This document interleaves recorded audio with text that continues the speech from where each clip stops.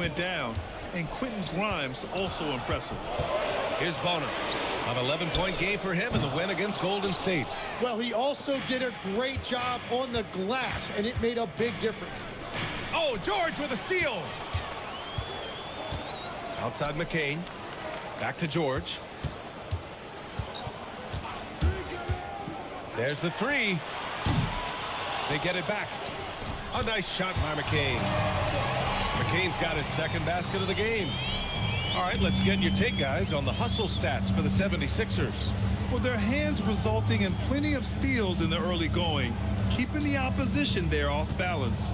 And they're also focusing on their break, looking for any chance they can to push the pace and get out in transition. Oubre, he's checked in for the Sixers. And Miami also making a switch. Mitchell's checked in for Hero. Philadelphia leading by 4. George finds McCain. Out to Oubre. Takes the three. It's hauled in by the Heat. Pass to Mitchell. Now here's Powell. To the inside. Ware sinks that one from the post. Ware's got 11. That's very smart use of the screen, and it sets up a very close look. Here's Bona. Now here's George. Ware covers. George outside.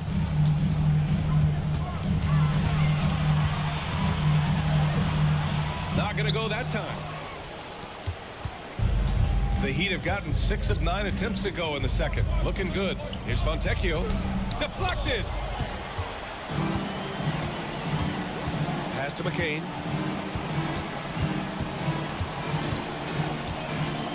Lets it go from deep. Powell pulls it in. Powell's got his 4th rebound in this one. And here's Mitchell. Now here's Ware. Here's Powell. Over McCain. Powell's shot is off. Pass to Oubre. The three is up. Powell pulls it in. Powell's got 5 rebounds tonight. Mitchell finds Powell. And a foul on Jared McCain. That's his first foul of the game. And the 76ers with some changes. Embiid comes in for Bona. And it's Edwards in for Paul George.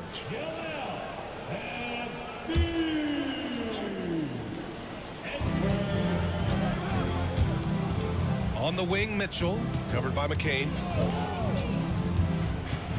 Floats one. And a nice layup by Mitchell. Mitchell's gotten his first points in this one. Showing off with the floater game. Not a shot you can swat. And Edwards slams it in. Yeah, everybody will remember the bucket, but how about that pass to set it up? And so it's Mitchell who brings up the ball for the Miami Heat. Trailing by 2. Pass to Fontecchio. Powell outside. Just 5 to shoot. The three from Mitchell. And it's Philadelphia with the rebound. Embiid's got his 4th rebound in this one. Inside. It's tipped. And it's out of bounds. They say it was last touched by Mitchell. Almost had the steal. You have to love the pressure defense. He is just trying to make an impact by disrupting their rhythm. Up top, Edwards. Philadelphia moving it around. Screen by Embiid. Grimes. He's been off the mark since the start of the second quarter. Shots aren't dropping like they were early. To the paint. Here's Fontecchio. And it goes. As the official calls the foul, count it, and he'll shoot one more at the line. Miami shooting their 5th free throw of the game here. Shooting for Miami, Fontecchio. At the line for 1.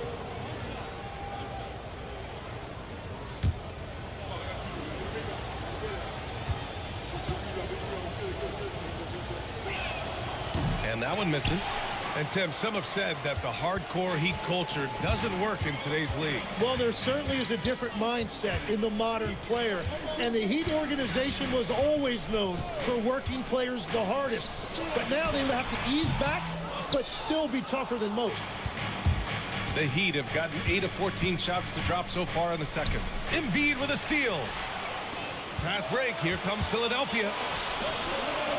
And Edwards with the basket on the assist by Oubre. Edwards gotten 4 this quarter. Strong defense followed by some smart offense. That's just good fundamentals. Pass to Fontecchio. Here's Larson. 6 on the shot clock. It's stolen by Oubre. And here's the fast break. Here's Edwards. And it's good. Fought through contact. Hit the shot and will go to the line. Philadelphia shooting their 6th attempt at the charity stripe in the game. Miami making a switch here. Jaquez is checked in. Mind the lanes. Mind the lanes. One shot. At the line for your Sixers, Edwards. Shooting love. I love it. In attack mode. Drawing foul calls this quarter and getting to the free throw line. Heat trail by 5. 3-second difference between the shot clock and the game clock. Here's Larson, covered by Grimes. Where the screen. Down to 5 on the shot clock. Pass to Jaquez. Here's Larson. They get it back. Where? That's good. Ware's got 13. Credit their discipline. They've been working for high percentage shots. And the first half comes to an end. We've got a close game going here. Philadelphia on top, up 3. Well, now we have some time to check in with Allie LaForce. Allie. Thanks a lot. Well, Coach Nurse, seems like your defensive execution has been pretty sound. What are you seeing from your team? Really solid, right? Not very many mistakes. We're helping where we're supposed to help. We're sending guys the right direction. Pretty solid. Thanks, Coach. Allie, as always, thank you. We'll be back right after the break for the third quarter here on 2K Sports.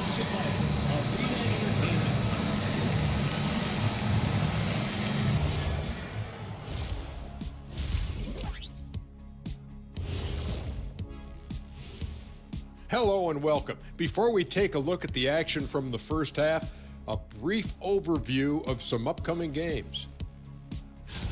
Fellas, what are the games you're most looking forward to?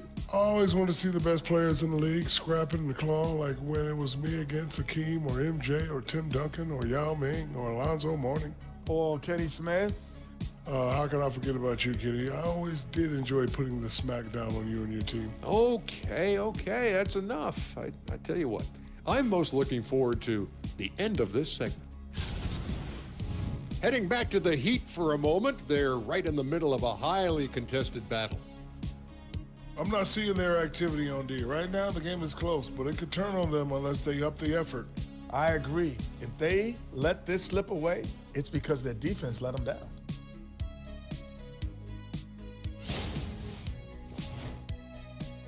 And that is going to do it for us. Let's get back to some second half action with Brian Anderson and company.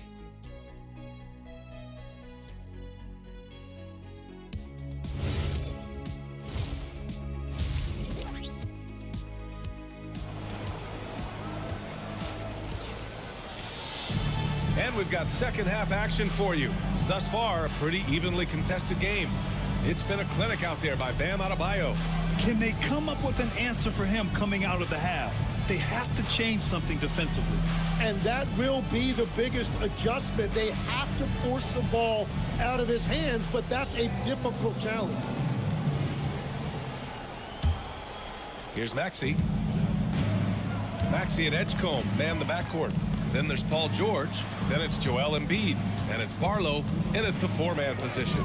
That's the group for Nick Nurse getting going here in the second half. Now here's George. Puts it up from 17. Adebayo grabs the board. Adebayo's got 6 rebounds now in the game. Here's Hero. And he drops in the layup off the glass. 11 points in the game. Yeah, busting his way inside. Hero making sure he kept moving toward the hoop. Over to the wing. They set the pick. Here's Barlow. To the middle. Here's Embiid. Embiid doing his thing inside. And that's where you want Embiid to be aggressive. With his size and skill, he is dangerous down low. Outside Mitchell. Hero on the wing. Adebayo sets a screen. Hero, the pass to Adebayo. Oh, stolen by Embiid. For three, Maxey. Adebayo grabs the board. Adebayo's got rebound number 7 tonight. Hero outside. Pass to Adebayo. For three, Powell. And there's the call. It's on Bam Adebayo. That's his first foul of the game.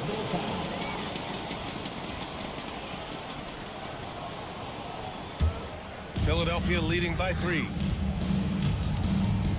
Maxey passes to Barlow. 2 minutes into the second half of play now. Back to Maxey. They set the screen. 4-3. And Hero grabs the board. Well, he's not having as much success shooting the ball early as he wanted, but so far, it's not hurting their team performance. Oh, Wiggins with the silky touch at the rim. Yeah, that's on the defense there. Now, you can't let Wiggins get this kind of positioning inside. And becoming a real offensive engine, Tim. Tyler Hero, great on or off the ball. Yeah, Brian, he can go deep into his bag, and he's showing an increased patience.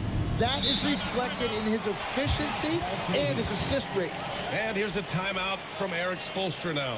He's going to talk it over with his guys.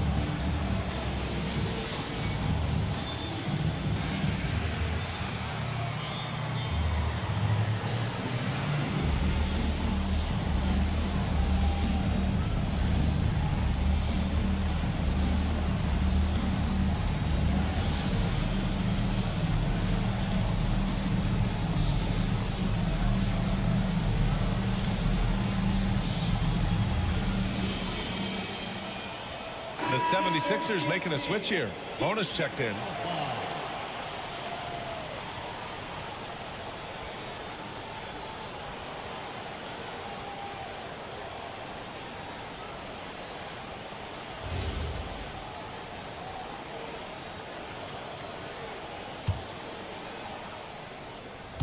A little over 2.5 minutes off the clock in this final half of play. Wiggins looking around. Can't tie it up. That one misses. And here's George. He'll bring it up for the Philadelphia 76ers. It's a 3-point game. Next game, they'll get to take on the Lakers in Los Angeles. It'll be the start of a 3-game trip on the road. Gives us a chance to catch up with Allie LaForce. Thanks, guys. Well, a bit of youth movement for the Miami Heat. Their rising star guard, Tyler Hero, said, "We've got a bunch of young guys who can come in and put in the work, and that's what I'm all about." This is an organization that values that, and it's important that we all have the same vision as the young guys start to grow up. Back to you. Okay, thanks for the report, Allie. The Sixers lead by 3. There's a screen. Pass to Bona. Here's Edgecombe. Philadelphia moving it around. Here's Bona. Just 5 on the clock. The 3. And it's Edgecombe with a 3. Edgecombe's got 9. Oh, you know everyone comes into the league with a 3-shot now, and Edgecombe is, of course, no exception. Impressive one-hand slam right there, B.A. Man, as long as he's confident about it, I'm good with it. Maybe use two hands next time. He knows where he is. Here's Maxey. The Heat making their last shot. Oh, it's stolen by Mitchell. Here's Hero. It's hauled in by the Sixers. Hornets got rebound number 5 here tonight. The 3 from Edgecombe. And Philadelphia hits again from deep. Well, he's done everything you want offensively. Great shot selection, and he is a big reason why they have the lead. Pass to Wiggins. Now Hero over Edgecombe. And there's Hero. That's good. On the assist by Wiggins. Hero's got 4 points now in the quarter. Philadelphia leading by 5. Maxey passes to Barlow. Maxey against Mitchell. And he was fouled while in the act of shooting, so he'll take 2 free throws. How about the motor of Tyrese Maxey, Tim? He just does not quit ever. He's one of those guys who tracks the most miles run during games. Maxey probably wears out his shoes faster than anyone. Sharp turns, hard cuts. He's always on the move. And he makes a first. And Legs is someone who has seen some of the great perimeter defenders over the years. Who's the best you've ever seen? Well, the best defense, Brian, I ever played against were those mid-90s Bulls teams when you had to go up against Jordan and Pippen on either wing. And then more modern-day players like Drew Holiday, even a guy like Tony Allen when he was in Memphis, they stand out to me as well. First team all-defense, Tony Allen. Year in, year out, a nightmare to go up against. Now here's Jaquez. Yet to see a basket. Hero, no good. He made a 3 back in the first half, but that's it. We'll see if he can find his stroke. Maxey finds George. And there's a pick. To the inside. And stolen by Adebayo. Hero, the pass to Adebayo. Powell outside. The kick out to Wiggins. Hero outside. 5 on the clock. And it's Philadelphia with the rebound. Outside Maxey. Pass to George. Knocks down the long J. George has got 7 points. The strategy has been pretty simple here in the second half. Attack from three-point range. Well, they certainly have the shooters to do it. It's just about finding that rhythm. Now here's Powell. Jacks up a 3. Gets the 3 ball to go. Powell's got his first bucket of the game, and he's on the board for 3. These teams are finding the range, showing a lot of confidence.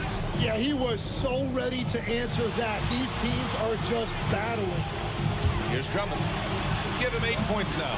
Hits a 3-pointer. They're getting torched on the perimeter. 4 of the last 5 buckets have been 3s. Wiggins outside. Outside Jaquez. Pass to Hero. Lets the 3 fly. And again, it's Miami from deep. And that's his second three-pointer tonight. And Maxey's got the ball here for the Philadelphia 76ers. Here's Edgecombe. 12 points for him. Now here's Maxey. Drummond, a screen on Powell. The 3 from Edgecombe. Offensive board. Drummond. Nice work on the boards, paying off with a basket. 10 points for him. Well, that's just a mistake on defense. No one got a body on him. Back to Hero. Lets it fly. Drummond grabs the miss. Drummond's got rebound number 5 here tonight. Here's Edgecombe. Pass to George.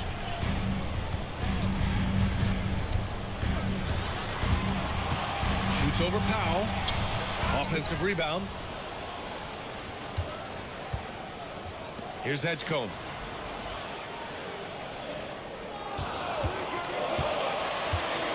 Second chance shot. And he hits the jump shot. Edgecombe's got 14 points. Their interior D continues to look shaky. Not a good matchup for them right now. Back to Hero. The three is up. Hero with another miss. Philadelphia leading by 11. George feels it out a bit. Drummond to screen on Jaquez. George passes to Drummond. George in the post. Jaquez covers. Goes up on the wing. And he didn't get quite enough under that one. Heat trail by 11. Hero outside. Powell outside.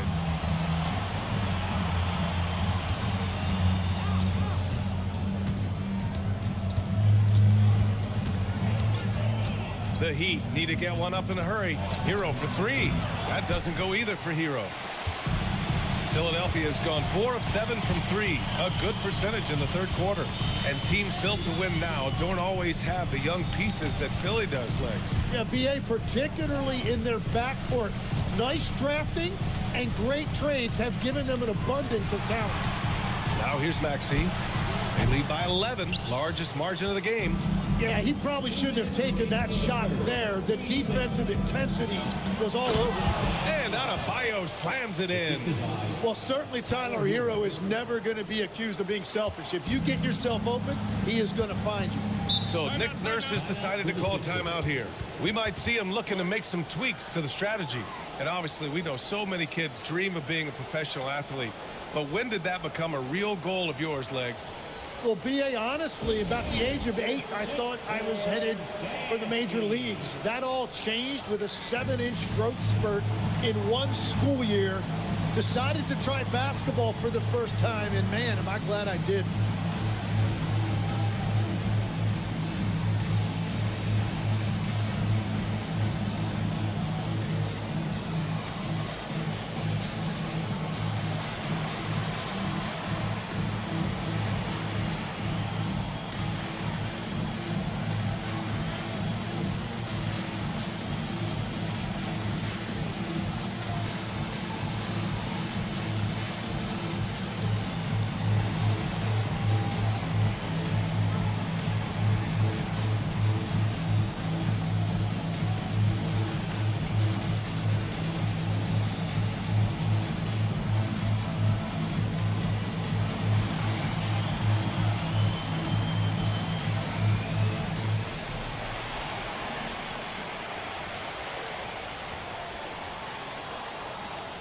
And it's a completely new group for the 76ers.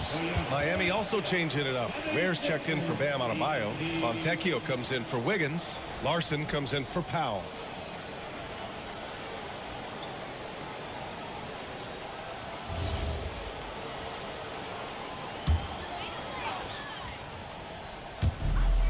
.146 left in the third quarter. Embiid passes to Grimes. Screen by Embiid. Goes up from the top of the key. Grimes' shot is off. And so Hero will bring it up for the Heat. 3-on-3. It's stolen by Oubre. Down low. Here's Edwards. Up and in on the layup. Edwards has got 9. And an important part of every team's game. A look at the hustle stats for the 76ers. Their defensive intensity has served them well. They kept the offense scrambling and resulted in several steals. And they have also done a great job capitalizing on turnovers. Whenever they get a steal, they are off to the races. They're going to try to keep that going. Clock is at 3.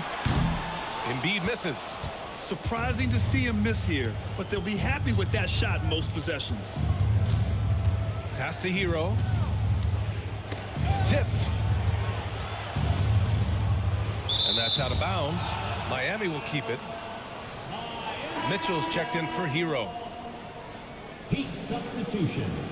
Number 45, Davion Mitchell. Here's Larson. Still without a bucket.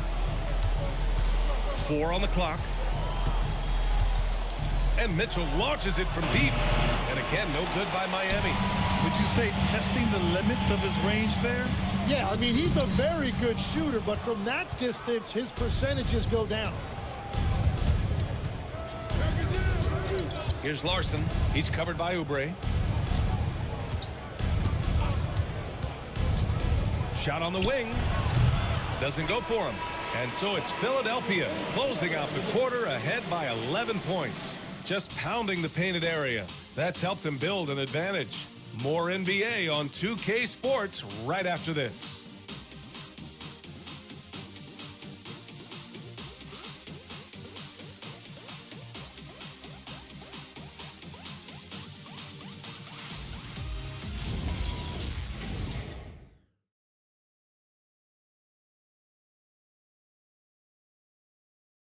And a moment now as we take a look at our State Farm assist of the game. You talk about painting a magnificent picture with that dime. Just a great decision and a perfect delivery. Well, the vision, the placement of the pass, and then the timing. You just can't do it any better. Well, there may not be a lot of drama down the stretch as we head into the fourth quarter, but stranger things have happened. And let's take a look at Miami. We've got Simone Fontecchio. Jaime Jaquez out there with Khalil Ware. Then there's Mitchell, and it's Larson in at the 2. Yeah, he's leading the charge for them, but let's be honest, he needs more help if they're going to get out in front. He's doing everything he can to keep him in this game, finding good looks. Now here's Embiid to the middle. Here's Grimes. Lays it up and in off the pretty assist. And the 76ers lead by 10. And when you've got your opponent down, you don't want to take your foot off the pedal. Well, with the pace of this game, you don't want to leave anything to chance. And the Heat, another 3. If he gets any daylight out there, he is capable of knocking that shot down. Pass to Embiid. Back to McCain. Philadelphia moving it around. Screen by Embiid. And it's Miami with a rebound. Now, that was a breakdown defensively, but he couldn't take advantage. Embiid with a steal. Jaquez against McCain.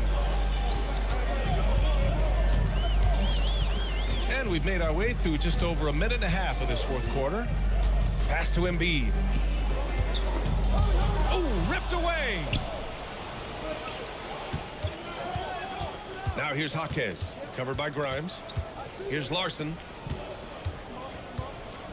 Now Ware. Outside Mitchell. Here's Larson, guarded by Edwards. Larson, no good. Philadelphia leading by 7. It's Grimes on the wing. Pass to McCain. Embiid with it. And Embiid gets the double team. And there's the rejection. Here's Larson, covered by Grimes. And here's Mitchell. Now Ware. Pass to Larson. Now Fontecchio. There's the triple. Rebound by Philadelphia. Embiid's got 9 rebounds in the game. Boy, he's getting it done. Outside Edwards. Outside Grimes to end the drought. Mitchell grabs a miss. Mitchell's got his 4th rebound in this one. Rips down the breakaway slam. That was execution to perfection. Textbook transition offense. And it results in the highest percentage look you're going to get. And timeout is called by Nick Nurse. He wants to make sure everyone is aligned, given the situation right now.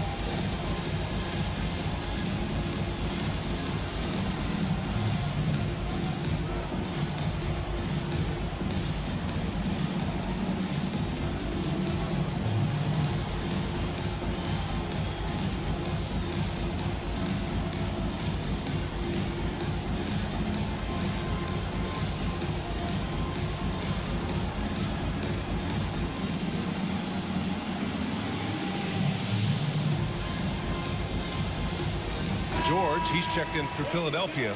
Tyrese Maxey comes in for McCain. So Miami going with almost an entirely new group here. Adebayo's checked in for Ware. Wiggins comes in for Jaquez. Norman Powell, he's checked in for Fontecchio. And it's Hero in for Larson. And let's send it over to Allie LaForce. I was able to listen in on what Nick Nurse had to say to the team. He told his guys, quote, "Do not get complacent. No coasting to the finish line here. Stay on the gas, keep the energy up, and close it out. Coach doesn't just want them to hang on to this lead. He wants them to extend it." All right, appreciate it, Allie. It's been a quiet game for him to this point on the offensive end, but the team has still played well enough to hold the lead. The three from Mitchell. Good, and the assist goes to Adebayo. They're doing the job on both ends, getting stops and attacking offensively. And their all-around play has been the key to chipping away at this deficit. Now here's Grimes. Pass to Maxey. Inside. And stolen by Adebayo. Hey, Wiggins with the elevation. Making it look so easy. Wiggins has crazy hops. Can really get up there. Maxey against Mitchell. To win the drought. Rebound by the Heat.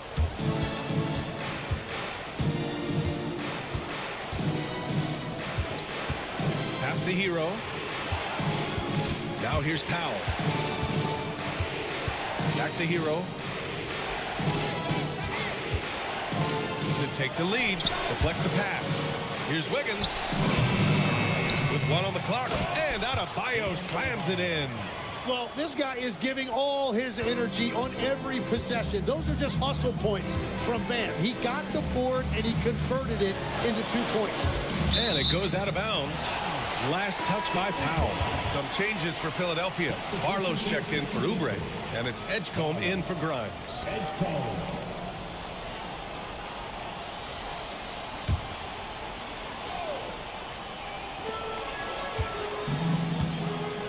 Here's Edgecombe. He's guarded by Hero.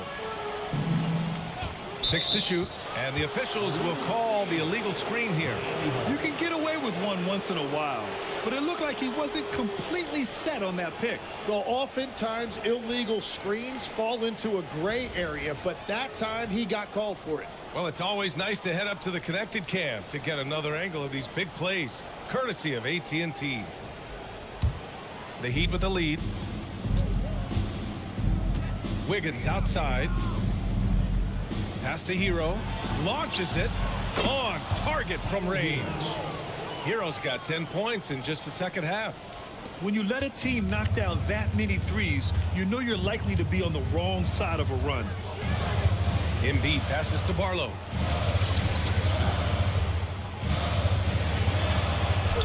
Ooh, nice concentration to hit the double clutch layup. Waiting until the last second to release that. What a move. Hero outside. Pass to Powell. Wiggins outside. No good with the triple. 76ers trail by 3. Now George puts up a 3. Adebayo grabs the board. And at this point, the defense is daring him to shoot. Outside Mitchell. Adebayo in the post. Confident take by Adebayo. The moment Bam gets the ball close in, he's really hard to stop. Mitchell against Maxey. Pass to Embiid. 19-footer. And Maxey the bucket on the assist from Embiid. Embiid's got his 3rd assist of the night. And here are the Heat. They're on a 20-6 run. Powell outside. Knocked loose. Out of bounds. It'll be Philadelphia's ball.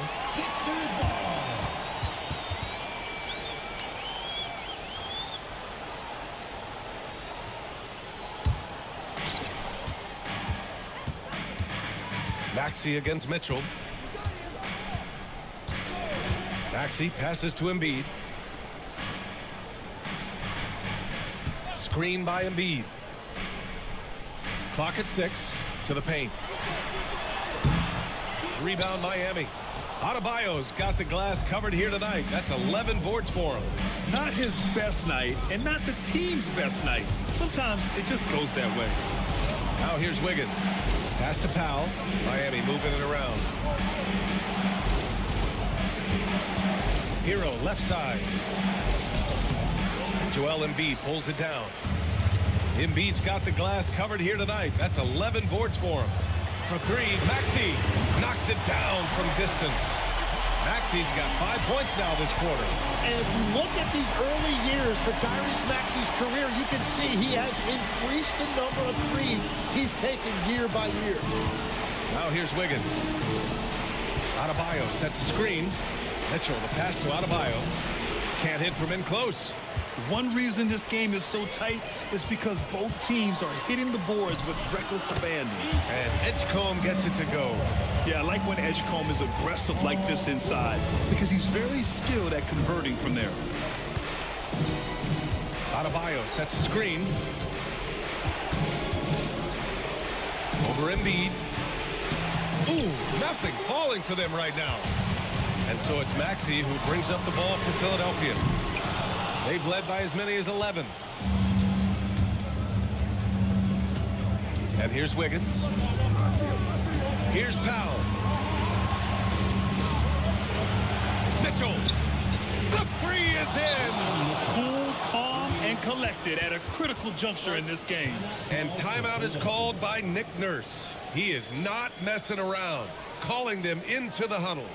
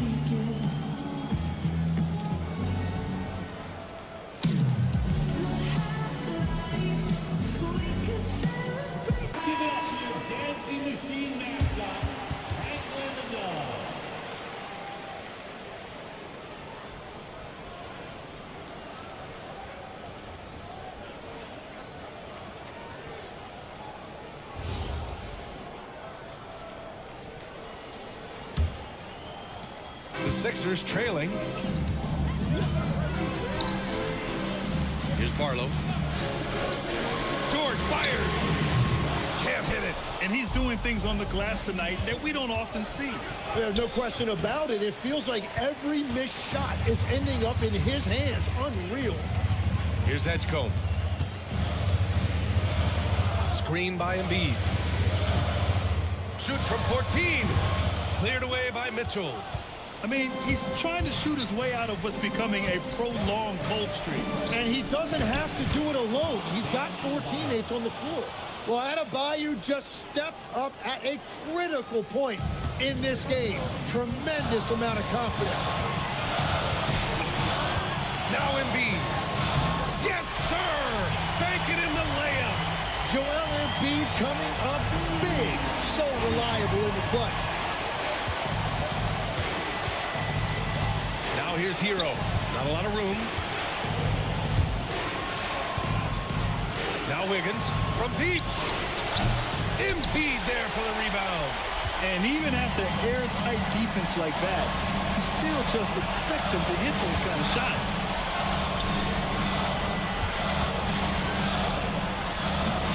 Cleared away by Hero. The Heat with the lead. We've got 1:13 left in the fourth.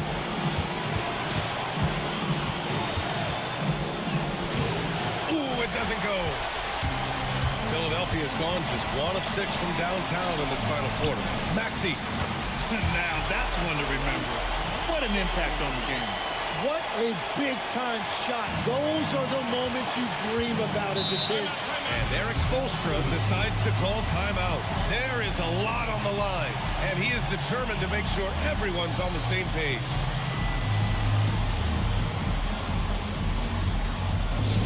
Come on, fans, get up, get loud. It's your secondary DNT.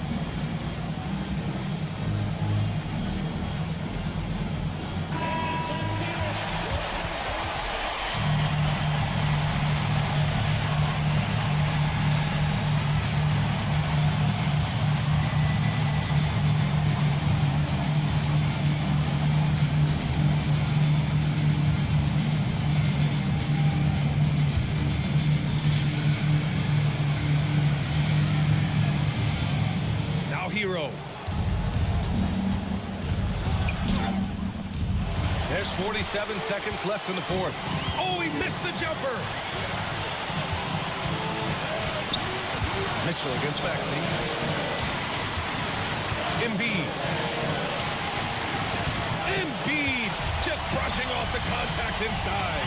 Big-time players make big-time plays, and Embiid did it right there. Hero. Oh, the shot is off. He's been way off the mark in this second half, just unable to get any kind of rhythm going. Getting a little desperate at this stage. I mean, the clock's the big factor. And he commits the intentional foul. Damian Mitchell, second personal foul. Second team foul. At the line for your Sixers, Tyrese Maxey. Taking 2 shots.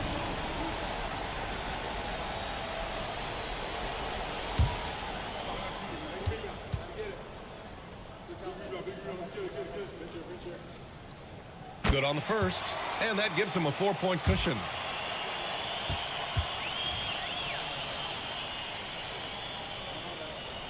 And so both free throws good, and it's a 5-point game. Making it a 2-possession game is critical right here. Nice work coming through and doing exactly that. Now a timeout called by Miami. They're behind by 5. From a coaching perspective, what are the keys to focus on here? Score quick, then foul. Then you have to hope for some missed free throws. Well, at this point, everything has to go your way to extend this game.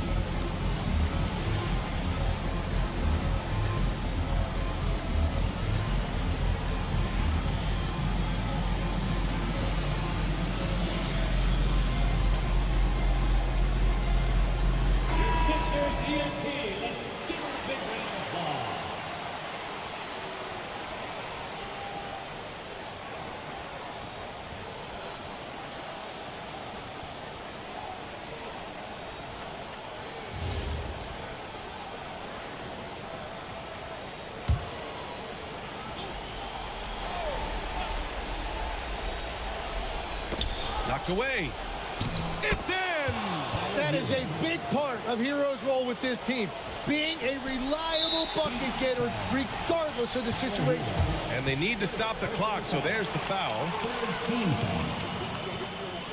At the line for Philadelphia, Edgecombe taking 2 shots.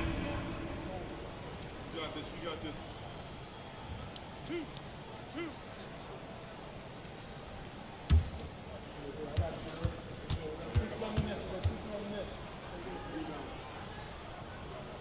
He drops the first one, and that gives him a 4-point cushion. And when you watch VJ Edgecombe play, the word explosive comes to mind. A tremendous athlete with an exciting future. And so he drops them both, and it's a 5-point game. And not a moment to lose on this possession. They're going to have to act quickly right here. Mitchell. Yes, sir! And so it's Nick Nurse calling timeout here. Critical moment here. He's not taking any chances.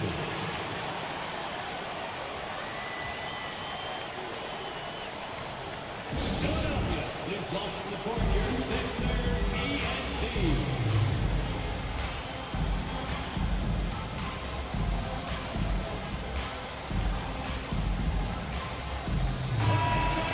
Let me see it stand up and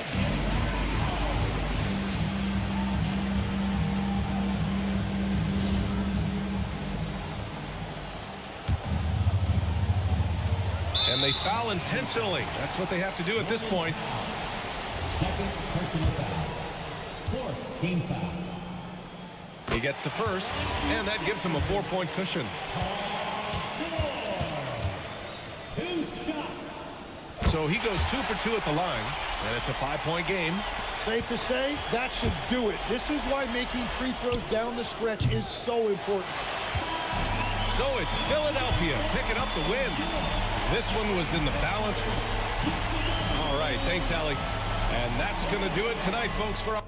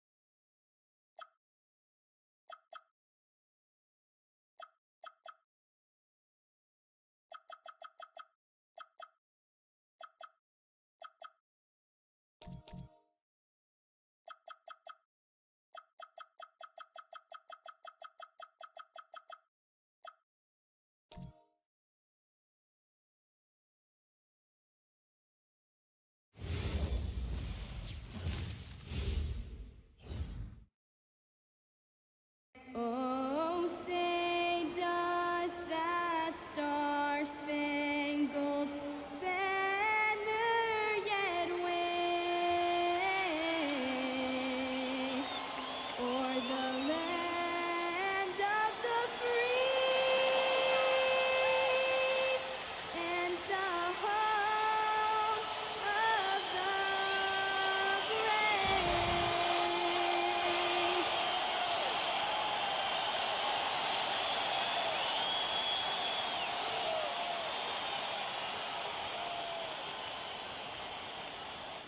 It's time for the NBA.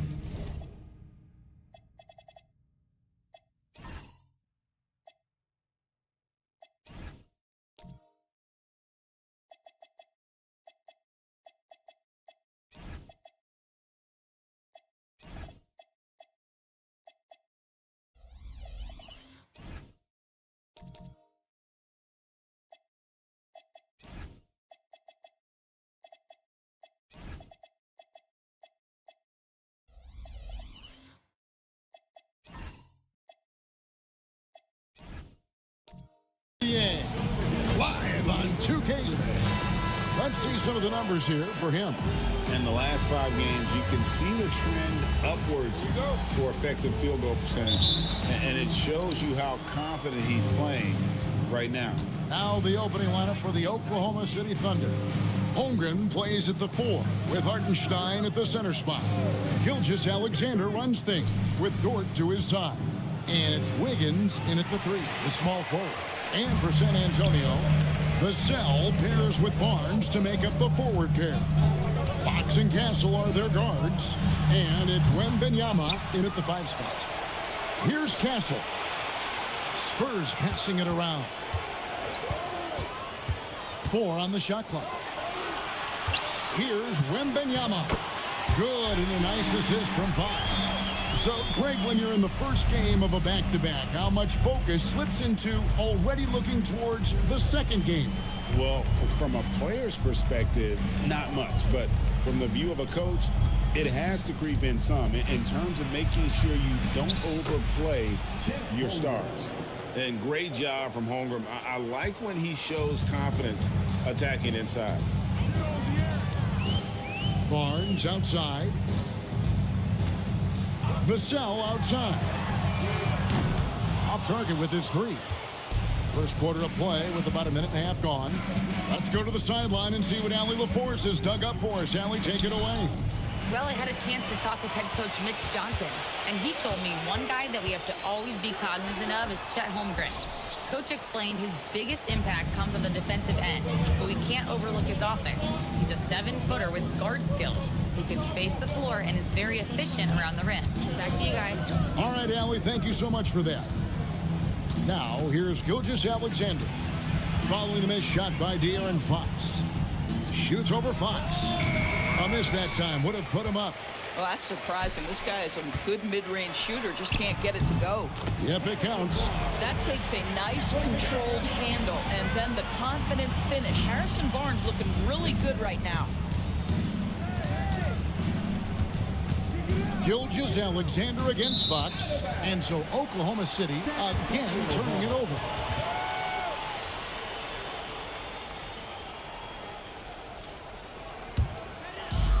Spurs have gone 2 of 5 here, making 40% so far to start out the game.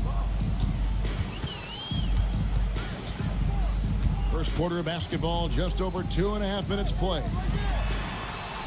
Plays it up and banks it in. And give Fox some love there. The D wasn't that bad, but he was just focused on finishing that one. Inside, here's Hartenstein. And the rejection by Wembanyama. Holmgren with the steal. Wiggins kicks to Gilgeous-Alexander.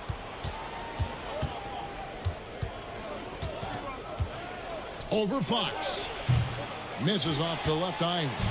And they're 1 of 5 to start this game. Just really haven't gotten into a flow offensively. That's just the giant wingspan, a 40-inch max vertical, all in play for Barnes that time. You can be sure, GA, that as the Spurs build this team, there will be no shortcuts. Well, they're surely eyeing that group 8 hours north in OKC. Another young core that's not going anywhere. If the Spurs want to contend, the standard's been set.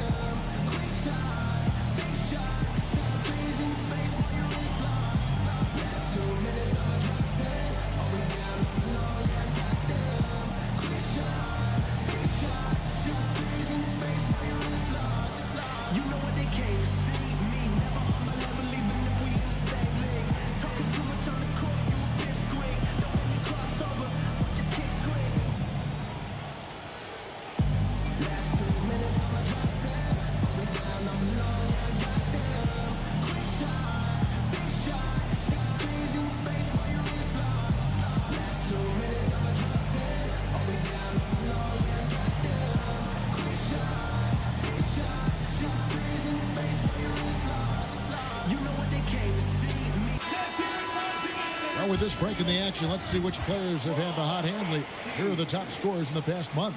Shai Gilgeous-Alexander is second.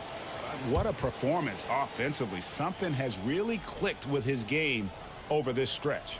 Here's Holmgren. He's been putting up the points on a very steady basis, averaging around 17.5 points a game. And the bucket is good. Three-point play chance here for him. And their offense already in a flow. Some stellar shooting to jump out to this lead. And guys, what do you think about the hustle stats for San Antonio? They're controlling the pace of this game, pushing the ball up court and getting good looks in early offense. Yeah, they've also been alert and active on the defensive end, creating turnovers and turning those into points on the offensive end. Holmgren wide open. Nailed from three-point land. Holmgren's got 5 points so far. Barnes outside. Fox with the screen for Barnes. And it's Isaiah Hartenstein with the foul. That is his first foul of the game. First personal foul. Second team foul.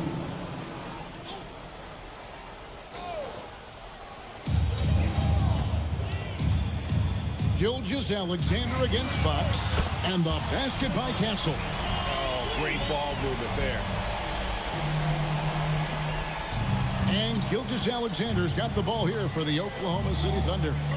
They trail by 9 points. And stolen by Castle. Pass to Barnes. Shoots over Holmgren. A chance to extend the lead to double digits, but it's no good. Wiggins surveying the floor. Now Holmgren. Here's Dort. Outside, SGA. Shot clock at 5. For 3. Dort misses. Yeah, but the defenders draped all over him. He just could not shake loose. Barnes passes to Wembanyama. Shooting foul as the whistle blows. He'll shoot 2 free throws. That one on Hartenstein. Smart play there. I don't think we give Wemby's IQ for the game enough love, but he was a pro in France at a young age, and that obviously gave him a lot of experience.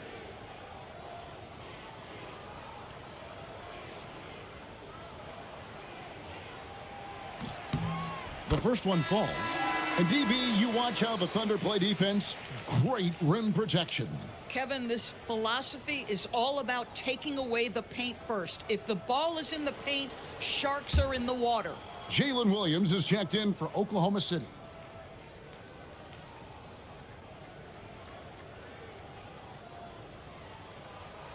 And both free throws good for Wembanyama. And Greg, with Stephon Castle winning the 2025 Rookie of the Year award, the Spurs went back-to-back in that category. Yeah, of course, Victor Wembanyama winning that same award in 24. Just more confirmation that these Spurs are building something special. Oh, tough rebound for the big fella, but that is his job, folks. Wembanyama, a screen on Holmgren. Fox, no good. Thunder trailing by 11. On the wing, Gilgeous-Alexander. Castle covering. Back to SGA.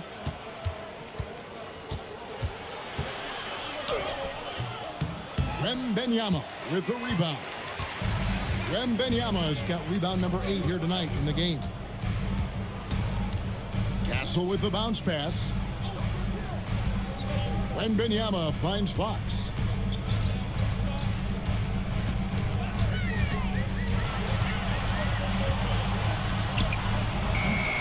Nice defense from Dort. This guy just simply can't find his rhythm, and sometimes that happens. SGA against Barnes. Dort passes to Williams. Oklahoma City moving the ball around. SGA from outside. Rebounded by the Spurs. Wembanyama's got rebound number 9 now. What an effort here tonight. Pass to Vassell. Wembanyama down low. He's against Wiggins. That's good from Wembanyama on the assist by Barnes.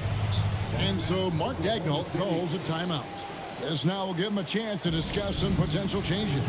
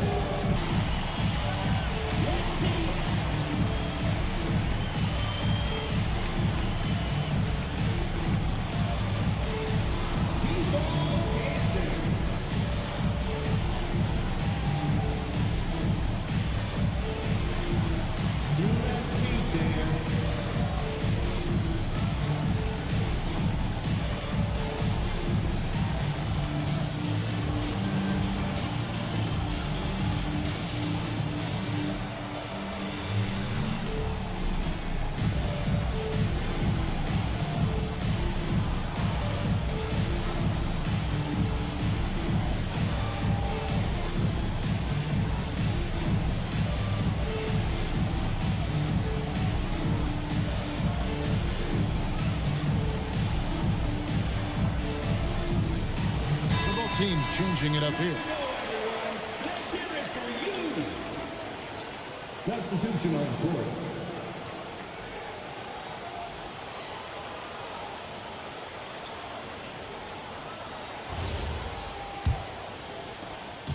Looking at the last game for San Antonio, it was a win against the Magic. Now here's Caruso. He's guarded closely. Wallace looking for an opening. Pass to Mitchell to end the drought. That shot no good. And right from the start, Kevin, they've been pounding the glass. Most of those 50-50 balls also going their way. Harper the pass to Wembanyama. Good, nice job down low. Wembanyama has got 11 points. But you can see the team is just continuing to call his number. Until the defense figures it out, it ain't going to change. And looks like the illegal pick was set. Yep, that's right. That'll get their attention. Beyond the leaning, you could see his feet more set on that screen. Easy call. You know, he's just leaning a little bit. You try to get away with it, but boy, the official all over it. Down low and taken away by Wallace. Mitchell against Johnson. Mitchell dishes to Holmgren. Pass to Caruso. 6 on the shot clock. A baseline J. The rebound by the Spurs. They come into this one having outplayed the Magic last game. Well, it's easy to score when you're facing very little resistance. That's why their offense looks so good in that one. Well, give them some credit for taking advantage of a weak defense and capitalizing on every mistake. In the corner, it's Wembanyama. Misses the three. Thunder trailing by 15. Wallace outside. To the paint, here's Mitchell. Score the basket. Nice shot after missing his first attempt. Yeah, just catching your teammate in stride right there, that makes the game easy. We're now joined by our sideline reporter, Allie LaForce. Allie, it's all yours. Thanks a lot. Chet Holmgren checked some boxes. He said if you can play defense and shoot the ball, you can pretty much play on any court, anywhere. Those are two things that are always needed on the basketball court, and that's where the foundation of my game started. Guys, back over to you. A unique talent. Thanks so much, Allie, for the report. Here's Mitchell, following the bucket by the Spurs. Here's Holmgren. The shot is good, and so is his shooting tonight. 3 for 4. San Antonio leading by 13, and Greg, on a team as stacked as OKC, you can almost forget about Chet Holmgren, who is the number 2 overall pick back in 2022. And let's give him his flowers, right? The portrait of a modern big man. Shot blocking, shooting range, and plays with an edge. And the defense looks soft early on. They've got to sum it up. A little more sense of urgency. Mitchell passes to Holmgren.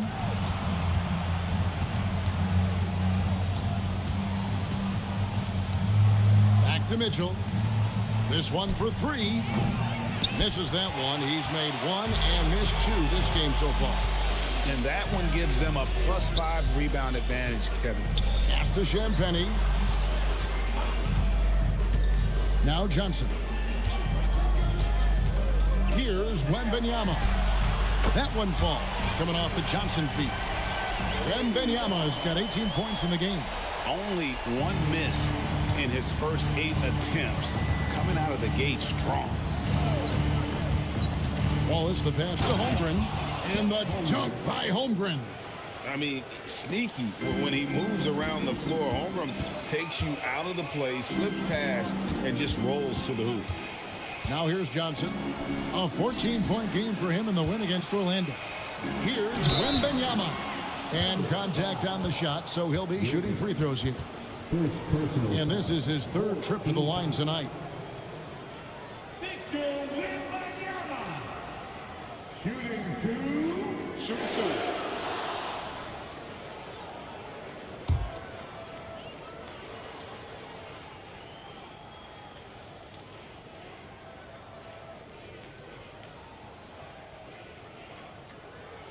And he knocks down the first one. And Doris, we had heard the era of the big threes might be fading, but the Thunder have one with Chet Holmgren, J-Dub, and Shai Gilgeous-Alexander. And the beauty of that trio you just listed, they are all similar ages. They are all passionate about the craft of the game of basketball, and all 3 are about winning. But I'm telling you this, the Oklahoma City fans not taking anything for granted. They thought KD, Russell, and Harden would be together forever, and it didn't happen. Now, here's Mitchell. His scoring has been there on a regular basis. He's averaging more than 14 points a game. Here's Wallace. It's deflected. A team's rebounding is a great measure of its energy, and theirs has been terrific here in the first quarter. And the basket by Johnson. And what a way to start this game, dominating at both ends of the floor. And give them credit for approaching this game with the right energy and intensity. This team has attacked every chance they've gotten. And that's it for the first quarter in what's been a very lopsided game.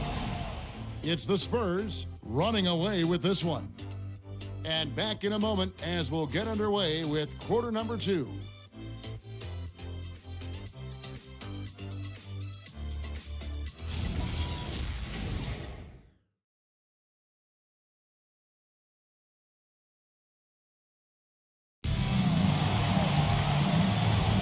And glad to have you with us, folks. Second quarter of basketball. This game has not exactly been neck and neck, but plenty of time left in this one. And guys, we've seen a confident-looking Spurs team out there. What we saw in that first quarter, they won their matchups defensively. I think across the board, a number of guys have done a great job guarding multiple positions. On the floor for Oklahoma City, getting going here in the second quarter. They've got Hartenstein. Isaiah Joe is out there with Gilgeous-Alexander. Then it's Lou Dort. And it's Wiggins in at the 4-man position. Hartenstein with the screen for Dort. Back to Joe. Here's SGA. Got it off in time and beat the shot clock, but it's no good. Vassell kicks to Olynyk. Vassell outside. Pass to Cornette. And here is Vassell. And again, it's San Antonio with a 3.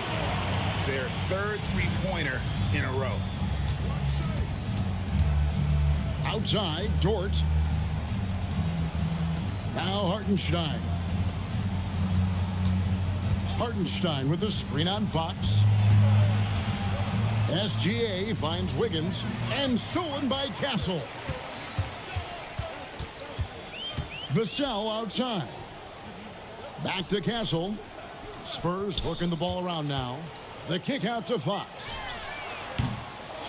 Here's Olynyk, and the dunk by Olynyk. Nothing like combining a long frame with a willingness to out-hustle everyone on the court. That defines Kelly Olynyk. A pass to Fox. Vassell outside. No good from outside. And even with good coverage defensively that time. He has confidence to drill the three. Hartenstein can't get it to go. And it's the Spurs ball. They've got an 8-0 run. Back to Fox.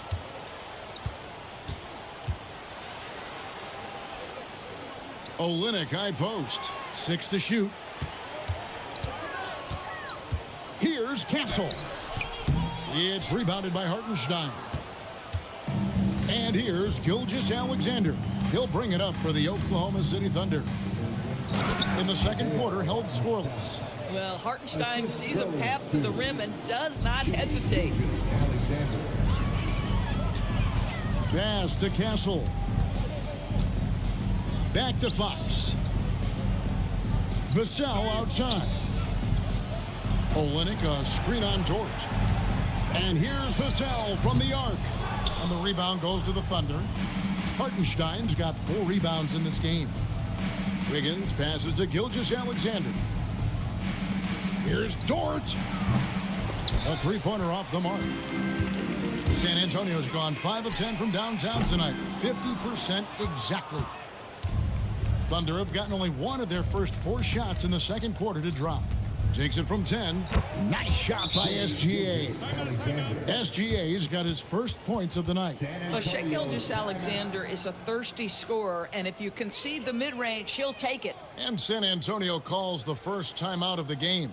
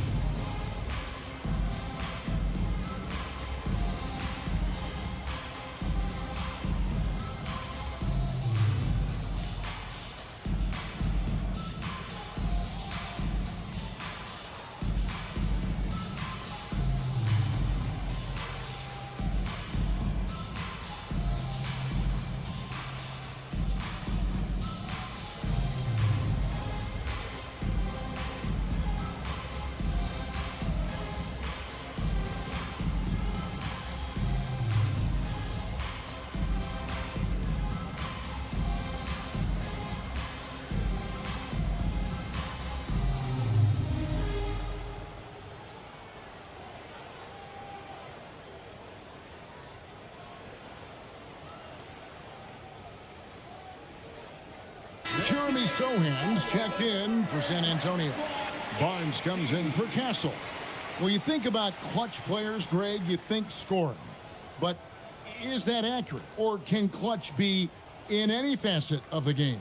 It's in all phases. And you think of guys who always seem to come up with that crucial rebound or that big-time stop. Being clutch comes down to will as much as skill. Vassell finds Sohan. Olynyk a screen on Wiggins. Sohan the pass to Olynyk. And that's out of bounds. San Antonio will retain possession. While we got a moment, let's now show you the teams that have led the NBA in blocks during the past month. 5th on the list, the Thunder. They have been racking up the blocks lately. I mean, if they keep this up, they're going to be a very difficult matchup for anybody. Just 3 to shoot. Here's Fox. San Antonio again missing. This shot's just, it's not there right now with this team leading. Perhaps, you know, let's focus on some other areas of the game. Isaiah Joe, a sweet shooter, folks. That free ball is on point. Pass to Vassell. San Antonio again missing. And he's trying to shoot his way out of it. You know, they have the lead, but honestly, I think it might help if he'd be a little bit more selective tonight. Now, here's George. It's Joe on the wing. Hartenstein with the screen for SGA. And the dunk by Hartenstein. Well, this is what Isaiah Hartenstein does, right? He just keeps working on the glass. Both ends, nicely done. In the corner, Sohan with it. Three-pointer, Fox connects from three-point range.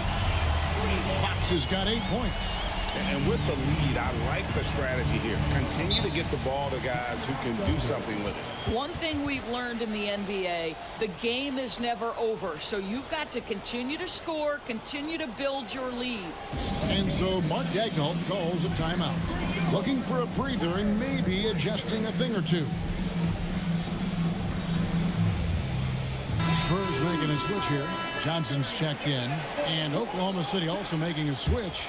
Chet Holmgren, he's checked in for Aaron Wiggins.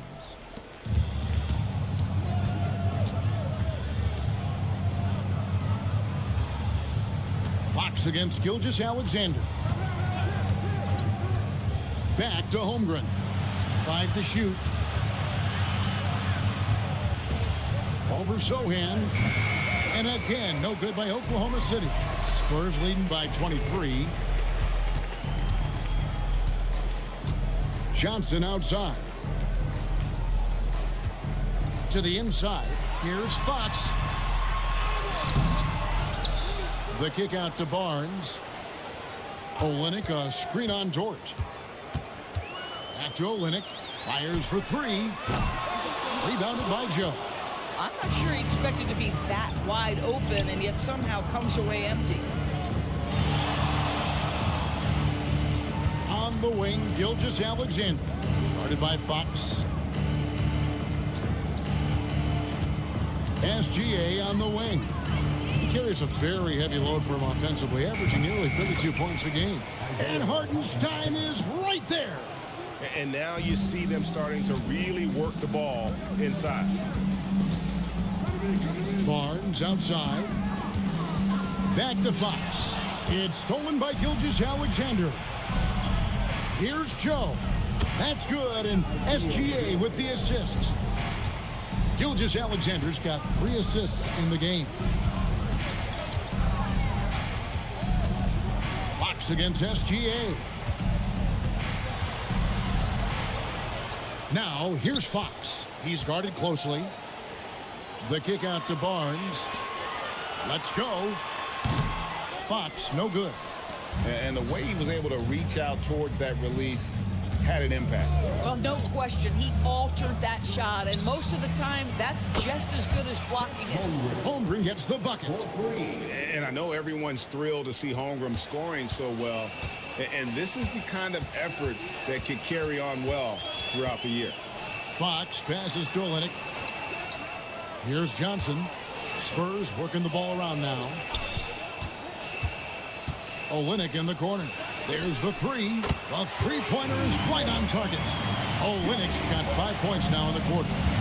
And an eye for an eye. Both teams working to stretch the floor. Well, that three-point shot just gives you so much room to operate on the offensive end. And they're getting their points now almost exclusively from the triple. 4 of their last 5 makes are from beyond the arc. And so Mitch Johnson decides to call timeout. He's going to take a few moments here to check in with his team and regroup.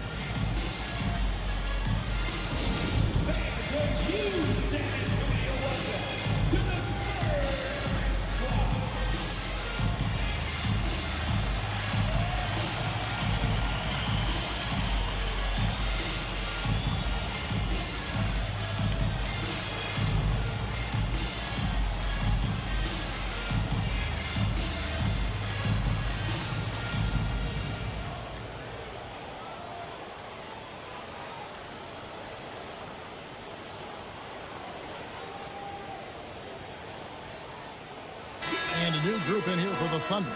Williams, he's checked in for Hartenstein. Alex Caruso comes in for Dort. Cason Wallace, he's checked in for Isaiah Joe. And it's Mitchell in for Gilgeous-Alexander.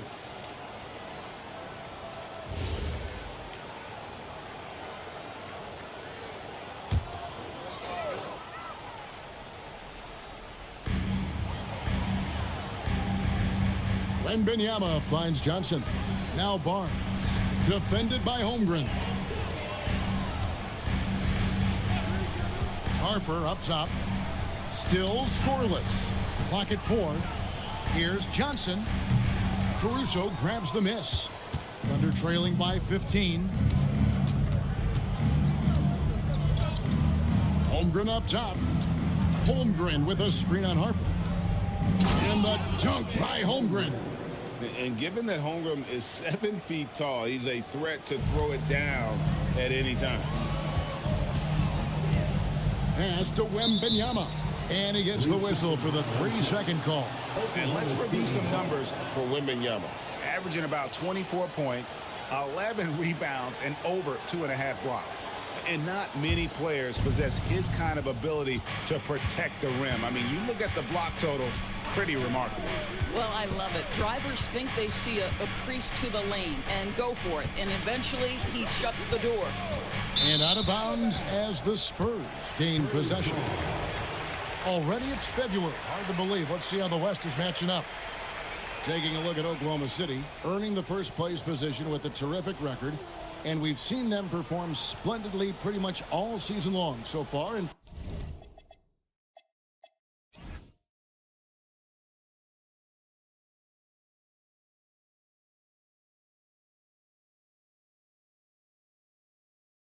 they're definitely the team to beat. And, of course, San Antonio, 6 games out. And I think for Oklahoma City, they had a few critics coming into the season, and now I don't think they have any. This is a club ready to not only make a deep run, but possibly win it all. Well, this is their goal. There's no doubt about that. For what many expected of them so far, they have not disappointed. Johnson from outside. Rebound by Williams. And we haven't seen them be quite as aggressive, driving the basketball, settling far too much for jumpers. Out to Wallace.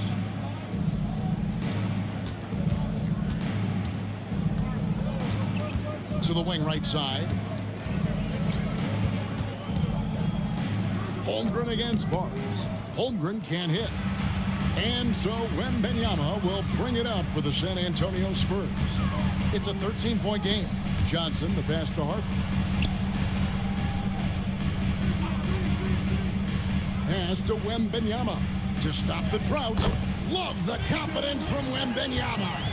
And this is what you want to see. Wembanyama attacking with authority inside. And here is Holmgren. In the corner, Wallace with it. Wallace with a screen for Mitchell. Plays it up off the glass. Mitchell's got his second bucket of the game to go. That was big because they dug a big hole in the first quarter, but starting to show signs of life. Pass to Wembanyama. Over Williams. That's good from Wembanyama on the assist by Johnson. And when they've gone to him, he has come through big time. You got to keep getting him touches. Mitchell kicks to Williams. Good defense by Wembanyama. Nothing more important than protecting the rim, folks, and that's exactly what they get. Outside Harper. Johnson outside. Fires from the wing. And the rebound goes to the Thunder. There's 18 seconds left in the first half. Williams finds Holmgren. And a lot of contact on that one, so he'll shoot 2 here. It's going to be on Victor Wembanyama. And Holmgren possesses sky-high potential. His length and versatility making him such an intriguing prospect. At the line for 2.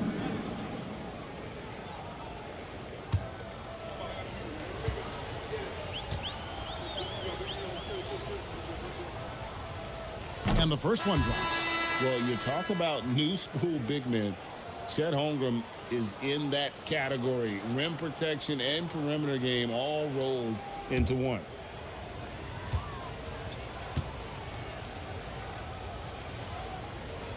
So he gets them both.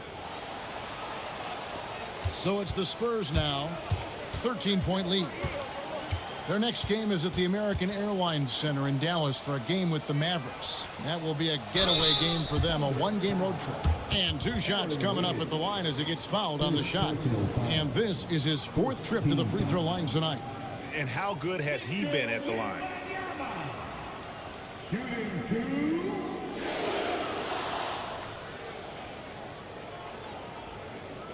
Shooting 2.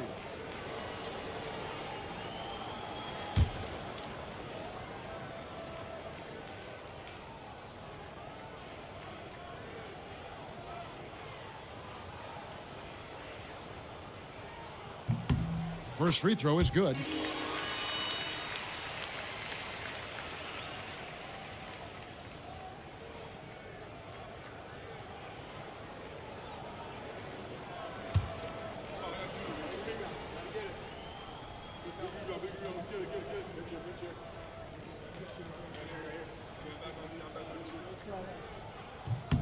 That one is no good. And the first half is now in the books. Spurs lead by 14. We'll see you back here after the break for third quarter basketball. 37.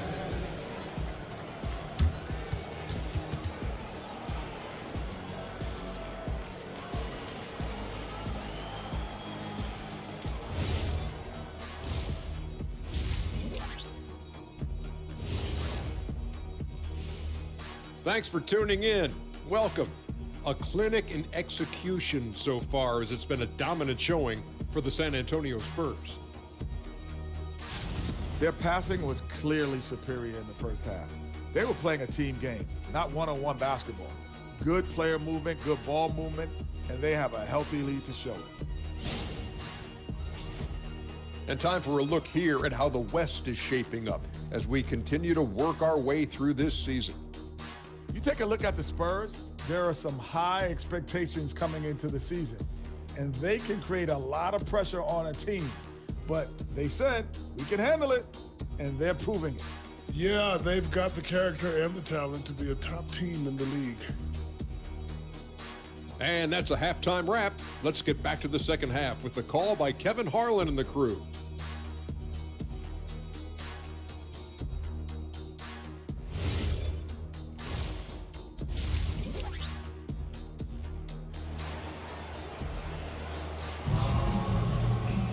And with the second half upon us, we'll find out if this game becomes the route that it's threatening to be.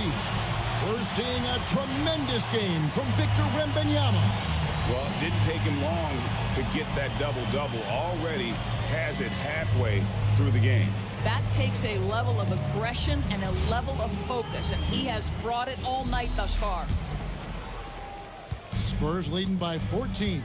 Filling the perimeter spots are Castle and Vassell. Barnes operates at the 4 with Wembanyama at the 5. And it's Fox in at the point. And that's the 5 to begin the second half for Mitch Johnson. Assists like that have typified their effort today. Terrific ball movement. Pass to Holmgren.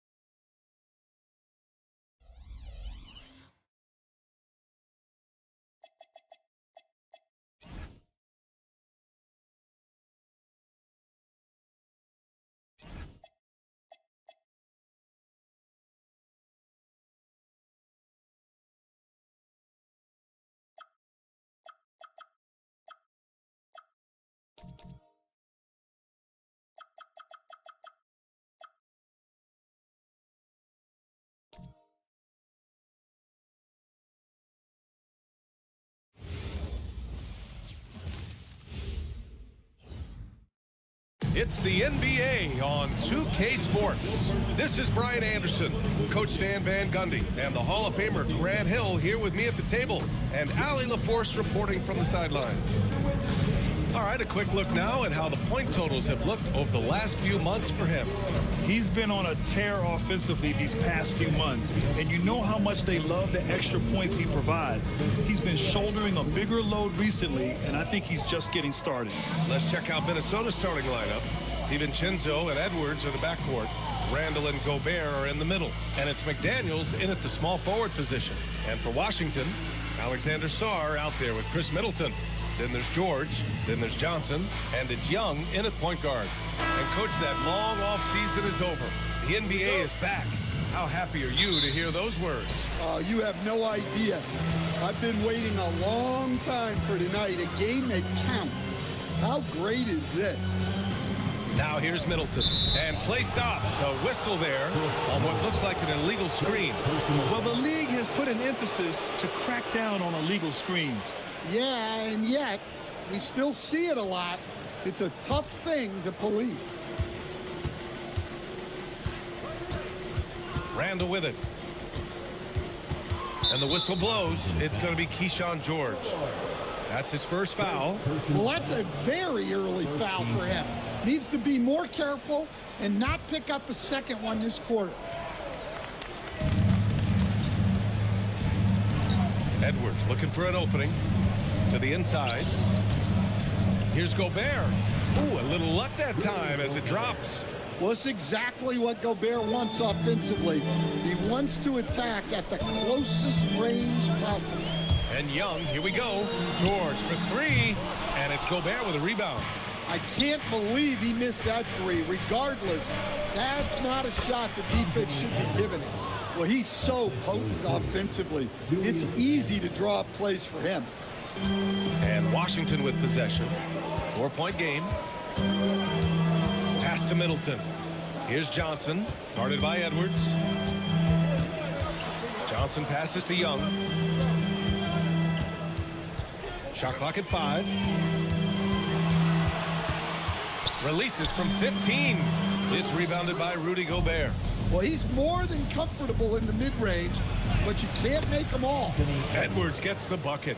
Well, Edwards is such a strong player, skilled at absorbing contact and still finishing. Johnson passes to Young.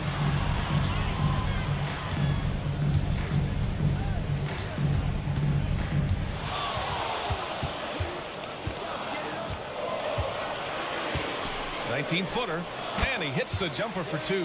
Well, he is such a confident shooter. Young just taking what the defense gives him there. Pass to Sarr. And here's George. McDaniels covering. Young looking around. Uses the glass to finish the layup. Young's got his second bucket on the night. Nice work by Young. He can be a pest in there. Well, Grant, we've heard Anthony Edwards talk about trusting his teammates. He understands you need everybody. Yeah, a lot falls on his shoulders offensively with this team, BA. So those playmaking decisions in the moment, a lot easier said than done. Just taking it right to the rim, and no one was there to greet him. Once he gets in deep on the defense, there is no way he's missing a layup like that. DiVincenzo finds Randall. And it's rejected. What I like about Sarr as a shot blocker, he can do it anywhere on the floor. They now take the lead. Young's got 7 points in the game. Yeah, way back when I started coaching, you never wanted a three-pointer on a fast break. Now, it's the shot teams are looking for. Now here's Edwards. We saw him with 39 points last game. It's stolen by Johnson. First quarter of play, and just over 3.5 minutes in. George, a screen on McDaniels. Middleton with it. He's picked up by Edwards. 5 to shoot. DiVincenzo against Young. The rebound by the Timberwolves. They went to Washington for their last meeting with the Wizards, came out with a victory. And in the last meeting, they were the better defensive team. They were the disruptors, causing turnovers all over the place. Yeah, guys, I watched the film of that one, and they had great activity defensively. They need that again tonight. It's his first trip to the line.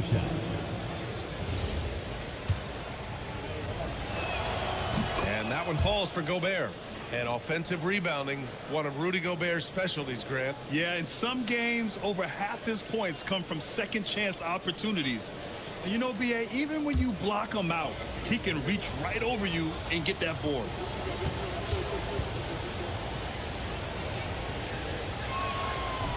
And so Gobert nails both of them. Well, Grant, this is the third season under this front office for the Wizards. And bringing experience from years working for the Oklahoma City Thunder, their commitment level to building the right way is rock solid. Now here's Johnson. He's scoreless.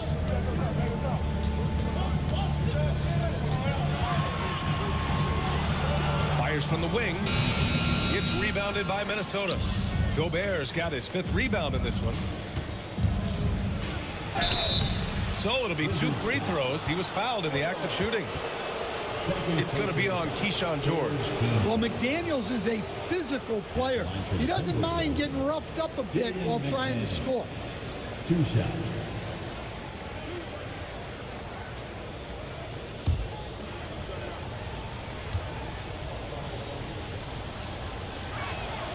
And he drops it first. Everyone talks about Jaden McDaniels' defense, and for good reason, Stan. Well, B.A., one way to get a lot of playing time is to be the best at something. McDaniels is a total lockdown defender on the wing. He can guard anybody. Coulibaly, he's checked in for Washington. Hits one, then misses the second attempt from the line. And the Wizards last season with the worst record in the Eastern Conference. Grant, second in losses, only to Utah. Yeah, B.A., the course is clear. Development and youth. The losses can be tough to stomach, but they do have some intriguing up-and-coming players. Washington has gone 1 for 3 from beyond the arc. Middleton passes to Johnson. And out of bounds, Minnesota will have it. Time now to hear from our reporter, Allie LaForce. A bit ago, Brian Keefe and I were able to chat. Coach spoke about how Rudy Gobert can change a game defensively. He had all the praise in the world, saying there are so few players at this level that can make a player fearful of shooting inside. Rudy is one of them. You have to get over the idea of hearing footsteps and be okay with having a shot blocked every now and then. Guys, back to you. Good job there, Allie. Thanks. Another miss by Minnesota. For Washington, they've gone 4 of 9 in this one so far. Here's Young. Oh, and makes it with the kiss. Young's got 9. Well, look, Trae Young is a very creative guy and very elusive on the dribble. And Chris Finch wants a timeout. He's going to take a moment to give him a breather and talk things over. And now let's glance at the league's most aggressive defensive teams from last year. 5th, the Timberwolves. They made life hard on opponents. One of the best defenses in the NBA last year.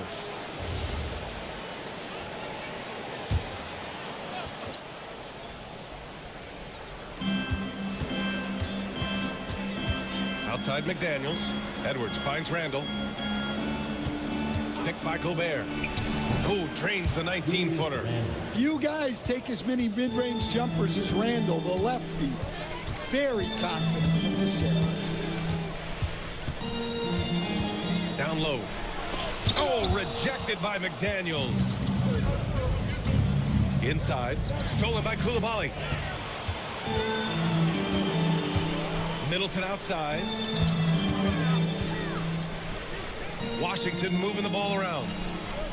Sarr with a screen on DiVincenzo. Here's Young. And Gobert with a block.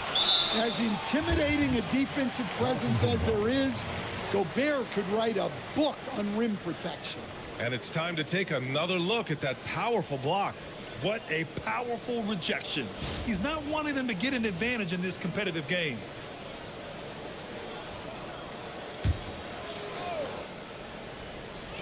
Clock at 4. The Wizards need to get off a shot here. And a deep 3 from Young. No good from outside. He got his defender off his feet with a pump fake, but couldn't knock it down. Here's Randall, and it's Randall with the jam. Emphatic finish by Randall. I love when he's forceful around the hoop. Schar with a screen on DiVincenzo. Young against DiVincenzo.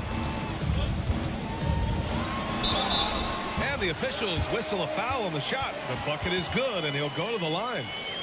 Well, he may not be imposing physically, but Young's skill set enables him to score through the contact. All right, Grant, when we talk about the range Trae Young possesses, just how dangerous can this guy be? Well, when he's on, he's a nightmare matchup for defenses.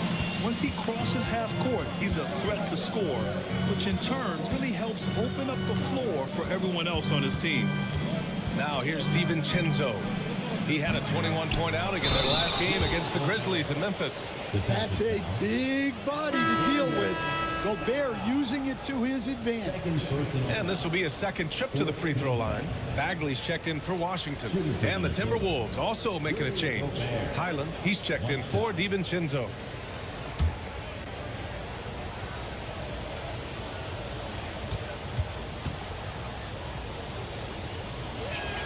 And the free throw, no good. And Grant, this defense of the Timberwolves, one of the league's stingiest. Well, if you look up and down their lineup, not many weak links for opponents to target. And then, of course, you've got four-time Defensive Player of the Year, Rudy Gobert, on that back line. BA, they're tough. Well, look, you can't lose track of Middleton. He's always a threat off the ball. Back to Highland. Pass to McDaniels. Now Reed. Here's the three. Offensive rebound. The kick out to Edwards. And he'll draw the foul. He'll head to the line for two. Well, you know, Anthony Edwards has one of the highest motors we've seen. His relentlessness throughout the length of a game is just exceptional. He wears out the entire opposing team.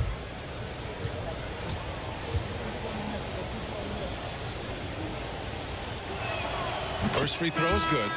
The #1 overall pick in 2020. Grant, you think Anthony Edwards has a shot to become the best American-born player in the NBA? You know, I think his aspiration is higher than that, BA. He's thinking MVP, face of the league. And if you ask me, he has the talent to do it.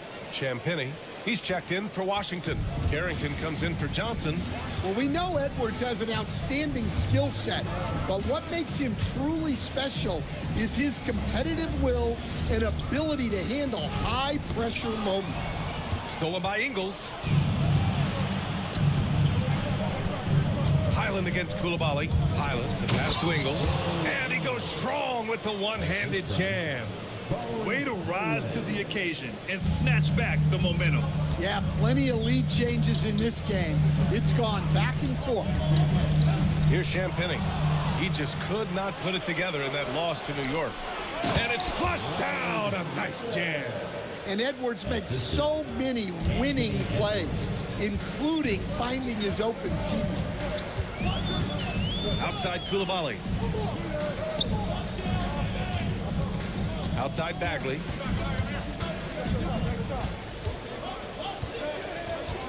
Pass to Young. Fires for three. Doesn't go. That's his 5th miss out of 10 tries. So far, rebounding has been a focal point for them. Highland, the pass to Ingles. Now here's Reed. A slam dunk by Reed. Well, showing off his power. Reed gave the dunk everything he had. Bagley, a screen on Highland. Young against Highland. Can they get it? And so he draws the foul, headed to the line to shoot a pair. Stan, there's always a lot of attention on Trae Young. What do you think his defining quality is? Well, look, Brian, he's one of the premier facilitators in the NBA. Not many players have the timing he does. Whether it's a lob or off the bounce, his passes find the mark.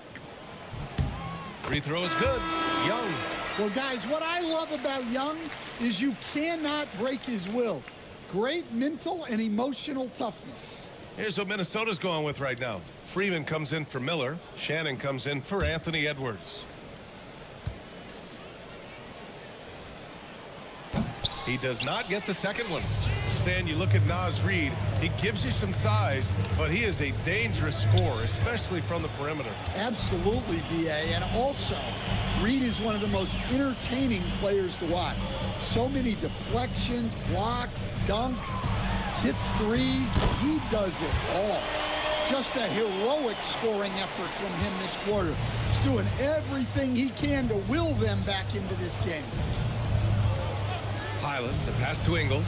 Reid to screen on Coulibaly. Here's Reid. Fires the three. Fires in the triple. Reid's got his second bucket on the night. Such a confident shooter. Reid was ready as soon as the ball got to him. And now a timeout called by Brian Keefe. And we might see some changes. Coach potentially looking to adjust.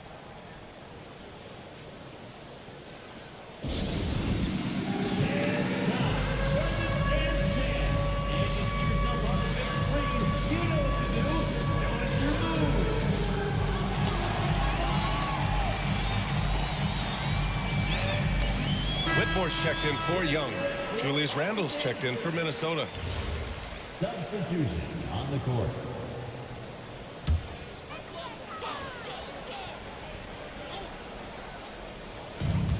.114 left in the opening quarter. Pass to Coulibaly. And here's Whitmore. Back to Coulibaly. Shot clock at 6. To the wing, right side. The three ball. The rebound by Ingles. No question who's in control of the board so far. To the middle. Here's Randle. Ooh, lands soft on the front of the rim and drops in. And it's an 8-point Timberwolves lead. Looks like we're starting to see a pattern here. Not afraid to get in the paint and get wet. Here's Whitmore outside. Minnesota with a rebound. That's the look you want. Gotta be disappointed coming up empty. Shannon's shot is off. Pass to Coulibaly. To the wing on the left. 11 seconds left to play in the first. Here's Whitmore outside. He drops it from range.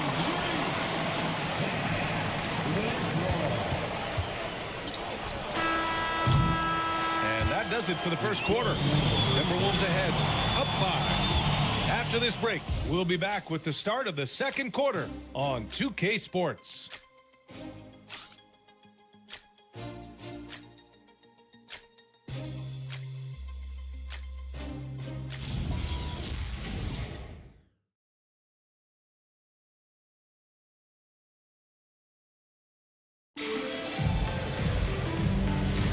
If you're just joining us, we played through one quarter in this one. And guys, let's get your take on the scoring breakdown for the Timberwolves. Well, they've set the tone early with their pace. So important to capitalize on transition opportunities, and it keeps the defense off balance. And something else I've noticed is how they've been able to cause turnovers and take advantage of them on the offensive end, not wasting those extra chances at all. They've got Marvin Bagley, Bilal Coulibaly out there with Carlton Carrington. Then there's Whitmore, and it's Champagnie at the 4-man position. That's the group starting the second quarter for the Wizards. Now here's Carrington. Hasn't gotten one to fall yet. Well, he's a bit of an undersized center. However, his leaping ability can certainly mask that. Highland finds Randle. No good on the 3. The Wizards trail by 5. To the paint. Randle with a steal. Second quarter, and we're just over a minute in. For 3, and he gets it to go. 4 for 6 so far. Well, hey, Randle possesses this kind of range. The defense has to at least honor his shot. Here's Bagley, and he got the whistle on the way up, so he'll be headed to the line for a pair. It's going to be on Naz Reid. Washington shooting their 4th and 5th attempts at the free throw line tonight. Marvin Bagley the third.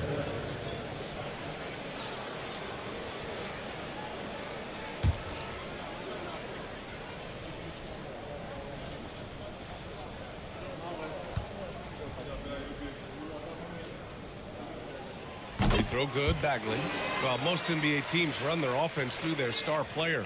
But, Grant, that can leave a team vulnerable when that player has an off night. You know, in a strange way, it's almost better if your star is out of the game. I know that sounds weird, but those complementary players get increased opportunities and are emboldened to do more. And both free throws good for Bagley. And just about a minute and a half has passed here in the second quarter. Outside Reed. And stolen by Bagley. And let's swing it over to the sideline and hear from Allie. Thanks, Brian. The Timberwolves have elite shot creation, but it's finding that balance. Anthony Edwards said, I'm wired to score the ball. I'm going to showcase my game, so it's hard to find that balance of when to pass and when to keep it and try to get going. Sometimes I feel like the right play is me. Back to you guys. Fills it up with the best. Okay, Allie, good stuff. Now here's Carrington. Still without a bucket. Outside Whitmore. Beyond the arc. Rebounded by Highland. I'll tell you what, they've been aggressive and they've been physical. Randall outside. Good ball movement here by Minnesota. Reed to screen on Coulibaly. Highland. Another shot. The basket drops, and he gets fouled on the shot. One free throw coming his way. Just one of many things Reed contributes on the floor. His ability to save plays by just being in the right place. And Chris Finch wants a timeout. He's going to take a minute to regroup with his players. Washington making some changes. Middleton is checked in for Champagnie. Johnson comes in for Whitmore. And it's Young in for Carrington. And that one falls for Reed. And after that surprising Karl Anthony Towns trade, it took time for Minnesota to gel. Yeah, last season some inconsistency, but they seem to find a groove down the stretch, capping it off with a deep run. Johnson finds Young. Just 5 to shoot. From the arc. Washington again can't hit.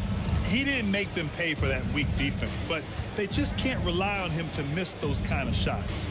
Pass to Randall. And it's Randall with the jam. Wow, Julius Randle. We could feel the floor shaking on that one. They're searching for a way to score. Yeah, buckets have been very tough to come by. Now here's Johnson. Yet to see a basket. Washington again can't hit.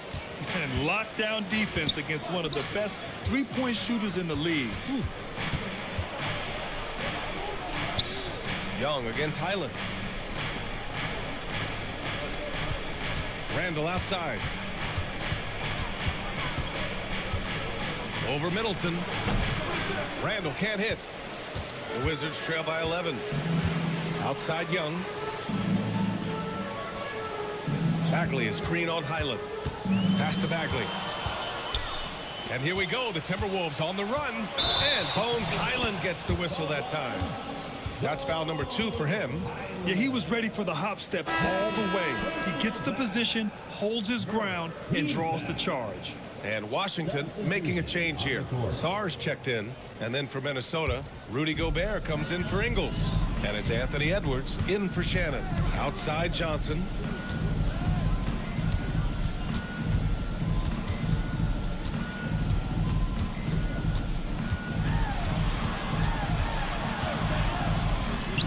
And he gets that one. Yeah, for a young wing like Johnson, scoring inside will open up the rest of the floor for you. Randall, the pass to Gobert. Now Highland. Randall inside. Coulibaly defending. And Gobert with the stuff. Well, that's a great pass. He has the timing and rhythm of a metronome. And so now a timeout called by Brian Keefe. He might have seen something and needs to review with his guys.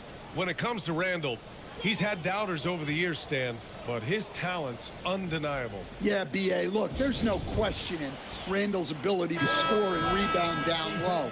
And his post-passing gets overlooked sometimes, too. And Minnesota with some changes. Jaden McDaniels, he's checked in for Reed. And it's Dante DiVincenzo in for Highland.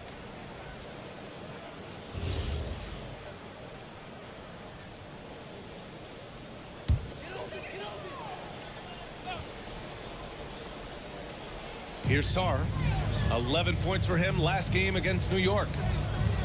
Throws it up high. And stolen by Edwards. Down low. Here's Randall. It's good. And he drew contact on the shot, so he will go to the line. A three-point play opportunity. And he's got his first opportunity at the line here tonight. In their previous game, he simply couldn't miss from the line. At the line for one.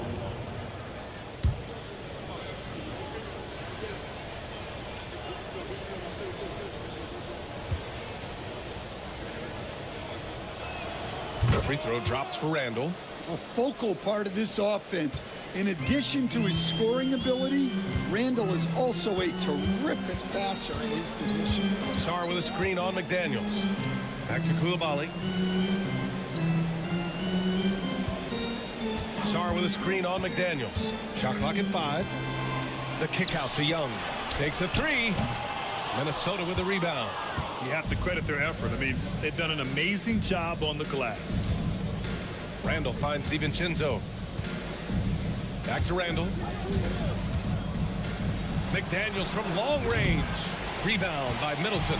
Wizards trail by 14. Pass to Koulibaly. Back to Johnson.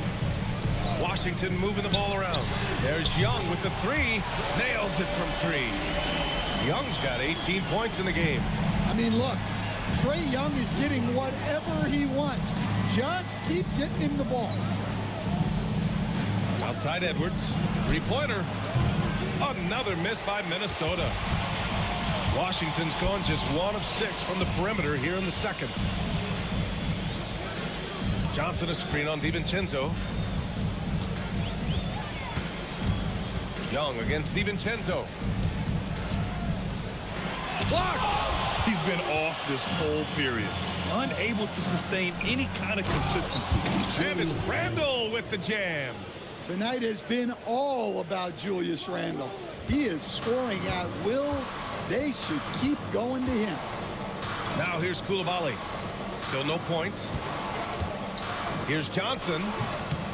Can't connect from 13 feet out. The Timberwolves lead by 13. Pass to Edwards.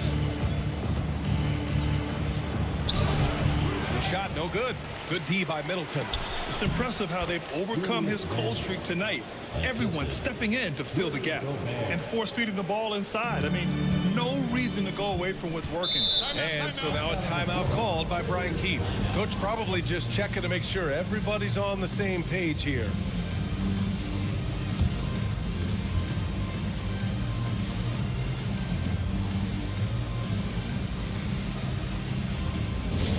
E.C. Bailey.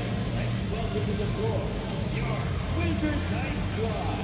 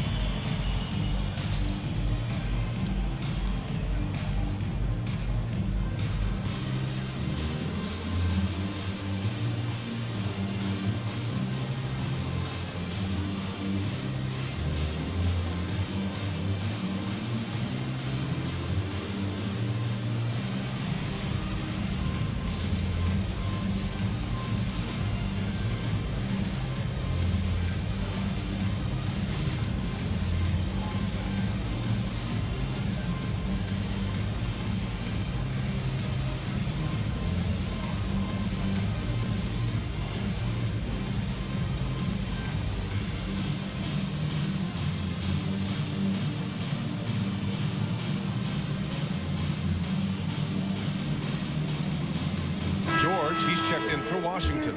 The Timberwolves also with a sub. Reed's checked in. E.C. Bailey makes a noise.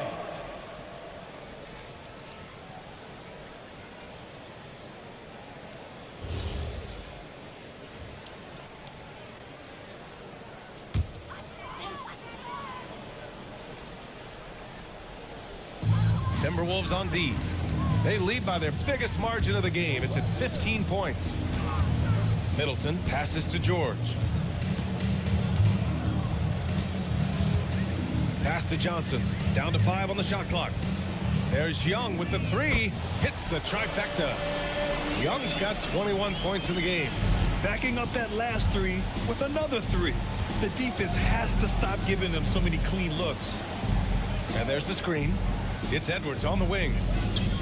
Edwards connects from outside.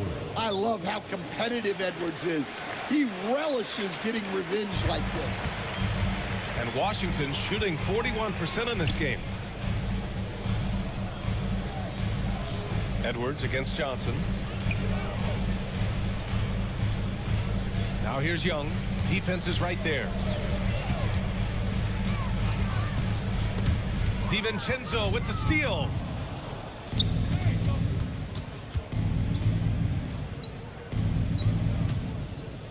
Outside Reed. Pass to Edwards.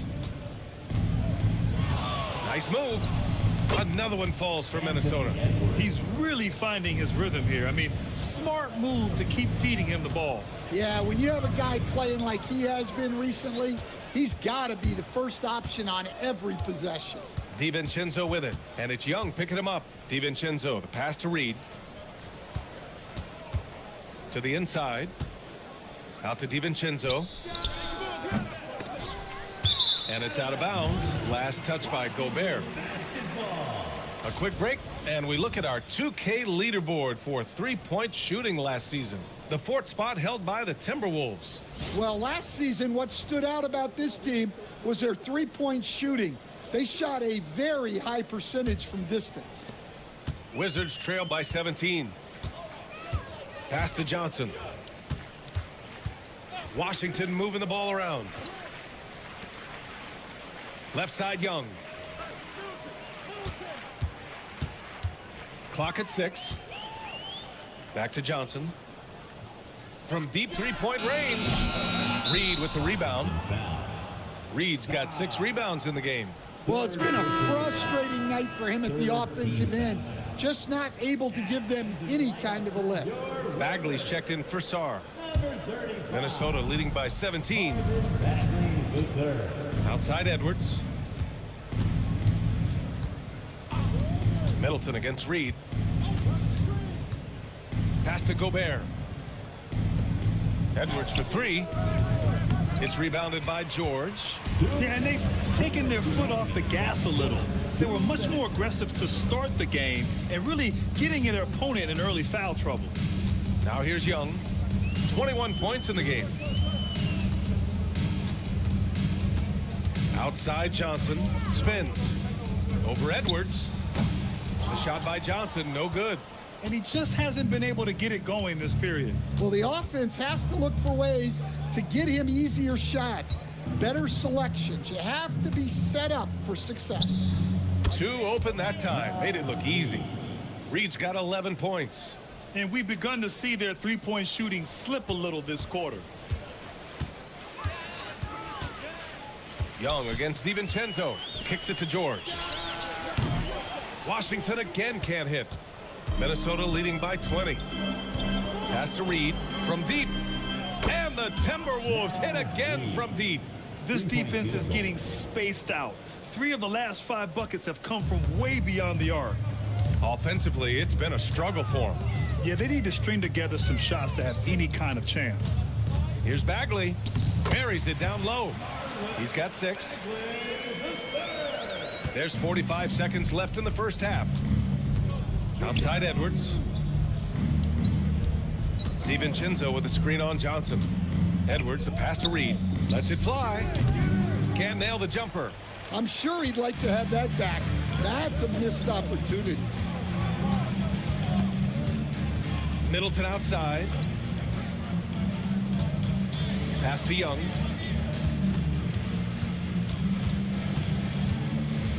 Let's go with a 3. Rudy Gobert with a rebound. Gobert's got rebound number 9 now. What an effort here tonight. And a terrific move by Anthony Edwards to score. And that's 13 points for Anthony Edwards. What a performance for Julius Randle. He has been the story for the Minnesota Timberwolves. He made a big impact, scoring 12 points in the quarter.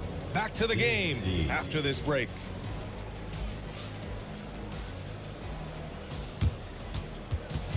And now, please direct your attention to center court. And get ready for the fan half-court shot. Run, please. They're thinking about the shot.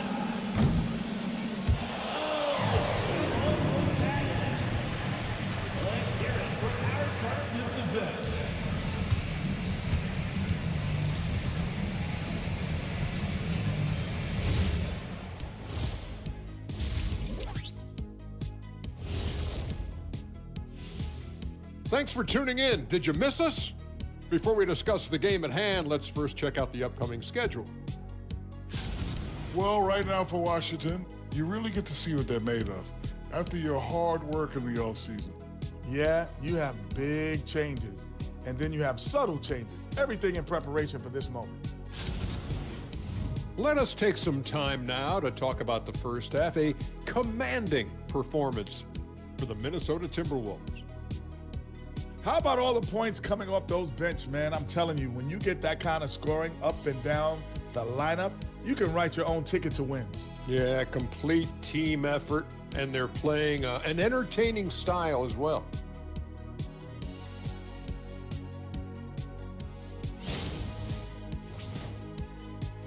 Thanks for tuning in. Now it's time to head back over to Brian Anderson for the start of the third quarter.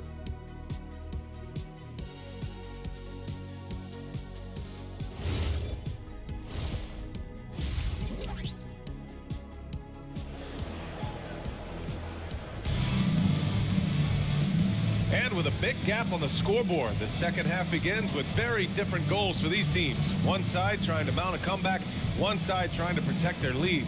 We're seeing a tremendous game from Trae Young. And the bulk of his production has been generated along the perimeter. And defensively, they're giving him too many good looks out there.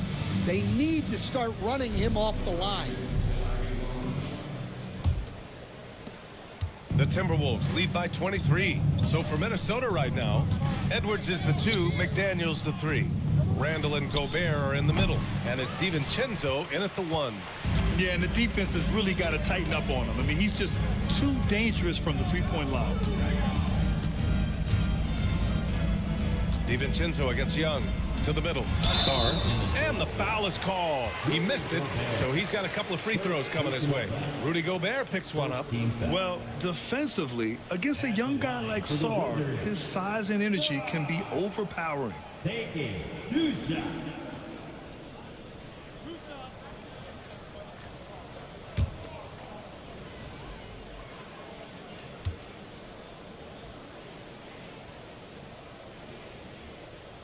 No good on the free throw. Obviously, Alexander Sarr's stature grabs your attention, but he's stronger than he looks, too. And that can be a pretty dangerous combination if he learns to use it right. And he can't make the second free throw either. He missed them both. Stan, Rudy Gobert. He can be a double-double machine, but his real importance is on the defensive end. Yeah, he's been named Defensive Player of the Year 4 times, which is tied for the most in NBA history, BA. And he's been the anchor of multiple top-ranked defenses throughout his career. Washington with the ball, following the score by Minnesota. Randall deciding where to go with it. Pass to McDaniels. Randall against Young. Gobert passes to Edwards. Sinks it from distance. Edwards got 16 points. Well, this is why Edwards is a nightmare for defenses. He can drive right through you or pull you apart from range like this. Oh, man. Between his size and mobility, Sarr is the perfect lob threat. A chance here to catch up with Allie from the sideline. Thanks a lot. Trae Young is getting recognition for his playmaking. He said, I've been top 5 in assists since I've been in this league, but I've been able to score so easily. People consider that selfish at times. I'm not even worrying about what people got to say. I know what I do. Back to you. Tuning out the noise. All right, Allie, appreciate the report. Here's George. The Timberwolves getting their last shot to go. Sarr passes to George. Just 5 on the clock. George, a screen on Edwards. And again, it's Washington. We've seen this before from Young. Once he gets going on offense, there's no let-up in his attack. Edwards finds Gobert. Now DiVincenzo. Counted from distance. DiVincenzo's gotten himself going here. His first points of the game on the deep ball. Now a timeout called by Washington. One of the stories here, Julius Randle. He is getting it done today. Well, the defense has not been able to slow him down inside. And until they offer some sort of resistance, just keep feeding him the ball.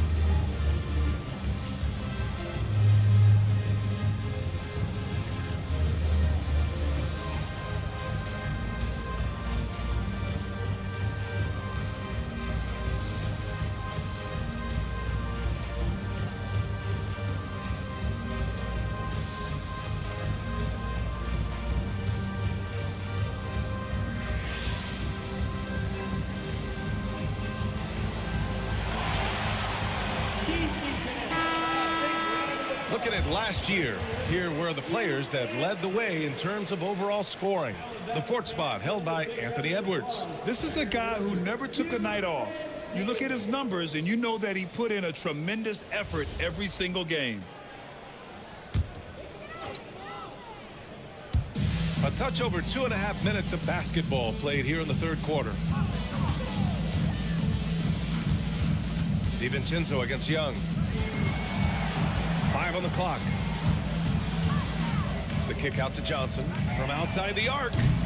Hauled in by DiVincenzo. And they're up considerably because of their efforts on the glass. Pass to Edwards. Inside. Randall. Yes, and it's Edwards picking up the assist. Randall's got 20 points. And what's working here? Each guy is willing to make the next pass. Edwards against Johnson.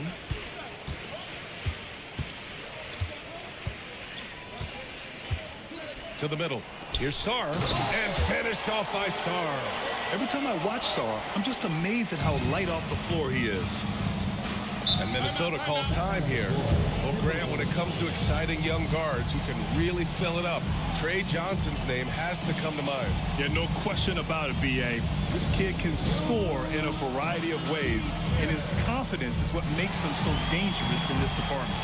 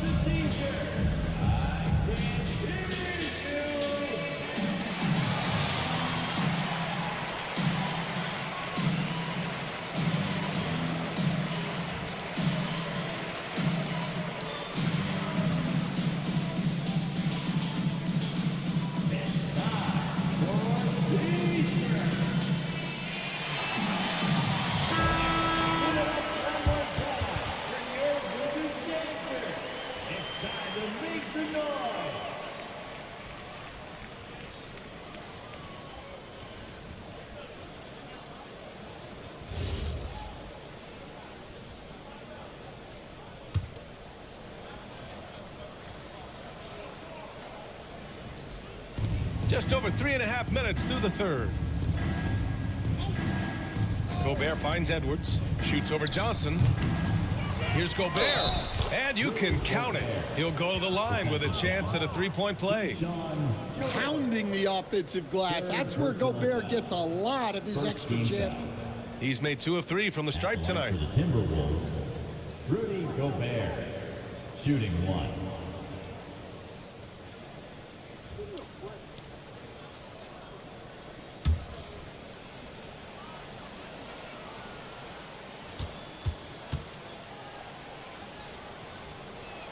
That one misses for Gobert. Well, winning Defensive Player of the Year multiple times, Gobert has always been a stopper at the rim, but now he's extended that out to the perimeter as well. Now here's Johnson. Tries to break his ice. Minnesota with a rebound. Gobert's got rebound number 13 for him here tonight.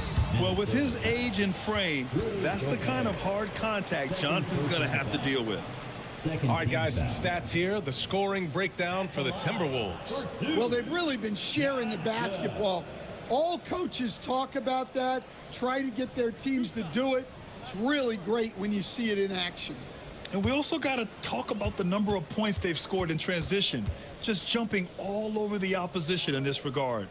And the first one at the line is good. And what separates Johnson from most rookies and many veterans is his jump shot. I mean, it is pure and it's lethal.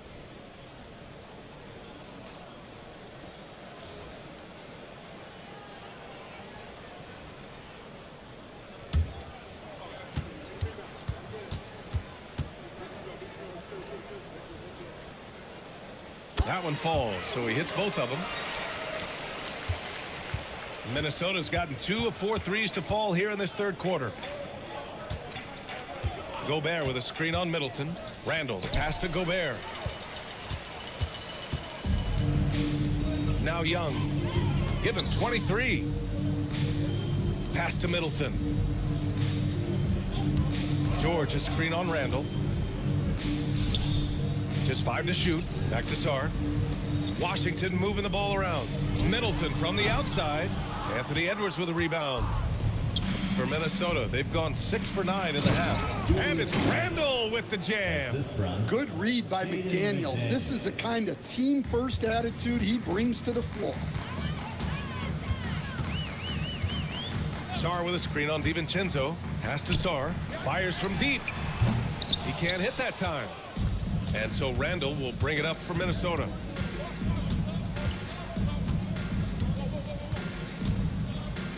And looks like an illegal pick was set. That gets the ref's attention.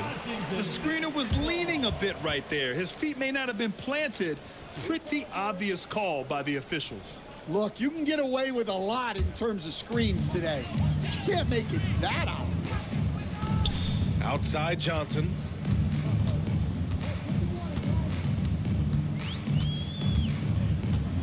Pass to Middleton.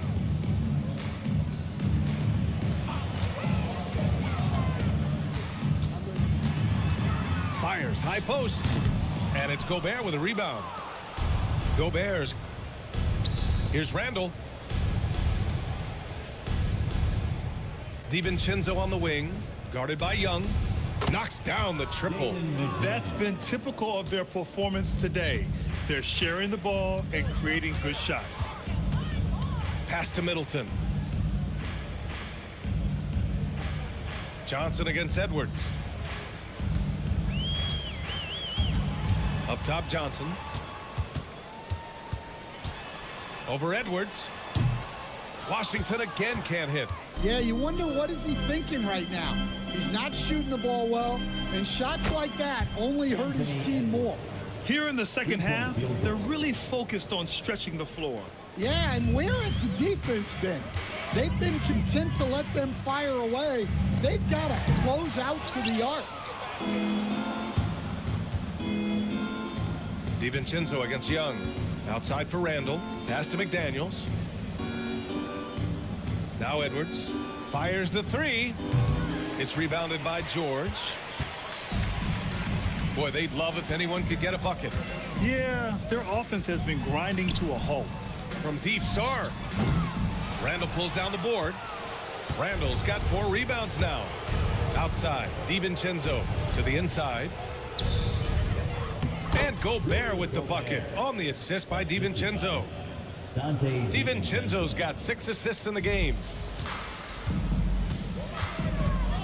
Young, the pass to Sarr. Now Johnson, guarded by Edwards. Johnson against Edwards. Outside Johnson. Washington again can't hit. It's been an ugly quarter for him. Trying to shoot his way out of it. Might be time to work on the playmaking skills. Blocked! And it's out of bounds to Minnesota. Timberwolves ball. It's time to take a glance again at that superb block. Yeah, I love that they maintain the defensive energy even when they're behind. And Washington making a change here. Koulibaly's checked in.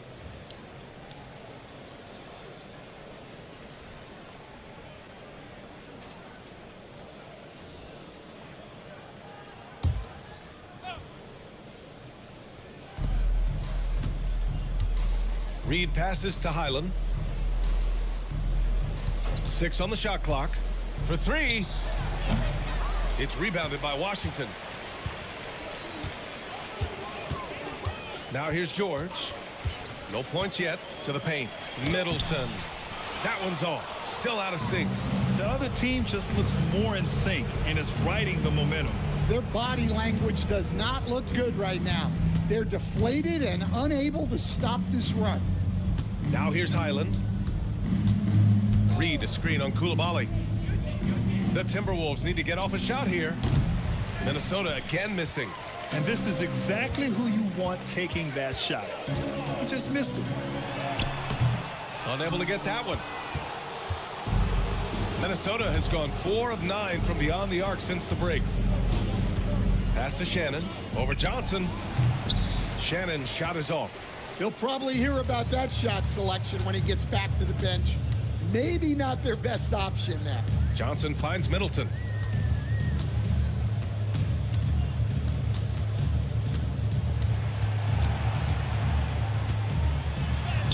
That one goes. Count it. Middleton's got 7 points. Assertive play from Middleton in the paint. Just absorbing that contact. Good ball movement here by Minnesota. Ingles, a screen on Johnson. 2 minutes. Pass to Berenger. Shoots over Sarr. Berenger's shot is off. Washington has got nothing to fall here in the third. 0 for 4. Here's Coulibaly. Banked it in off the glass. Yeah, I'd call this ideal scoring distance. It's almost too easy. And the call is going to be, yes, an illegal screen. The screener was leaning a bit right there. His feet may not have been planted. Pretty obvious call by the officials. Look, you can get away with a lot in terms of screens today, but you can't make it that obvious. Here's what Washington's going with right now. Bagley's checked in for Sarr. Champagnie comes in for Middleton. Carrington, he's checked in for George. And it's Young in for Johnson. So sick, the vertical ability. That was flat out awesome. He has that effortless knack for getting to the hoop. Here's Shannon. He's scoreless. Back to Highland. Let's go with a 3. Rebound Washington. Bagley's got 4 rebounds in the game. Pass to Young. Back to Coulibaly. Bagley up top.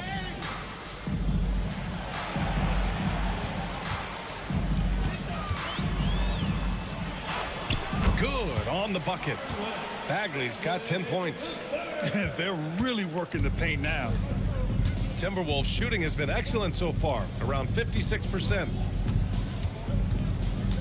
Outside Reed. Back to Highland. Reed, a screen on Young. And the basket by Highland. Highland's got his second basket on the night. We've got 13 seconds left to play in the third quarter here. Bagley, a screen on Highland. Pass to Carrington. The 3 ball. And the foul on Marvin Bagley. That'll be a second foul of the game. Second personal foul. First team foul. Minnesota substitution. Number 33. And so it's the Minnesota Timberwolves with a gigantic 33-point lead at the close of the quarter. The hustle they've shown on defense has been tremendous. And don't go far. We'll be right back.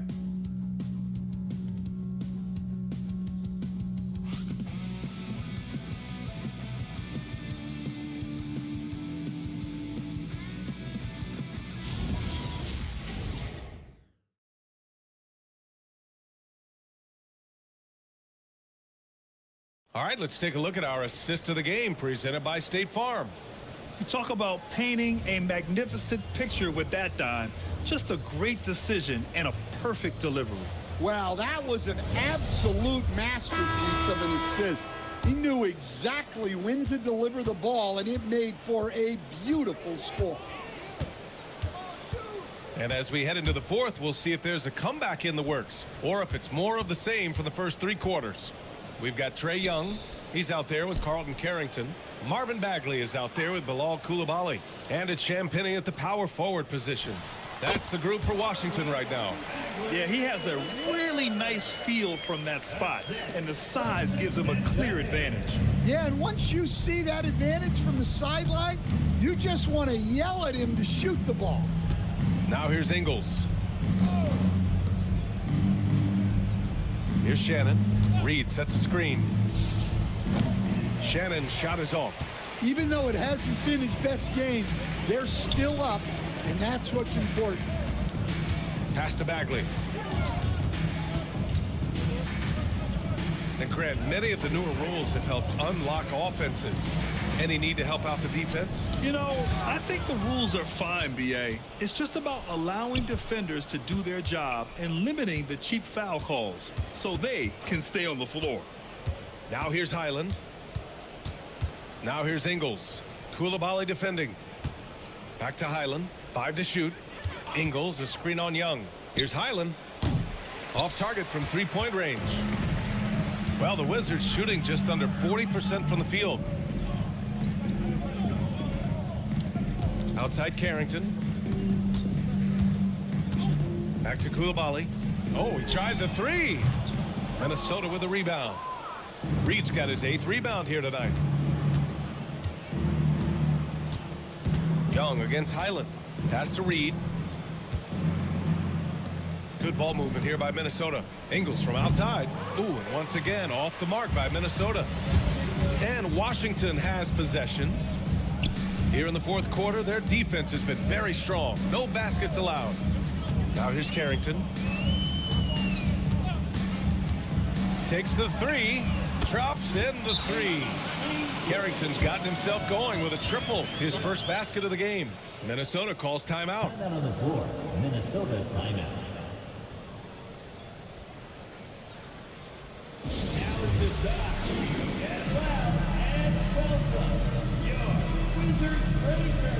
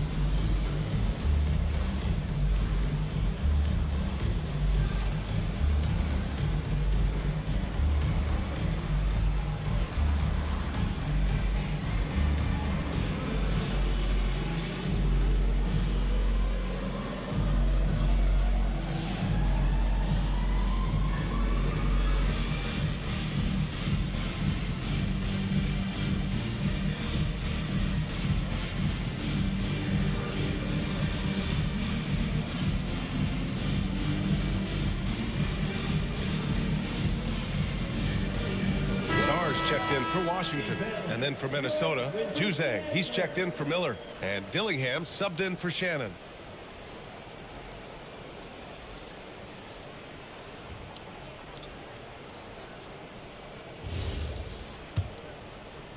If you're just joining us, fourth quarter here. We're just over 2.5 minutes into it. Outside Highland. They still need this. Sarr pulls it in. For Washington, they've gone 2 of 3 to open the fourth quarter. Pass to Young. Outside Bagley. Three-pointer.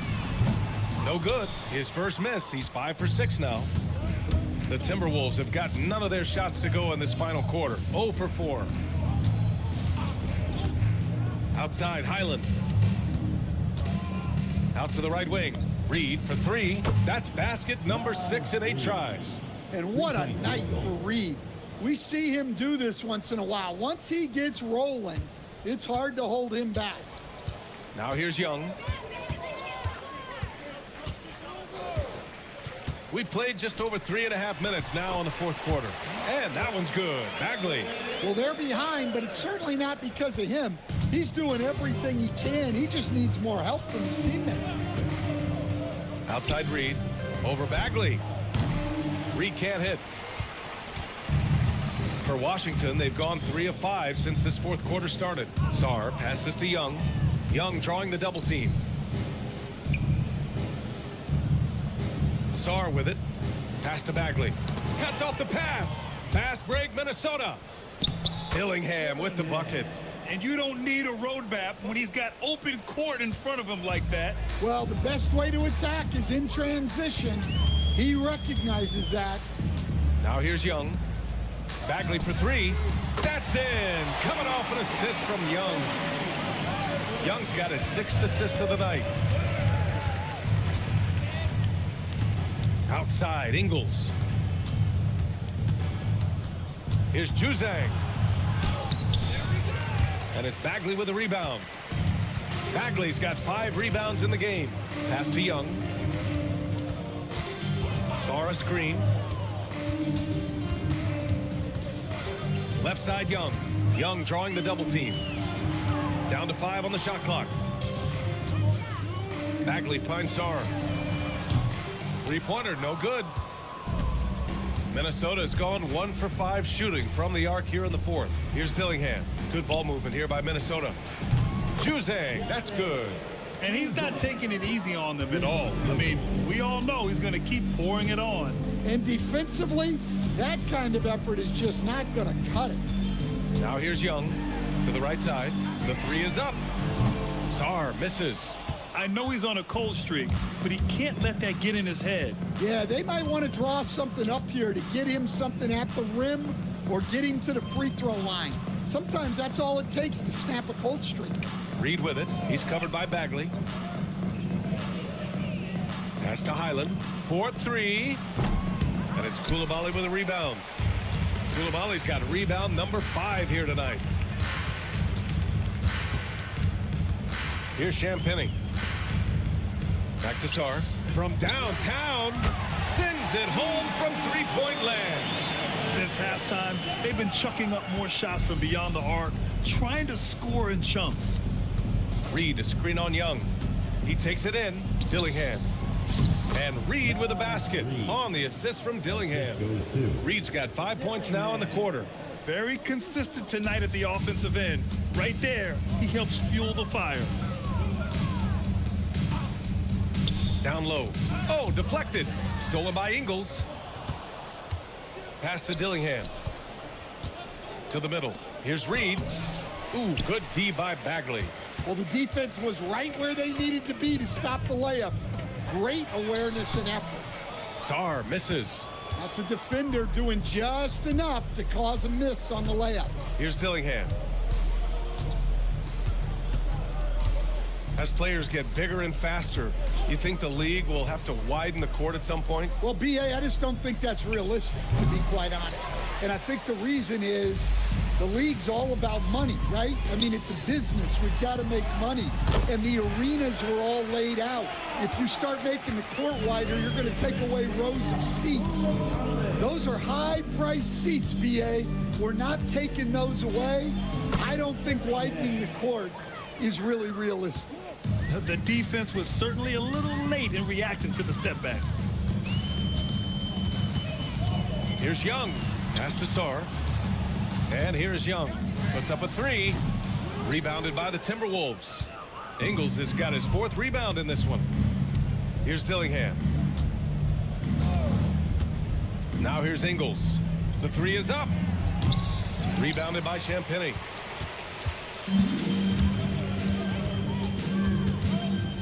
Now Young. Pass to Bagley. It's tipped. Outside Highland.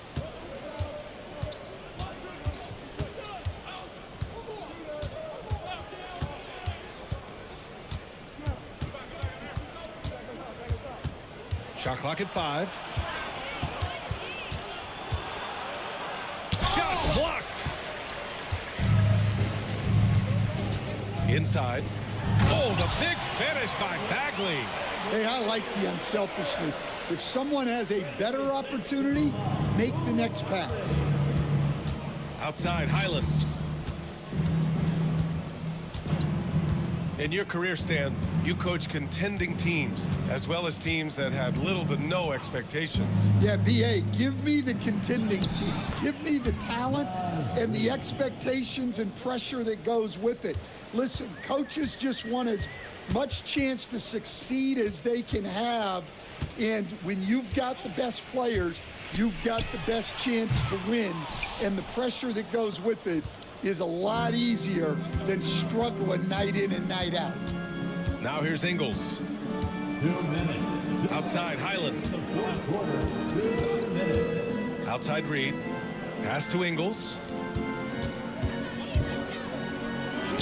Here's Dillingham. Guarded by Young. Dillingham, no good. They've been having major problems offensively. Definitely in a bit of a dry spell. Yeah, I love seeing Sarr get a little more physical there inside. Here's Dillingham. Here's Juzang. And there's the call. It's going to be an illegal screen. One of the trickier plays to judge, but it would be hard to argue against the call. Yeah, and that's maybe something that should be called more. We see a lot of moving screens in today's NBA. Here's what Washington's going with right now. Chris Middleton's checked in for Bagley. George comes in for Champagnie. And it's Johnson in for Koulibaly. Freeman, he's checked in for the Timberwolves. Shannon comes in for Dillingham. And you can see how scary this team can be when everything is clicking for them. Just a terrific performance for the Timberwolves. Man, the bench brought lots of energy tonight. I'll tell you, when your reserves can score it like that, it puts your team in a great position to win. And so this win marks their first victory of the new year. And they've had no trouble finding the win against this squad. They'll wrap up the season series with a clean 3-0 sweep. And propelling them to a solid win, it was a night of big plays for Rudy Gobert. He really influenced the game with his rebounding. Just a stellar performance. With all the work he put in, he's going to sleep well tonight. Shooting for Minnesota, Joe Ingles at the line for 2.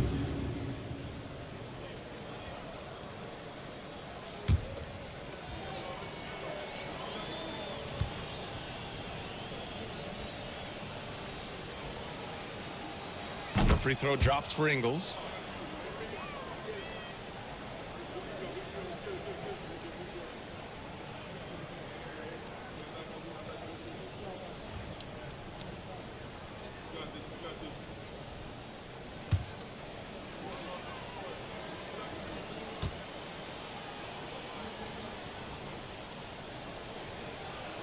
And Ingles drops them both. And so it's Johnson with it. He brings it up for the Wizards. There's 38 seconds left in the fourth quarter. Here's George. Count it. Able to get a layup out of that one. That's just soft defense there. Young against Highland. Pass to Shannon. Back to Highland. There's a screen. 6 to shoot. Launches it. Rebound Washington. And here's Young. So we see the Timberwolves taking the W here. This one wasn't even close. The hometown crowd was waiting for a miracle that never came. Yeah, and this team was consistent throughout. They met every challenge, and they earned this dub. And that'll wrap it up, folks. Alongside Stan Van Gundy, Grant Hill, and Allie LaForce, this is Brian Anderson saying thanks for tuning in to the NBA on 2K Sports. And now let's take a look at our player of the game, Rudy Gobert.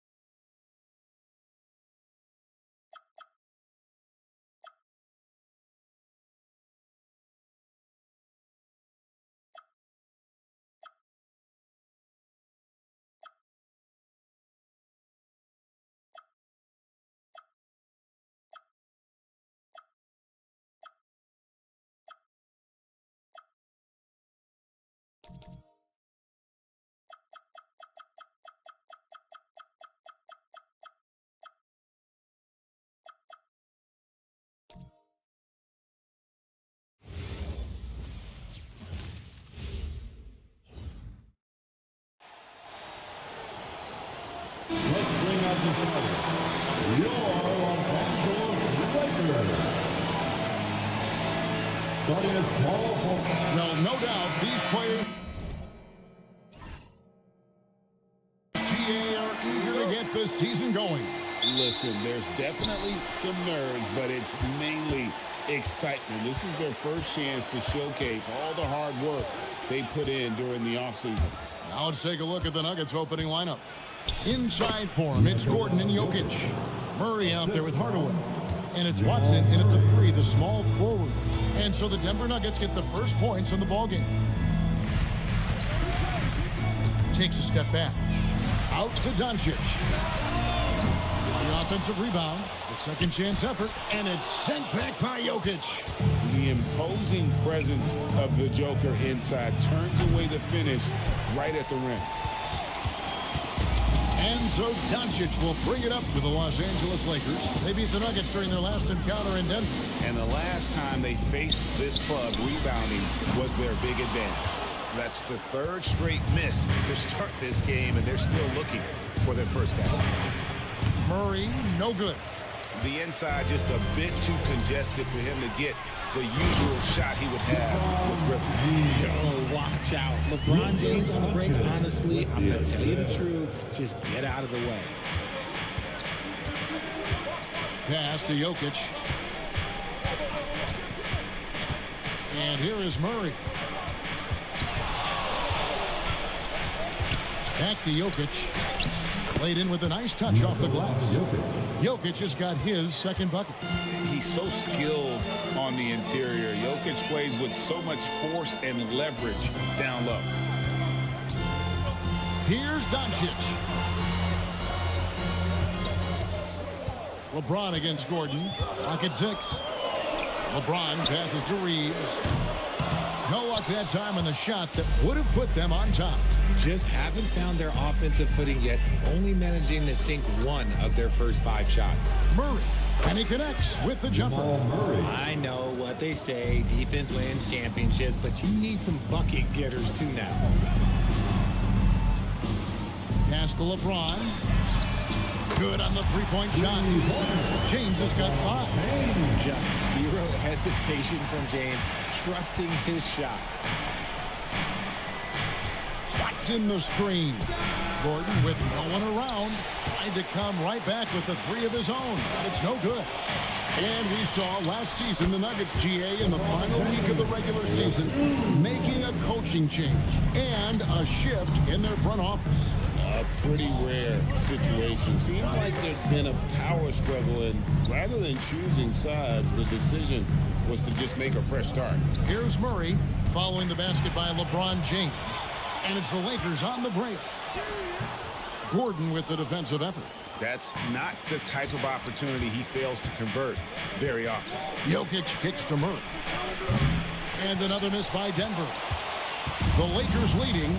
Doncic outside. First quarter play and just over 3.5 minutes in. And he makes the bucket, gets the whistle, and now a three-point play chance here for him. Still doing it at this age. Richard, remarkable stuff for LeBron James. I wasn't sure the day would ever come that we'd actually see him playing on the NBA court with his son, Bronny. Back when I was playing with LeBron, it seemed like a bit of a dream. LeBron James. One shot. When LeBron's playing days are over, and GA, who knows when that'll be, what will you remember most about his play? You know, I don't think there's ever been a player who came into the league with such lofty expectations and not only met those expectations, but fair to say, he's exceeded. Now James, following the three-point attempt by Aaron Gordon. Murray against Doncic. Reeves outside. The shot's good on the assist by Doncic. Doncic has got 3 assists in the game. And Murray's got the ball here for the Nuggets. 7-point differential. So David Adelman's decided to call a timeout here. He's ready to talk things through with them. No one saw it coming off a finals appearance. Luka Doncic, Richard, traded to the Lakers. I mean, we're talking about a 5-time first-team All-NBA player who was traded at just 25 years old. I've never seen it happen before. expect Luka to have a big chip on his shoulder for the next few seasons.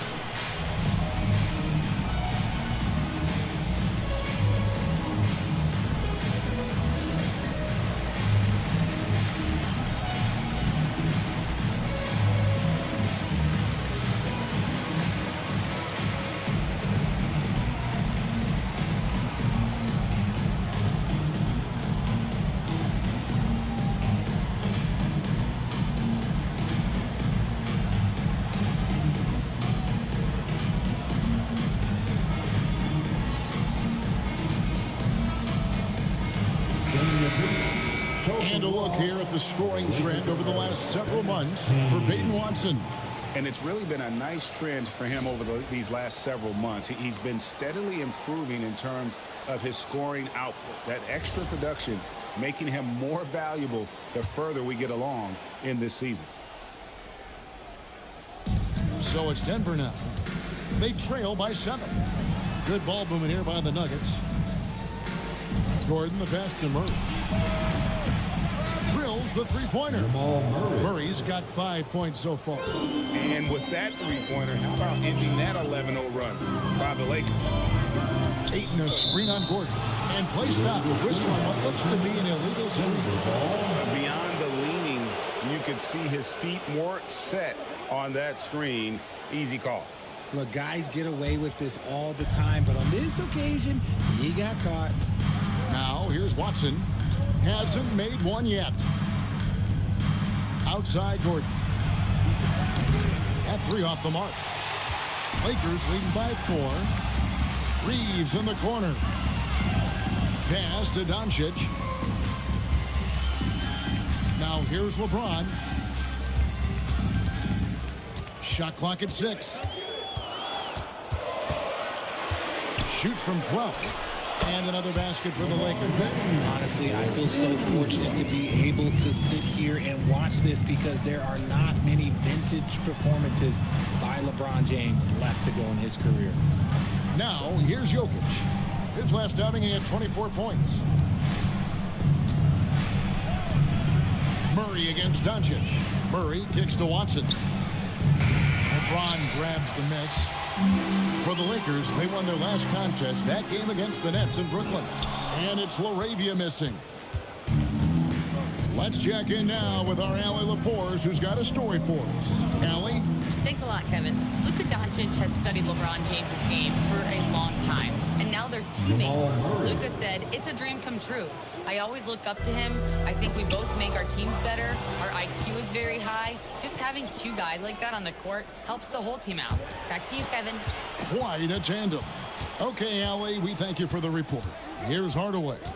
Following the score by Jamal Murray. Fires the 3. And they recover it. And the lack of effort to fight over the screen there makes that an easy shot.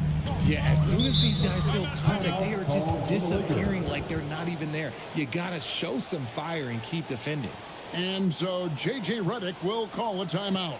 Coach is going to talk some things over with the team. Might be seeing something to adjust.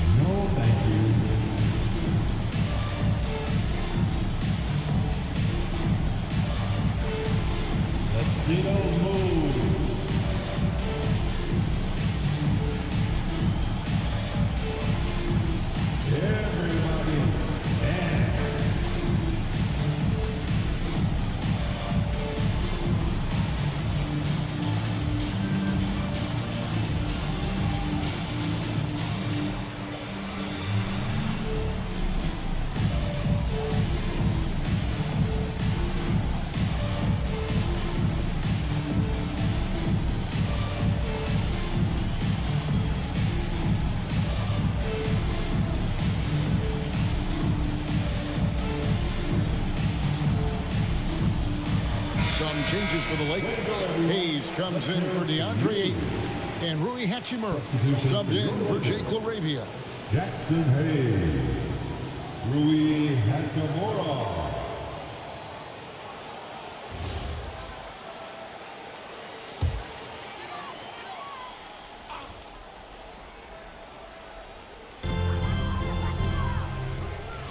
To the middle.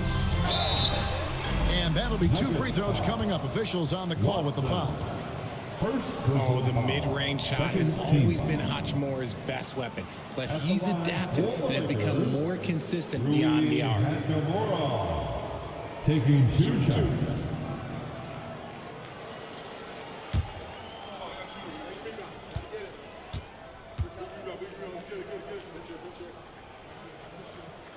And that one falls for Hachimura. And we've got our 2K insider, Shams Charania, on the line. Shams, what's the story? Well, the Lakers had been looking for a consistent presence at center, and in DeAndre Ayton, they've acquired a walking double-double and a capable lob threat to pair with Luka Doncic. Ayton has a lot to prove in LA, I'm told, but this pairing is certainly one to watch. Quite a tandem. All right, Shams, thanks for the update. A reliable role player. Hachimura's versatility, especially scoring-wise, is what makes him so valuable. And Watson has it in the corner. Jokic, he hangs in there and cashes in on the second chance points. Yeah, just a terrific job of just staying with it. Nice. James looking it over. It's good. Now he's shooting 6 for 7. Talk about putting a team on your back. He has been dominant this quarter, and I don't think they are winning without him. Murray outside. Hardaway with a wide open look. That doesn't go either for Hardaway. LeBron's shot is good. James has got 16 points. When LeBron decides it's his time, good luck slowing him down. Jokic with the screen on Doncic. Lets it go with a 3. Hachimura grabs the miss. Lakers leading by 6. To the paint. Here's Hayes, and Hayes throws it down. Give them credit. Offensively, they've been the more efficient team. Yeah, coach has to be thrilled. You can draw up all the X's and O's you want, but guys have to go out there and execute with enthusiasm. So David Adelman's decided to call a timeout here. He's going to make some adjustments to the game plan.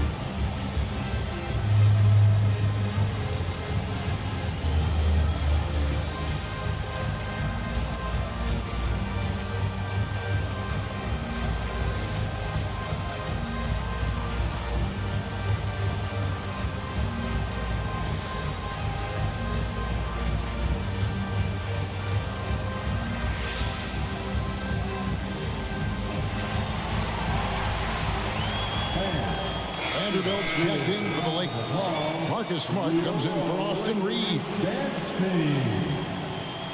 Once again, let's hear for your Lakers youth dance team.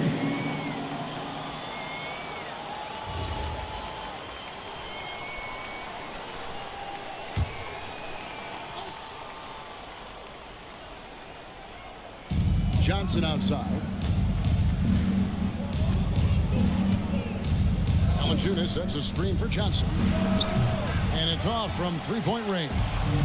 They've been beating them to a lot of those loose balls and rebounds here to start. Hachimura the pass to Smart. Off target there. That would have pushed the lead to double digits. In the corner, it's Brown.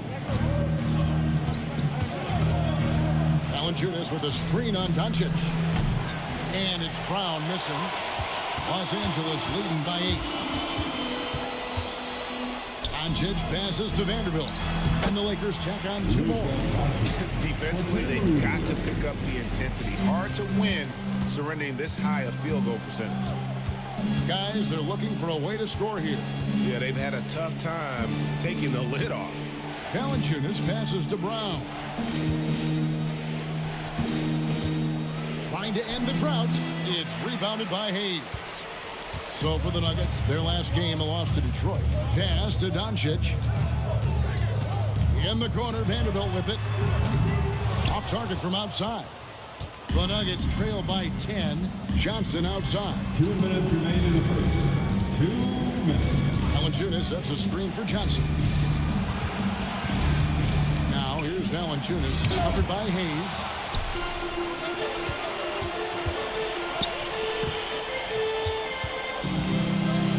On the wing, Doncic. He's covered by Brown. Hachimura with a screen on Brown. 6 to shoot. Stolen by Brown. Pass to Tyson. The Nuggets moving the ball around.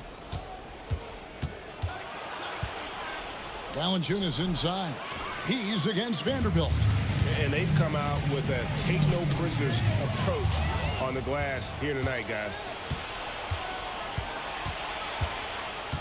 Now Brown. Here's Brown. Really had troubles in the loss to Detroit. Just 5 on the clock.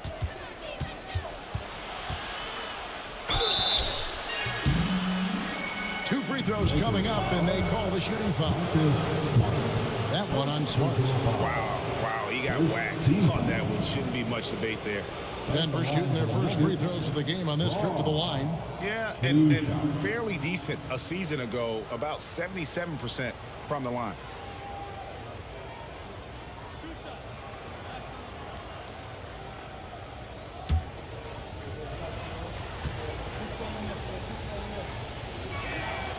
No good on that one. A different look for Denver.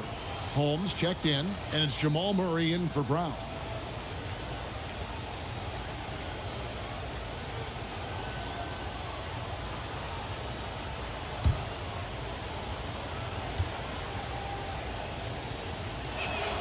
He hits the second from the line. So, RJ, one of the stories for the Lakers last season were the strides that Austin Reeves took as a player. Reeves increased his scoring averages, going from about 16 points a game to over 20. He is a steady source of offense, and I don't think there's any argument that he is one of the best bargains in this league. It's a 4-second differential between the shot clock and game clock. Valanciunas with a screen on Hachimura. Johnson kicks to Murray. Down low. Brown wide open. Good on the triple. A quality pass, setting up a quality shot. It's just textbook basketball. Fires from way outside. And so it's Los Angeles with their lead standing at 6 points here at the end of the quarter. They're playing a bruising game inside, and it's working for them. We'll return shortly.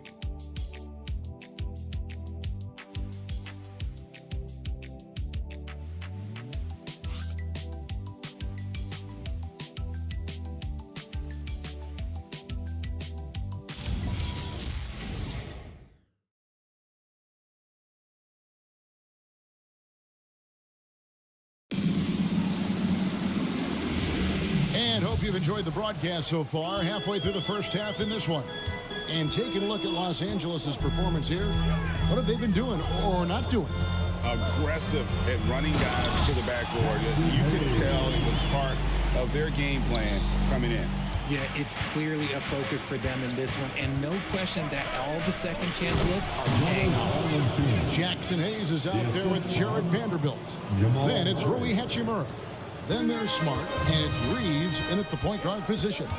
That's the group for the Lakers to start the second quarter. And that one drops for him. Hayes has got 4 this quarter. I mean, the number of points they've scored in the paint already here, it is eye-opening. Johnson against Hachimura. Knocked loose.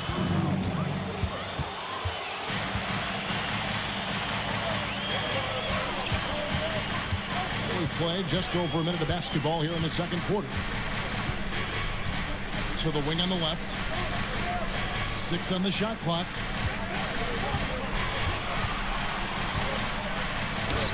And he hits it just before the shot clock expires.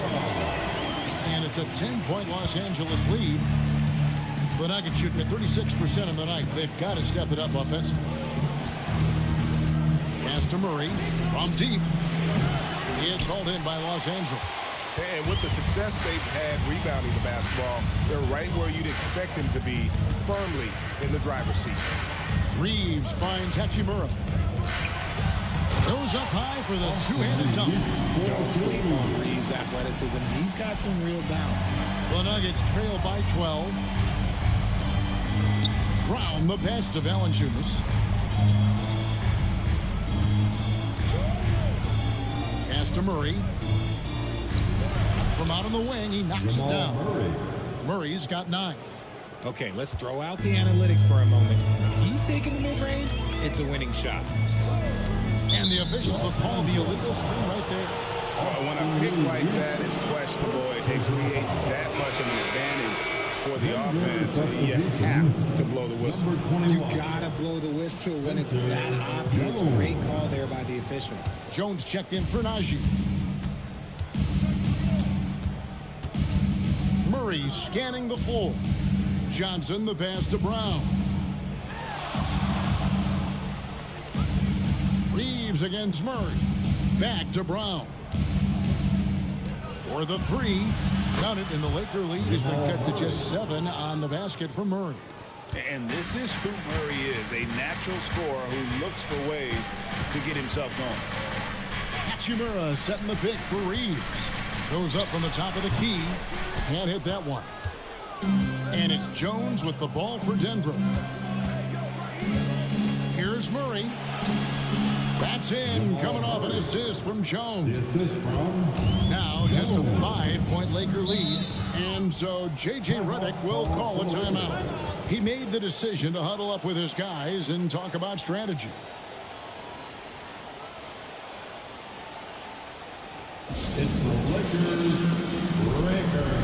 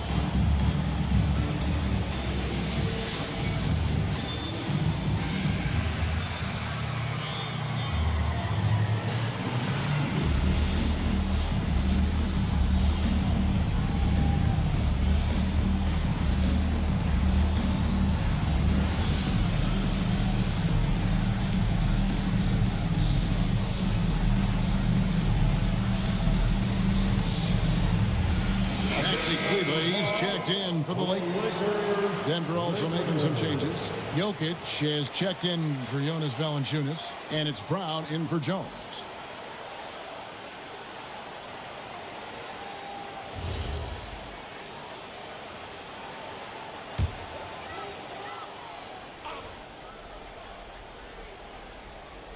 And in the second quarter, a little under 3.5 minutes played already. Here's Reeves, up and in on the layup. Reeves has got 4 points in the quarter. Now, Greg, you've had a long NBA career, so I'm curious, what's one of the biggest changes you've noticed since you've retired? Well, you know, one that doesn't get talked about enough, length. You know, players these days are just longer, especially in the backcourt, and that wing position. It feels like every team has a guy 6'9" or taller that is a pure perimeter player. And the Lakers with some changes. Jackson Hayes, he's checked in for Maxi Kleber. And it's Gabe Vincent in for Vanderbilt. Jackson Hayes. Gabe Vincent. Pass to Vincent.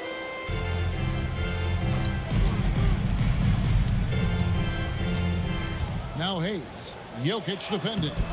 Hayes, no good. And not allowing the shooter even an inch of breathing room on that one. I'm sure they'll think twice about shooting against him next time. Right now, let's take a second to catch up with Allie LaForce on the sideline. Thank you. The Lakers are trying to maximize what LeBron James has left in the tank. Coach J.J. Redick said, when you get to coach one of the greatest players ever, you take a lot of joy and pride and excitement in that. And it's my job to help him in these last few innings of his career. Kevin? A rare opportunity indeed. Hey, Allie, thank you very much for the report. Gotta take care of the ball. They'll punish you if you're that careless. That's right, and that's severe punishment right there. An important 2 points, not just on the scoreboard, but also for a little bit of momentum. For the Lakers, they won their last contest, that game against Brooklyn. Jokic on top. Pass to Brown. Good ball movement here by the Nuggets. 5 on the clock. Jokic sets the screen for Murray. Over Vincent. Murray, no good. And he's very confident from that range, but you can't make him off. Reeves the pass to Hachimura. Here's Hayes. And now a chance to see what's coming up for the Nuggets. On Wednesday, they'll take on Karl Anthony Towns and the New York Knicks. And then on Saturday, they'll go up against the Bulls in Chicago. And that game against Memphis, that's one to mark on the schedule. It's their 5th game of the year, and we should start to see their lineups get sorted out. That free throw, no good. And Los Angeles will go for a different look here. Ayton, he's checked in for Rui Hachimura. LeBron comes in for Smart. Jake LaRavia is checked in for Austin Reeves. And Luka Doncic subbed in for Vincent. The Nuggets also changing it up. Aaron Gordon, he's checking in for Cameron Johnson. Peyton Watson comes in for Christian Brown. Hardaway is subbed in for Brown. Now, here's Watson. 17 points in his last outing. Here's Jokic. Jokic just takes what he wants inside. Amazing. And not hard to see why they are giving up points on this run. Just too many good looks from in close. And so J.J. Redick will call a timeout. Coach needs a moment to talk things over. Let's give a big round of applause for your dad team.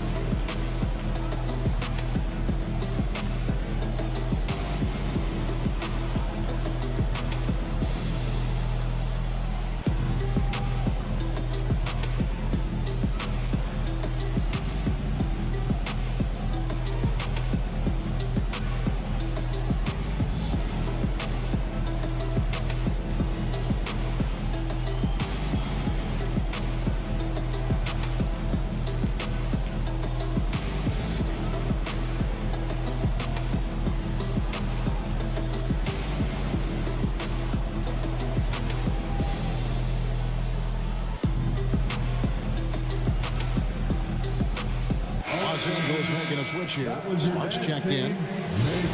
Let's now pause to take a look at the scoring breakdown between the front and back court of tonight's contests for Los Angeles.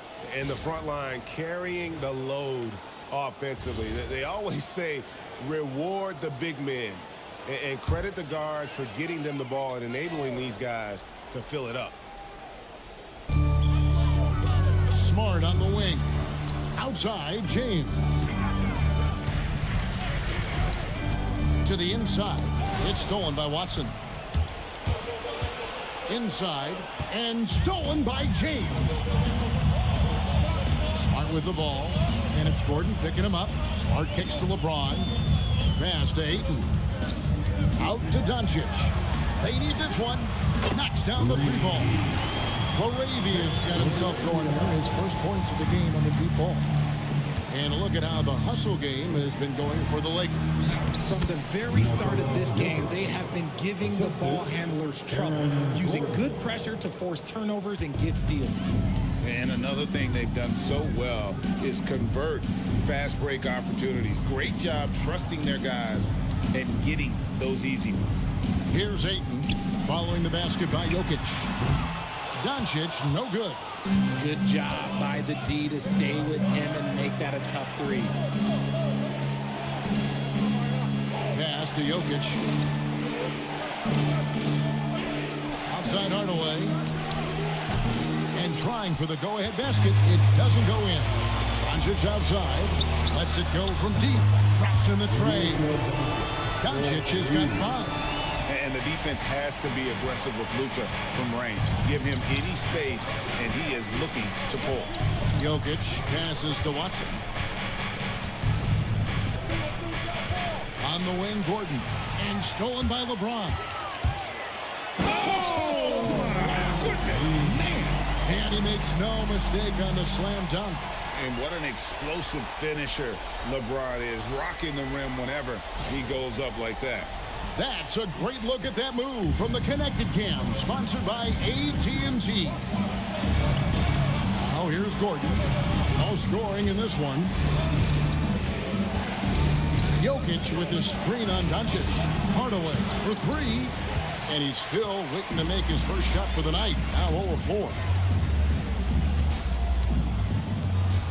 Doncic feeling it out.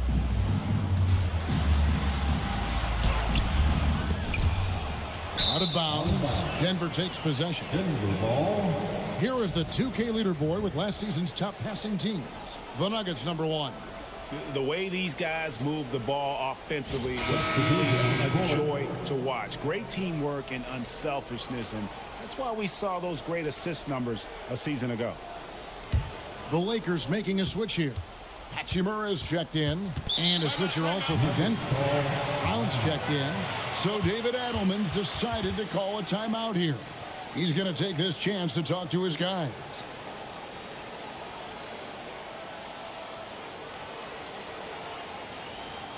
It's time, everyone.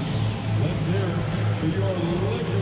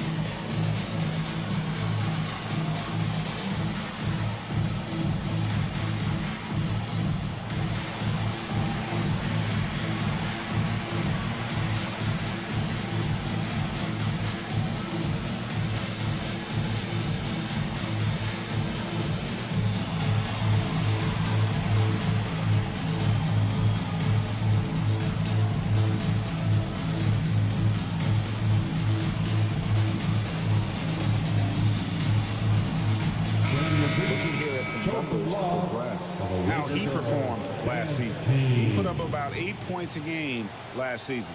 4 rebounds and 2 assists. Nothing about his numbers really jump out at you, but he'll come up with a timely play or two every game. And that's what you need from some guys on the team. Not everyone can be an all-star. You need glue guys to find that success too. Denver with the ball. 7-point differential. And stolen by James. From downtown, that's his second shot and his second basket. He's 2 for 2. Yeah, great outside shooting, really fueling this run. Back to Brown. Outside Hardaway. Here's Jokic. And that one's on target from the wing. 14 points for Jokic. That was big because they dug a big hole in the first quarter, but starting to show signs of life. Ayton inside. Jokic defending. And that one's good, Ayton. The edge on the glass is the difference. It's allowed them to build this lead. Pass to Jokic. Fader on the way. And Denver again with the bucket. Capable of being a very potent scorer, Jokic certainly has looked focused so far in this one. Right, we see a lot of change in the NBA, but Nikola Jokic always seems to stay in the MVP conversation. And not just in it, at the top of it. His ability to affect the game is basically unmatched. He dominates in just about every single aspect. And they're getting their points now almost exclusively from the triple. 4 of their last 5 makes are from beyond the arc. Now, here's Jokic. Some solid defense from Ayton. Defense pulled out all the stops to shut him down there. Doncic kicks to Hachimura. Good. And the assist goes to Doncic. Doncic has got assist number 5 here tonight. And that's back-to-back threes. The D just seems to be slacking off a little bit. Now, here's Watson. Still without a basket. And foul on the shot, so he'll get a chance at the line.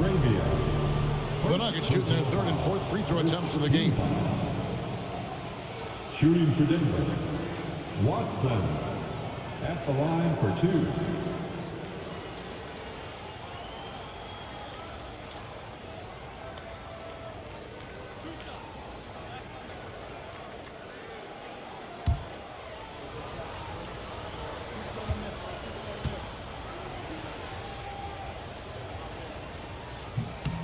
And he can't get the first one. Austin Reeves is checked in for Hachimura. Johnson, he's checked in for the Nuggets.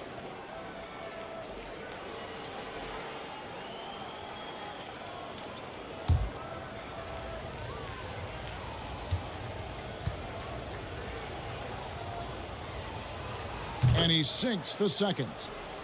Here's Doncic. He has 5. LeBron outside. 51 seconds left in the first half. Gordon with the defensive effort.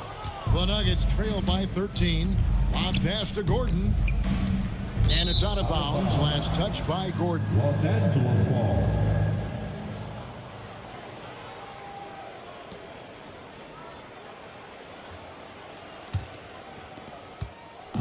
And so Doncic will bring it up for Los Angeles.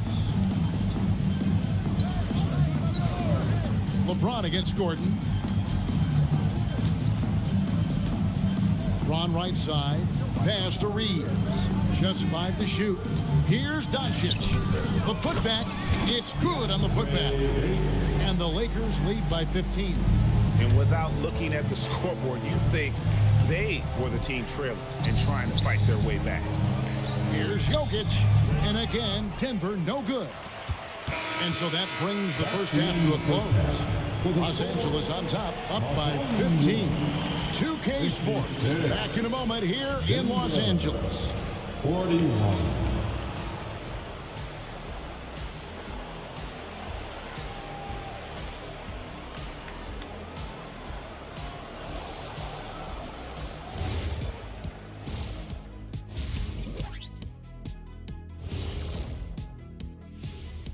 Good to be with you for halftime. Let's check in on the NBA action coming up later tonight. The Timberwolves will face off against the Raptors in Toronto. 7:30 p.m. Eastern Time is the tip-off. This is going to be an exciting one, Ernie. I'm ready. Yeah, so am I, big fella. Let's get it going. See, every time you yawn, you make me yawn. And looking now at that first half, anything that could have gone wrong did go wrong for the Denver Nuggets. Number 1 goal in the offseason, get yourself some rim protectors. The guys you have cannot do it. And credit their opponent for relentlessly exploiting that here.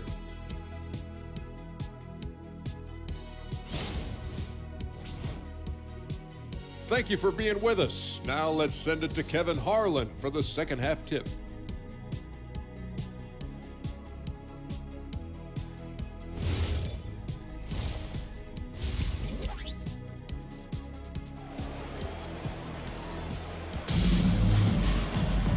And as we dive into the second half, we'll find out if the next two quarters are any different from the first two. So far, it has been a runaway. What can you say, LeBron James? What an impressive effort today. And how about the amount he's contributing in the scoring column through two quarters? He has been terrific. He always wants to be a go-to guy for them. I'm sure he'll be calling for the ball even more in this half. Lakers leading by 15. So on the floor for Denver. Inside for him, it's Gordon and Jokic. Hardaway is out there with Murray. And it's Watson in at the 3 spot. James a screen on Murray. And LeBron with the basket, the assist by Doncic. And that's now 20 points for LeBron. Like, at this point in time, like, you have to understand that if LeBron James is on the inside, he has so many ways to beat you. A little contact's not going to do anything. Murray, no good. +8 in the rebound differential. One more reason why they're in control. Gordon against James. Ayton, the pass to LaRavia. Clock at 6. From 18 feet away. Again, the Lakers. Offensively, defensively, they are in total control. And guys, to go on a big run, get some breathing space, it has to be a great play on each end. Here's Murray.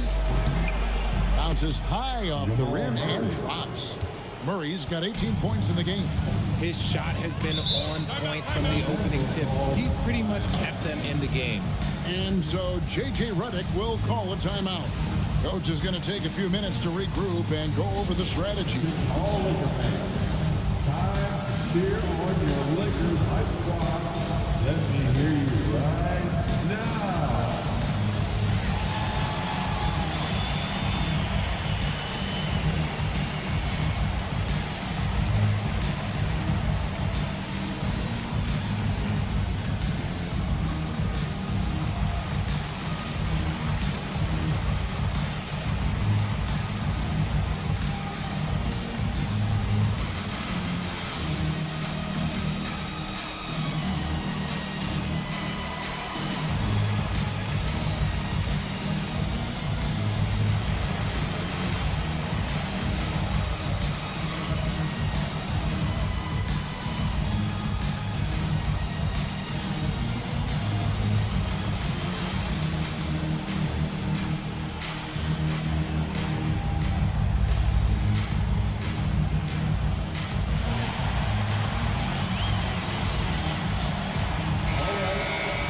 Here's a look at the shot showing location for Jamal Murray. And everything he's touched has turned to gold. If you are on defense, you have to make sure all 5 players know exactly where he is at all times, because if he gets a sliver of a look, he'll get it done.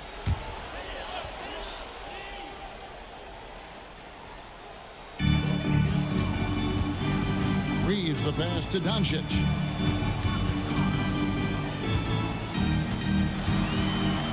And they double up Doncic. And that one, good. Doncic has got 4 points this quarter. 3 for 3, and that's always a good way to start the second half. Pass to Jokic.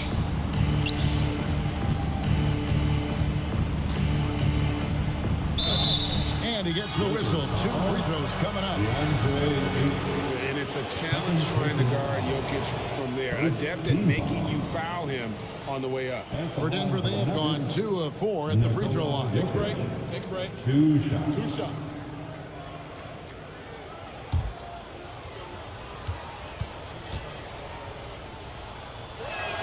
Free throw, good. Jokic.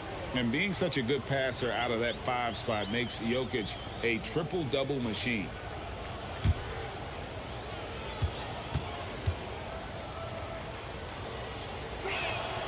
And Jokic drops them both. Into the third we go. 2 minutes in now. Outside, James. Lakers spin the ball around now. Now LaRavia. He has 6. Down to 5 on the shot clock. Pulls up. Reeves can't hit. Their first miss since the break. Still, I like how they've come out so far. Jokic finds Hardaway. Murray outside. Jokic sets the screen for Murray. A putback. Jokic on the foul. Jokic has got 20. Oh, you got to put a body on Jokic or he'll torch you on the offensive glass. Doncic outside. Reeves with the screen on Murray. Doncic passes to LeBron, and James throws it down.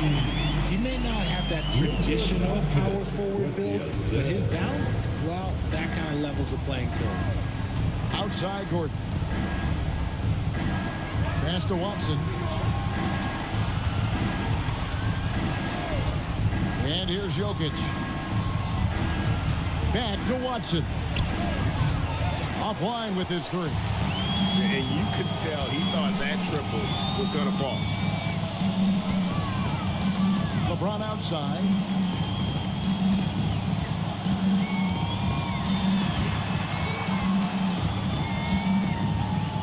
The Lakers need to get a shot off here.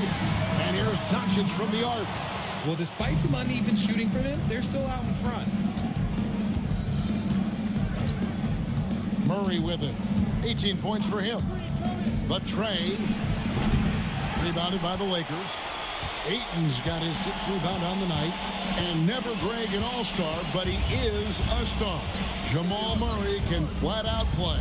And he's had his hurdles to overcome with injury over the years, but he's never wanted to shrink from a challenge, and he remains a prolific shot creator. Here's Murray following the basket by LeBron James. Jokic high post. Pass to Hardaway. Good, and the assist goes to Jokic. Oh, excellent preparation from Hardaway Jr. primed to attack. LeBron James on the wing. And the call on the shot that sends him to the line. It's going to be on Aaron Gordon. And let's quickly check out the scoring breakdown here for the Lakers. Their offense has been a well-oiled machine. They're moving the ball around, playing for one another, and just piling up assists. Another place they've had the upper hand tonight is in transition. They've gotten a bunch of their points off the fast break. And GA, just when you think you've seen it all, last season a father and son playing as teammates, NBA history continues to be made with the Jameses. Yeah, LeBron and Bronny James taking the court together. And if other players can emulate the longevity of LeBron, perhaps it won't be the last time we see it happen. Now, here's Watson trying to find Jokic, gets it to him, and there's another one for the Nuggets. An extremely efficient and productive game for him, but again, he's not going to be able to do it all by himself. Reeves against Hardaway. Pass to LaRavia.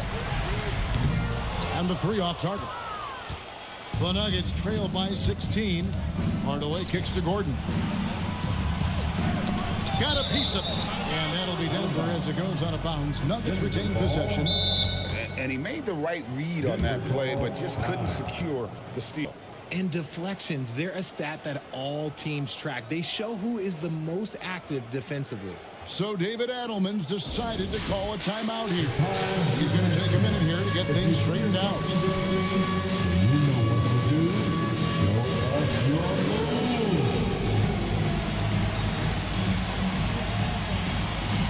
You want to be.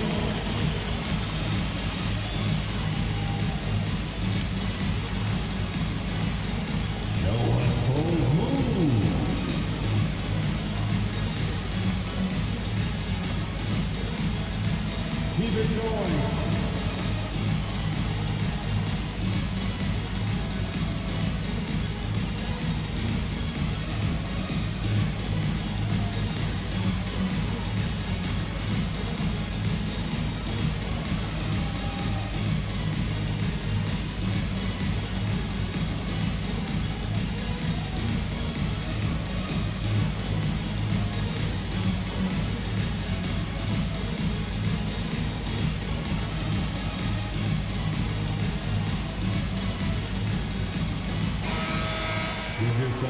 With this stoppage in play, we have a chance now to show you which teams led the league in three-point percentage last year.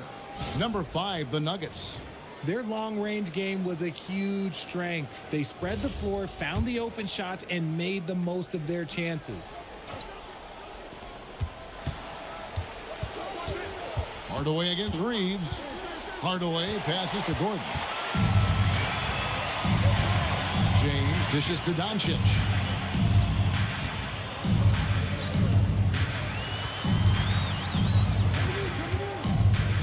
And they double up Doncic. Just 5 on the clock from outside the arc. And again, the Lakers no good. He's not making much of an impact from deep. His sole three-pointer came in the first half. Doncic against Murray. In the corner, it's Gordon. Watson, the pass to Murray. Here's the three. The Lakers with the rebound. LeBron's got his 4th rebound in this one. No doubt the fight's there. They are trying to battle back, but he's just really struggling this quarter. Now, here's Watson. Murray outside. Hardaway from outside. It's hauled in by Doncic. Doncic has got rebound number 5 here tonight.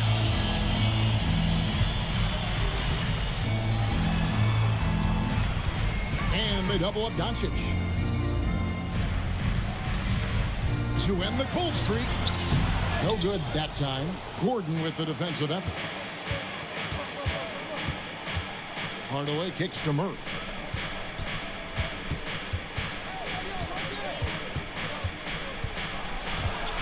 And there's the foul. It's on Jake LaRavia. That'll be his 2nd foul of the game. Some changes for the Lakers. Hayes is checked in for 8. Hachimura comes in for Jake LaRavia. And Marcus Smart is subbed in for Austin Reeves. Denver also making some changes. Cameron Johnson's checked in for Peyton Watson. And Christian Brown subbed in for Hardaway. And here's Doncic from the arc. He gets that one to drop. He's now 5 of 12. After sinking one triple in the first quarter, he nails another one in the second quarter. He's got it going on. Pass to Jokic.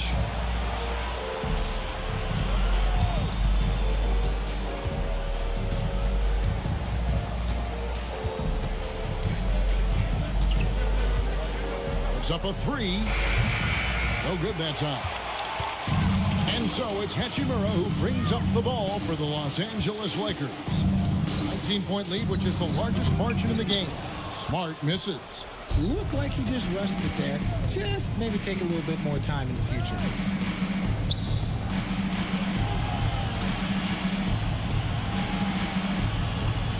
Now, here's Jokic. 22 points for him.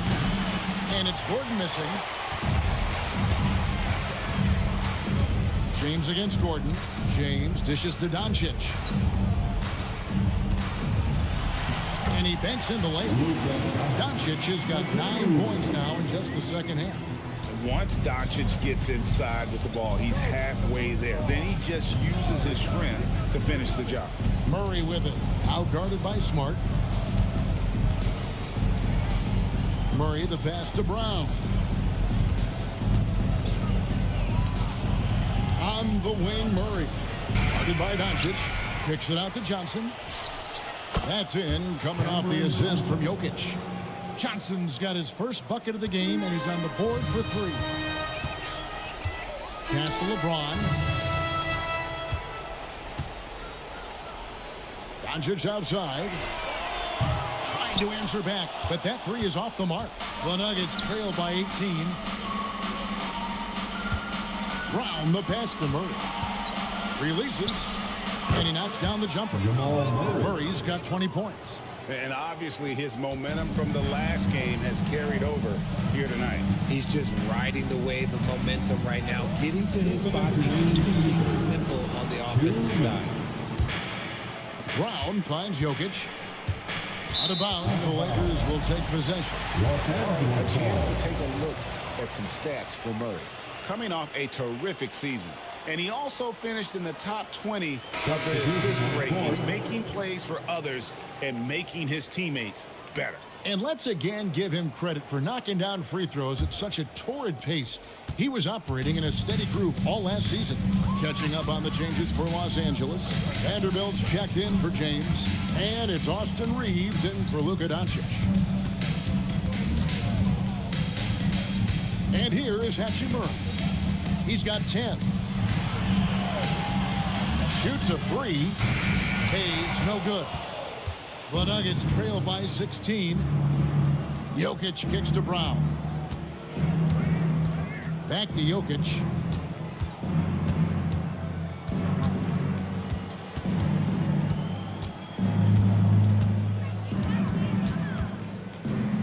Goes up on the high post. Rebounded by Smart. Los Angeles leading by 16. Reeves outside. Pass to Vanderbilt. Now here is Hachimura. Lakers working the ball around now. Can they get it? Drills it from outside. Hachimura's got 13. Over the last few years, Hachimura has gotten more comfortable in these catch-and-shoot situations. And there's the whistle. Illegal screen. That's going to draw a whistle every time down the floor. Not even close to being a legal screen. That's a very avoidable turnover. You gotta focus on the details. Smart accurate passes, Greg, are really paying off for them at the moment. And also good off-ball movement. Everyone is paying attention and looking to create the best shot for the team. From deep, Reeves. The Nuggets trail by 19. Brown, the pass to Johnson. Steps back. Smart against Brown. Shoots the 3. He's off on that one. And so it's LeBron James making things happen for L.A. He's up to 26 points in the game now. Just keeps pouring in the buckets. We've got more in store for you right after this.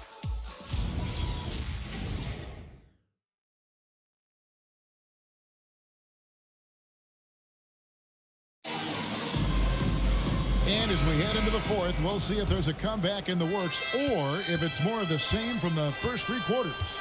Marcus Smart is out there with Austin Reeves. Then there's Hayes. Then it's Rui Hachimura. And it's Vanderbilt in at the 4 spot. That's who's in the game for the Lakers. Now here's Smart following the miss by Jamal Murray. Hayes the pass to Reeves. Pass to Hachimura. Over Brown. Hachimura no good. And so it's Murray with it. He brings it up for Denver. Trailing by 19. Launches a 3.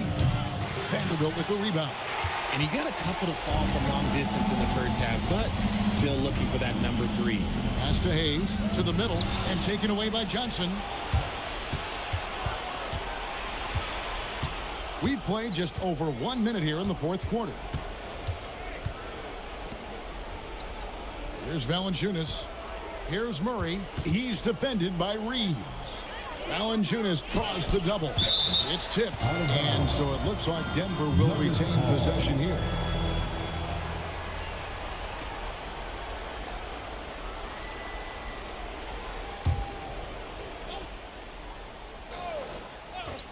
Shot clock at 2. The work ethic of Reeves makes him a two-way threat. He's always trying to outwork you. Smart passes to Hachimura. From deep, Reeves sinks the triple. How many times have we seen a possession like that from them today? Ending with a basket, coming off a pretty pass. Pass to Johnson.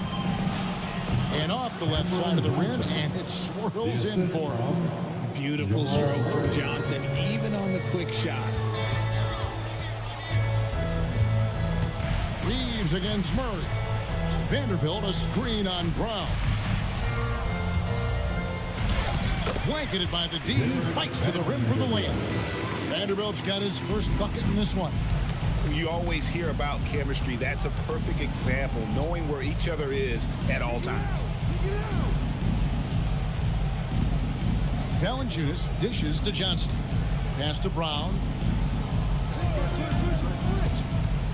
Well, Nuggets need to get a shot off here. Valanciunas, good. And how about the awareness from Valanciunas? He read the pick and roll coverage there. Beautiful. Smart passes to Hayes. Smart deciding where to go with it. Back to Reeves. Outside, Smart. And a miss there on the triple. And thus far, they've managed to overcome an off game from him offensively.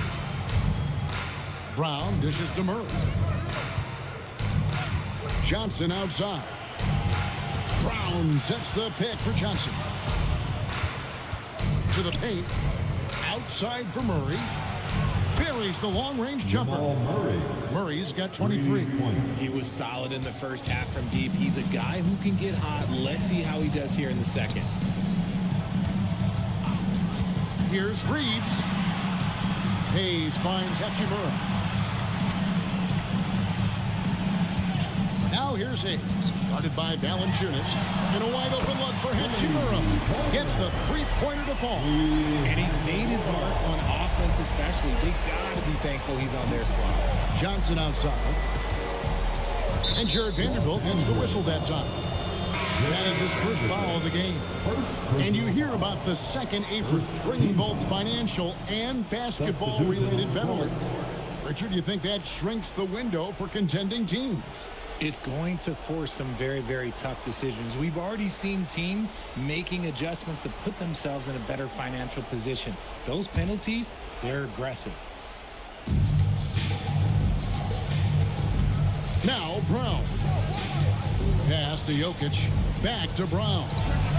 That's in, coming off the assist from Jokic. Jokic has got 3 assists now in this one. When he has enough space, he's more than comfortable letting it fly from outside. Now, here's Doncic. And the dunk by Hachimura. There are so many ways Hachimura gets the job done. Brown with it. Pass to Murray. Jokic a screen. 6 to shoot. From 13, trained for 2 points. Murray's got 5 points now in the quarter. And let's be honest, Murray has never seen a shot he didn't like, especially these mid-range jumpers. Now here is Hachimura. Smart finds Vanderbilt. Hayes with the screen for Doncic. No good on the 3. Oh, man, for whatever reason, he can't get it going from 3, and he's pretty good from there. Here's Johnson. And foul on the shot. He'll shoot 2 at the free throw line. And we're seeing Cam Johnson take his offensive game, GA, to another level. Upping his scoring while remaining efficient. Most of his shots coming from long distance, but he can put the ball in the bucket from just about anywhere. And the first one at the line is good. You know, Richard, there's a lot to like about Cam Johnson, especially if he's on the floor for your team. Oh, it's simple, Kevin. He gives you length at 6'8" on defense. He's an excellent three-point shooter. He has skills that every team wants and needs. James checked in for the Lakers. Austin Reeves comes in for Vanderbilt. This is as good as it gets from the charity stripe here in the second. Reeves outside. Smart kicks to Hachimura. Good, and Smart gets the assist. Smart's got his 3rd assist on the night. That's his 3rd 3 of the half after putting up a pair before halftime. Fantastic shooting display from him. Now here's Gordon from the arc. Buries it from 3-point range. Gordon's got himself on the board with 3 there. And an eye for an eye. Both teams working to stretch the floor. This is today's NBA. Hey, we see this kind of exchange more often than not. Doncic with it. He's covered by Murray. Sinks the 3-pointer. He knocked one deep ball in the first half, but you start to get the feeling he's finding his rhythm out there now. Pass to Jokic. Over LeBron. And that one hits back iron. Lakers leading by 18. Here's Reeves, who's now made half of those 10 shots in the game. That's his 5th basket. Not just a jump shooter, Reeves is also skilled at converting in close. Murray outside. Pass to Jokic. And as we've seen, Greg, navigating this age of social media can be difficult for an NBA player. Yeah, a momentary indiscretion can get broadcast to the whole world. So there's a need for caution that's probably higher than in decades past. That's a double whammy, guys. That's right. A great defensive play, then the emphatic stuff. Once he poked it away, you knew what was on his mind. The Nuggets trailed by 18. Outside Hardaway. Pass to Jokic. Murray kicks to Hardaway. Jokic with the screen on Reed. And Jokic throws it down. Jokic so clever at taking advantage in that pick and roll. Lakers leading by 16. Doncic outside. Back to Reeves. Some nice passing here by Los Angeles. Hachimura setting the pick for Reeves. In the corner, it's James. And the Lakers with another miss. Denver's gone 3 of 5 from beyond the arc since the final quarter's gotten underway. Murray outside. It's the three-point bomb. Murray's got 8 points here in this quarter. And with that three, his second of the half, he's equaled his total from before the break. Lets it go from 11. Good work there as it goes. And the Lakers lead by 15. In the second half, we've seen him refocus his shooting. Much fewer wasted possessions. Jokic inside. Working on James. And the officials call for a 3-second violation. Costly error there. We'll see how they rebound from that miscue. Well, they don't have time to dwell on that. They just need to learn from their mistakes and move forward. Next play. Catching up on the changes for Los Angeles. Ayton comes in for Rui Hachimura. And Jake LaRavia is subbed in for Marcus Smart. And Denver with a change here, too. Watson, he's checked in for Johnson. And J.J. Redick calls timeout here. He has decided it's the right time to talk.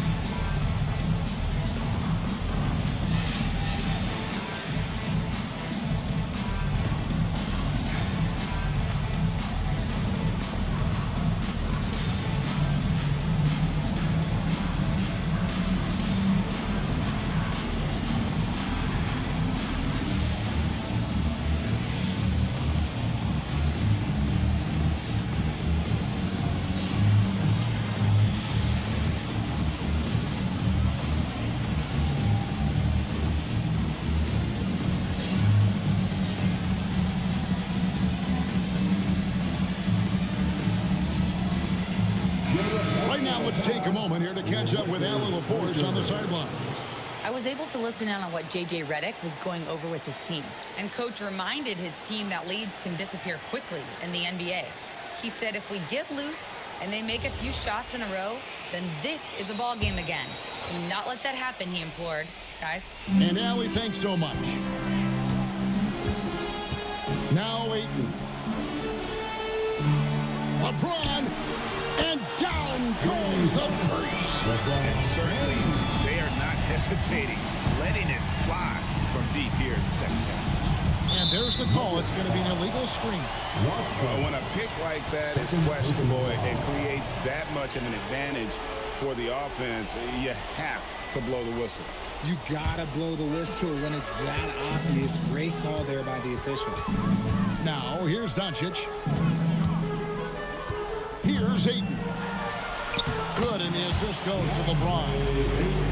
James has got his 4th assist in this one. And this is where Ayton does the most damage. Inside, feels like he can score on anyone. Gordon with it. James covering. Out left of the wing. Jokic. And no good. The try spell continuing for him. Reeves outside. here's Ayton. No one near Doncic as he lets it fly. And again, Los Angeles with the triple. And it doesn't take much for Doncic to get hot. And once that happens, boy, he is almost unguardable. And Reeves has got the ball here for the Los Angeles Lakers. They lead by the biggest margin of the game, 23 points. And so it's going to end up in the record books as a blowout, a dominating performance for the Lakers. It was a standout performance across the board. I mean, it was like watching a cat play with a mouse. They were able to do more or less whatever they wanted. And it'll go down as their first official win of the new year. And once the horn sounds, they're going to go up 2-0 in the season series. And we watched one guy all night long, guys, and looking at the stats just confirms what a dominant game he had. What a night tonight it was for LeBron.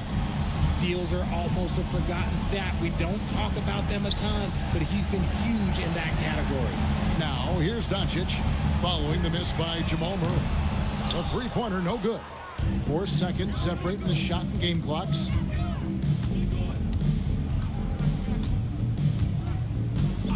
Pass to Watson. Can they get it? Gets it to go from beyond the arc. And they trust Murray to get the ball where it needs to go. Reeves outside.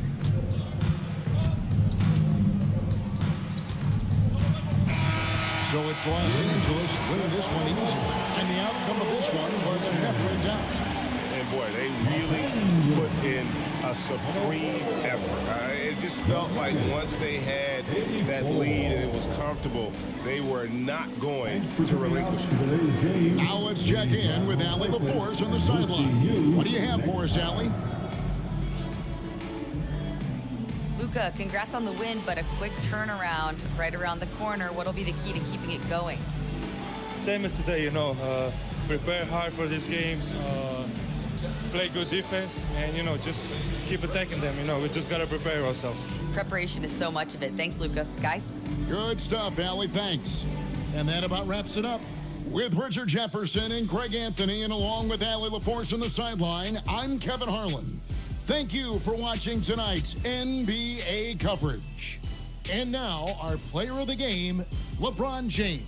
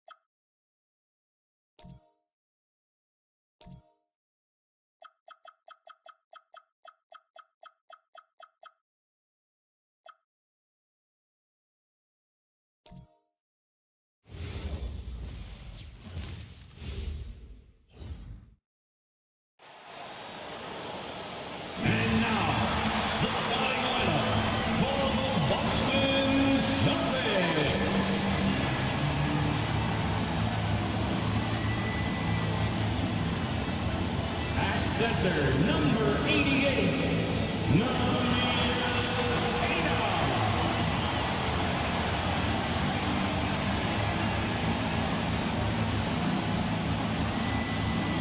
At guard, number 811,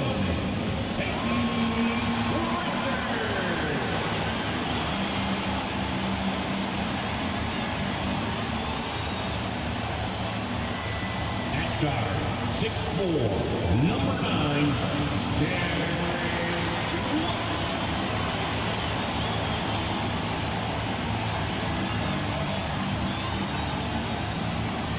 At forward, number 0, Jason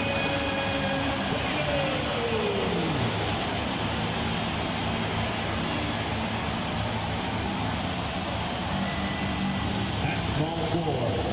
At 6'6", number 7, James Brown.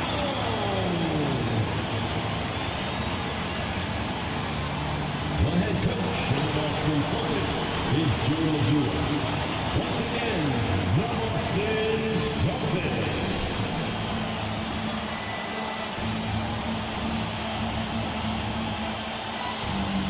Look at Indiana's starting group. At small and power forward, it'll be Mathurin and Siakam. Neesmith out there with Tyrese Halliburton. And it's Huff in at the center position. And for the Celtics, Tatum at the 4 with Queta in at the 5. White and Brown are the wingmen. And it's Pritchard in at the 1. The start of a fresh season. But we know the focus for both of these teams is to come out strong today. Yeah, for the first handful of games, you just want to play hard and build some chemistry. Get more comfortable with your teammates while also learning their tendencies and preferences. Now here's Brown. Oh, it's stolen by Siakam. Into the lane.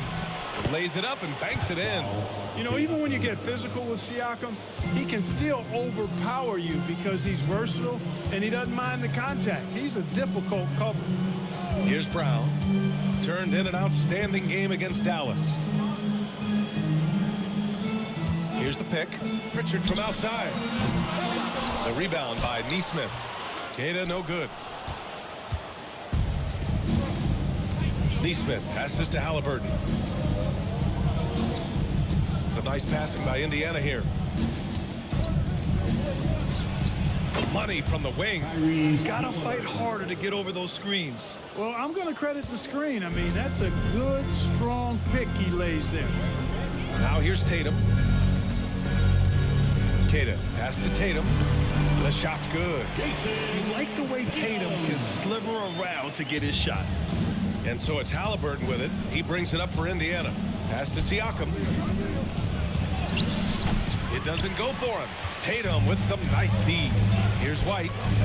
Three-pointer. Mathurin with a rebound. Let's check in with our reporter, Allie LaForce. I was able to talk to Joe Mazzulla for a minute. We talked about the growth of Tyrese Halliburton as a player. Coach's eyes lit up, saying, I'm in awe of the steps that he's made.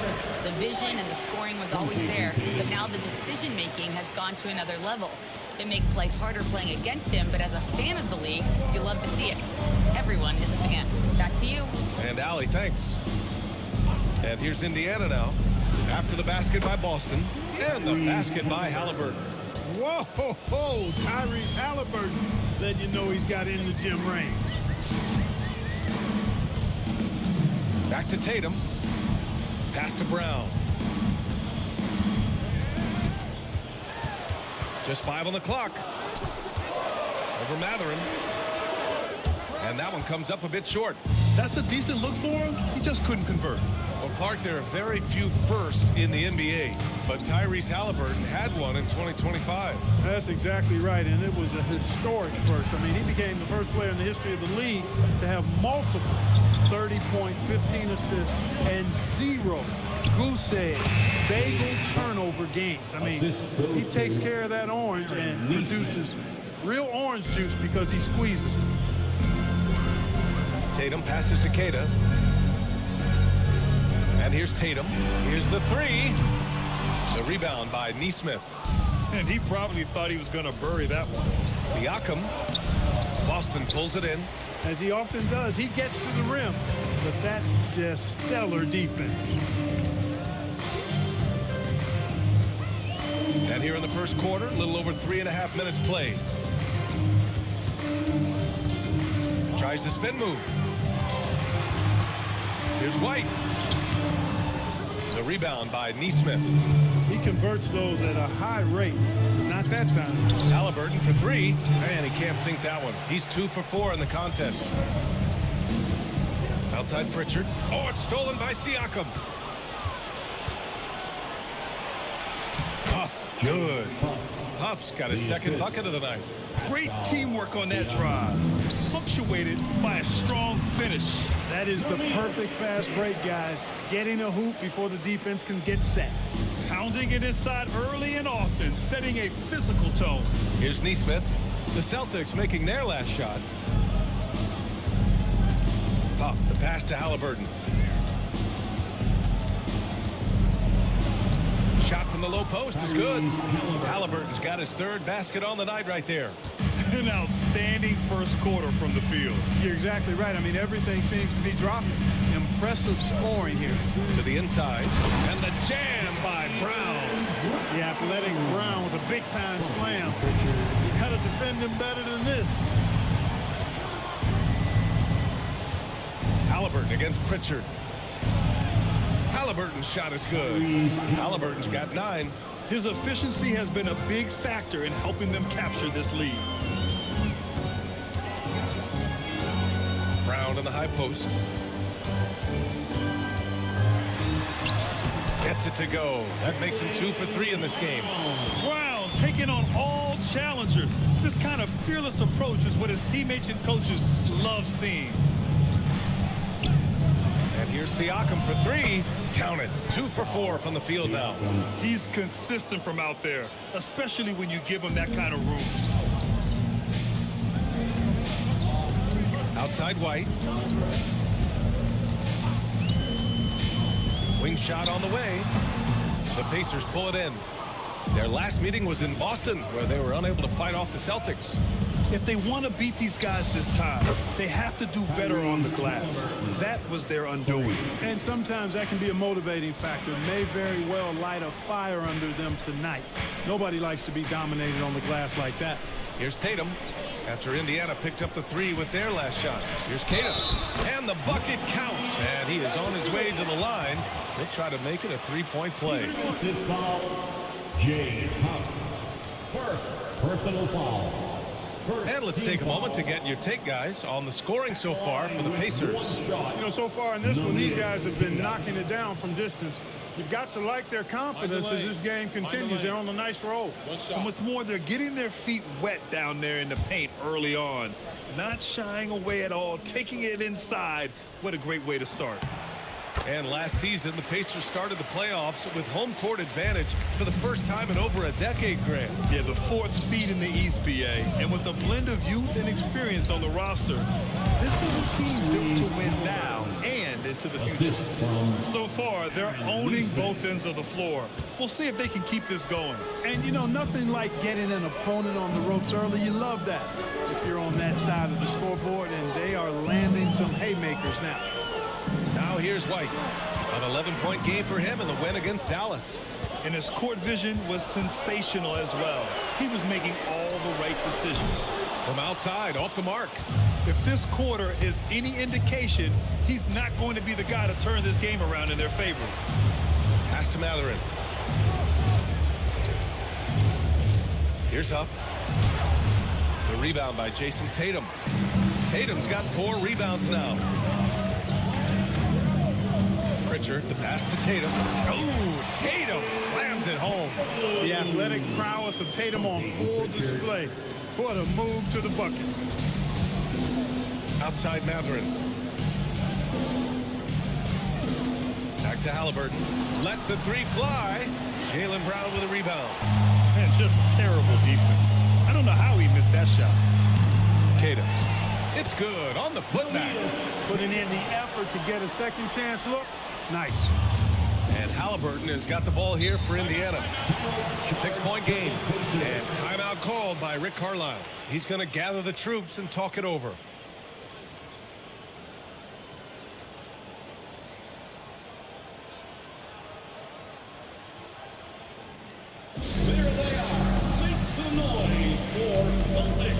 Entertainment.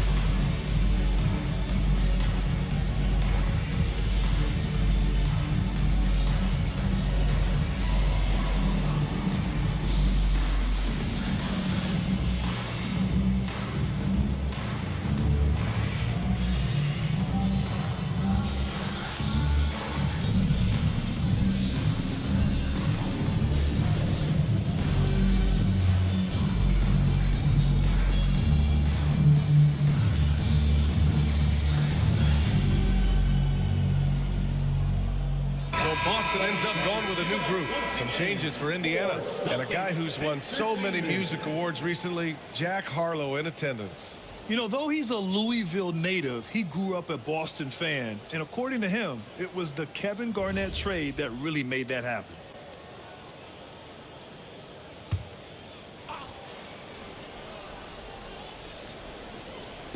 Boston on D. They trail by 6. Toppin outside. Pass to Potter. Shot clock at 6. There's a screen by Toppin. Nembhard for 3. The rebound, Celtics. Nice ball movement by Boston. Back to Simons. They set a pick. To the paint. Here's Garza. And here's Simons. He's marked by McConnell. From behind the arc. And it's Simons missing. He didn't make them pay for that weak defense, but they just can't rely on him to miss those kind of shots. Pass to Toppin.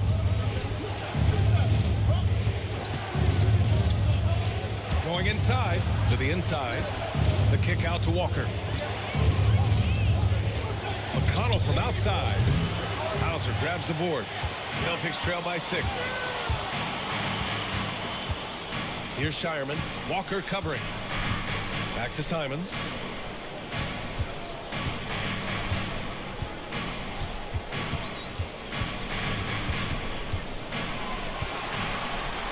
Pulls it from the top of the key. That one doesn't drop. Indiana leading by 6. Outside for McConnell to win the cold spell. Good. And it's Walker who picks up the assist. McConnell's selective when it comes to shooting the 3.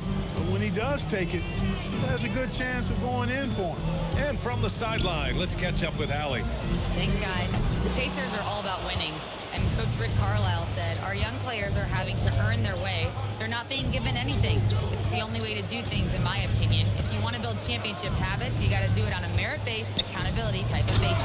Back to you. Okay, Allie, thanks for the report. They played with fantastic energy from the opening tip. And, you know, when you've got a chance to put a team away early, you got to take it. Now here's Simons. No made baskets yet. There's a screen beyond the arc. And Toppin pulls it down. Indiana's gone 4 of 9 from beyond the three-point line in this first quarter. Nembhard outside. Back to McConnell. Down low. And a slam dunk by Toppin. Yes, sir. Obi Toppin. Very few better at throwing it down than him. Thanks to AT&T for that fantastic look from their connected cam.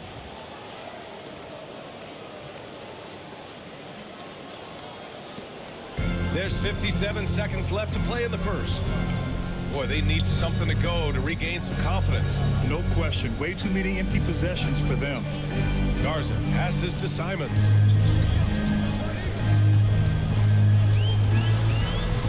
With some arc, it's hauled in by McConnell. Pacers leading by 13. And we've got 28 seconds left in the first. Here's Nembhard.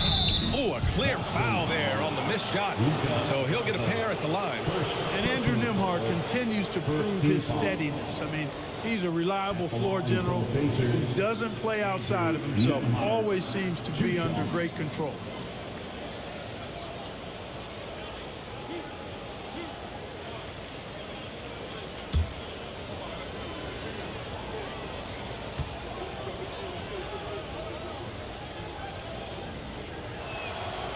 First one falls. Tatum, he's checked in for Boston. The Pacers also with a sub. Siakam, he's checked in for Potter.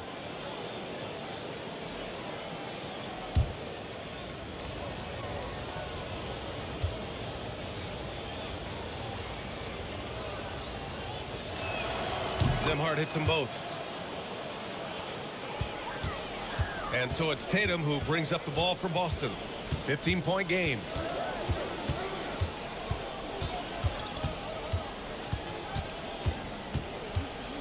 They set the pick to halt the run. And no good. Tyrese Halliburton getting it done for the Pacers. Absolutely carrying the offense. He ends the quarter with 14. We're coming right back. Don't go anywhere.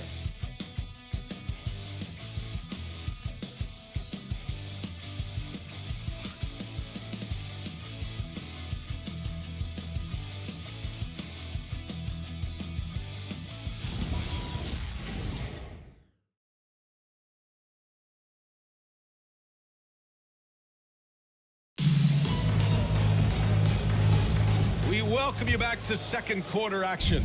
Plenty of basketball left to play, but this one has been one-sided so far. And for the Pacers here, they've really been putting on a show. Great offensive energy in that period. They're clearly on a mission. Yeah, I agree. That was a flawless offensive performance so far. I mean, the shots have been falling. They're making good decisions. That's a nice recipe there. They've got Sam Hauser and Freddie Simons out there with Jason Tatum. And it's Walsh in at the three. That's who's in the game for the Celtics. Boston shooting their second and third shots at the line here. You know, they would love to post a similar percentage again this season. I mean, I think that's safe to say they'd love to shoot free throws as well as they did a year ago.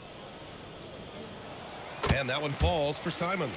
And Clark, whether we're comparing players or voting for the annual awards, defense is a factor that is often undervalued. Yeah, I agree with that wholeheartedly. I mean, we love to see people score in a variety of ways. We like to see that offensive skill set on display.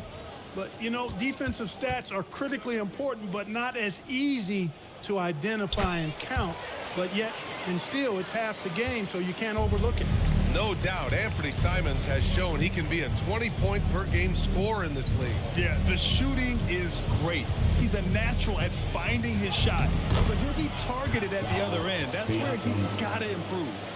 They're really dictating the tempo on both ends of the court.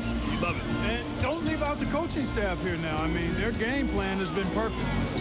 Now here's Tatum. To the middle. Here's Garza. That falls. Nice feed that time from Tatum. Tatum's got 3 assists tonight. And Tatum knows how to find his guys in their spots now. A solid passer at his position. Here's Walker.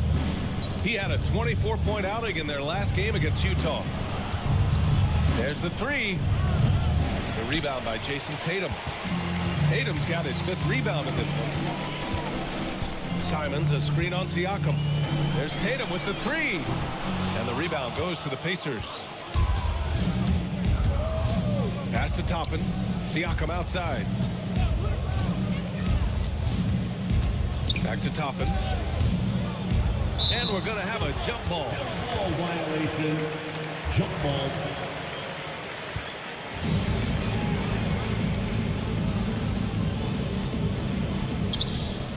Siakam, the pass to Walker. 6 on the shot clock. Siakam in the post. 7 points in the game. If you do not keep Siakam out of the paint, he'll make you pay. And so Joe Mazzulla decides to call a timeout. He'll take the opportunity to regroup.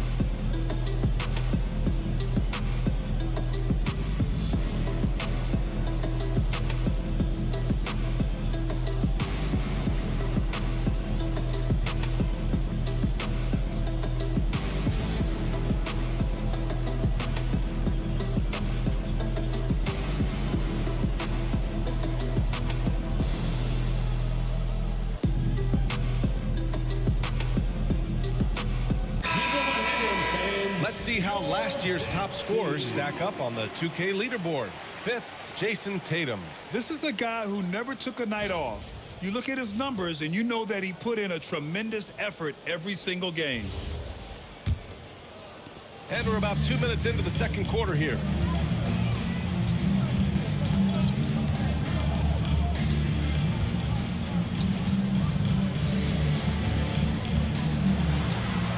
Oh, and it's Tatum finishing it off inside.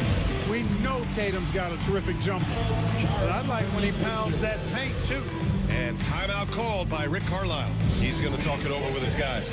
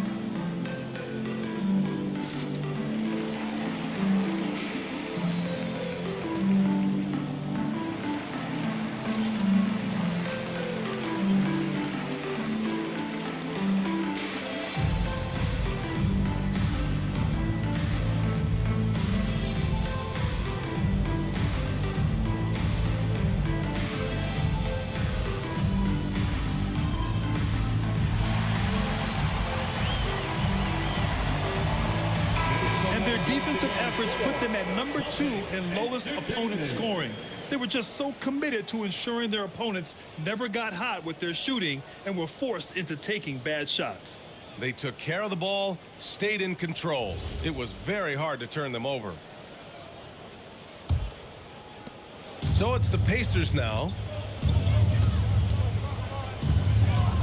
McConnell outside.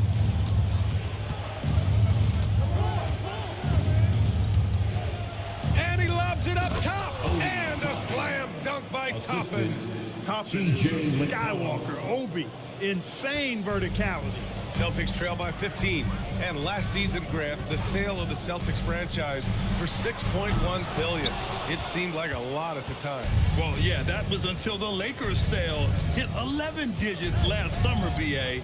But in both cases, basketball decision-making doesn't change right away. In the case of the Celtics, the governorship doesn't transfer until 2028. I'll tell you what, they've rebounded the ball tremendously well. Yeah, you look across the board, it's actually sizing up, shaping up to be a great game. I mean, strong performances throughout, and they've really been strong on the glass. Now here's McConnell. They lead by their biggest margin of the game. It's at 15 points. We've seen that more than once today. An effortless basket inside. Well, listless and lifeless at the defensive end. I mean, especially inside. They've really got to pick up that interior defense. Tatum with it. He's guarded by Nembhard. 2 points. That one goes. Tatum's got 4 points this quarter. You can't exhale at all as a defender on Tatum. Mid-range not his go-to spot, but he took advantage there. Simons against McConnell. The teardrop. Oh, and there's the whistle on the shot.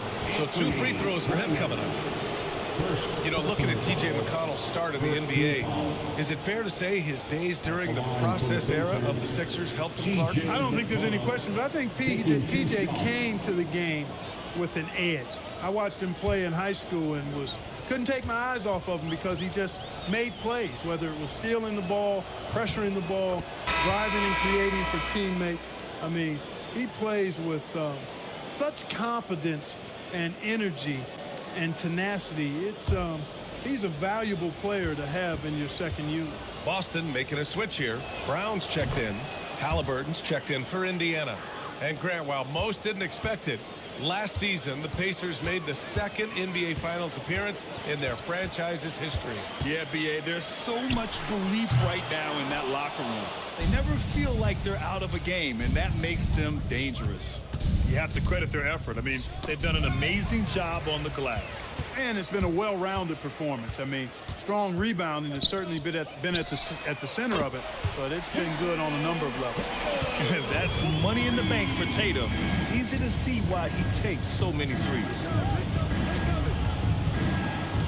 Pass to Halliburton.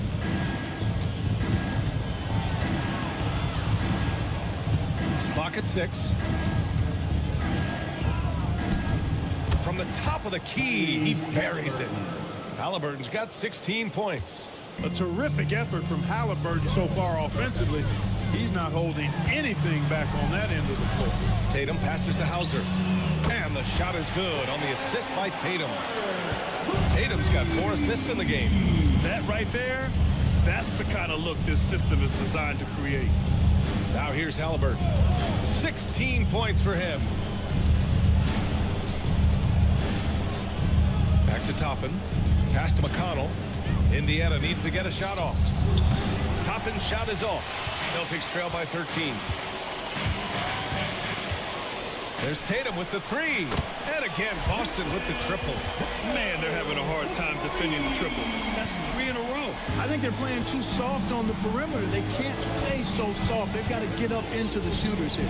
Halliburton, the pass to Siakam. Inside. Hauser, that's good. Hauser's got his second bucket on the night. They're punishing those late defensive rotations, getting good looks inside throughout the half. Siakam outside. Pass to Halliburton. That's tipped. It's stolen by Tatum. And Boston pushing it up now.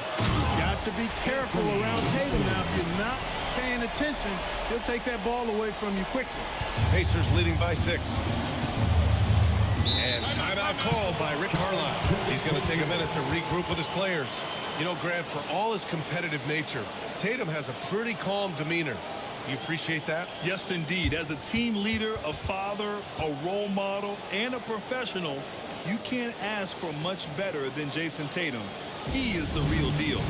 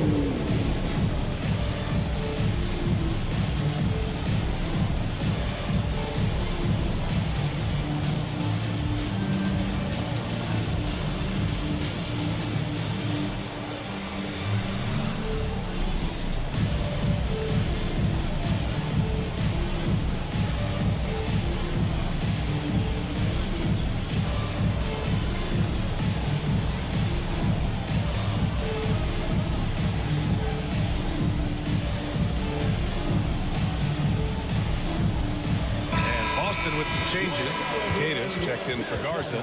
White comes in for Hauser. And Pritchard is subbed in for Simons. Then for Indiana, Huff's checked in for Toppin. Benedict Mathurin comes in for Nembhard. And Aaron Nesmith subbed in for McConnell.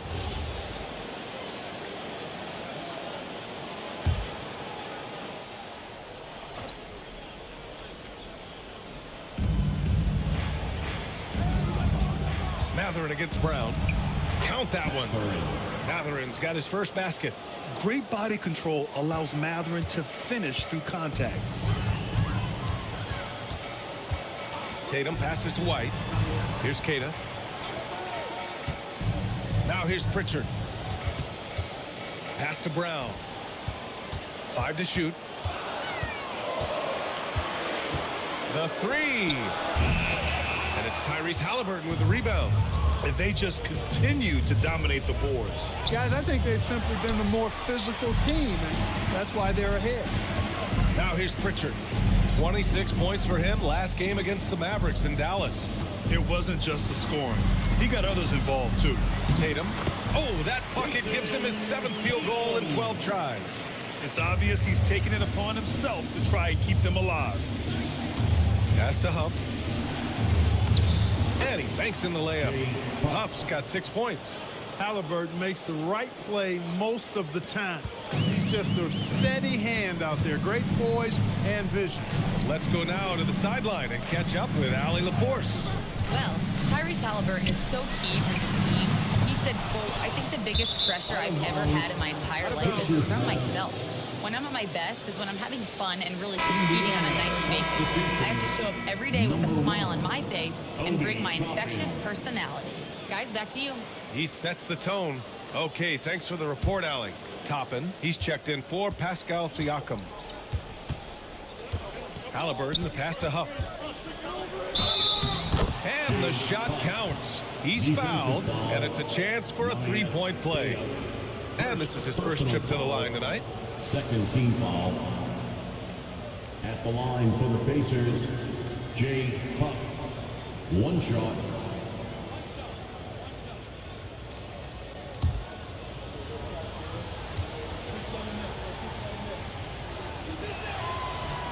And that one misses.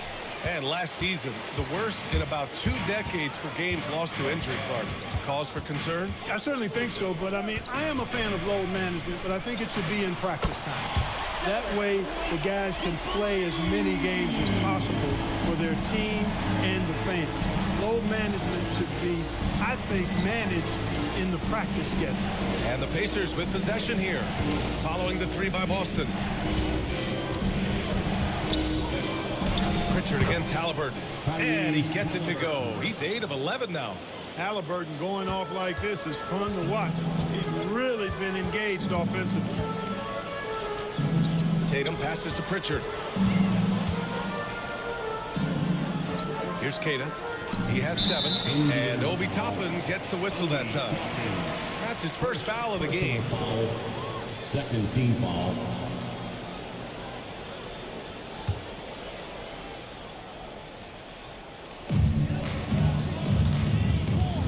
Brown against Matherin. Down to 5 on the shot clock. Brown inside. He hits it just before the shot clock expires. And they're in a better flow this quarter offensively, and their shooting percentage is steadily rising as a result. And they're starting to heat up is what they're doing. They're on fire. I mean, that's what they need to climb back into this game. Nice setup. Excellent team basketball. Celtics trail by 10. Outside Pritchard.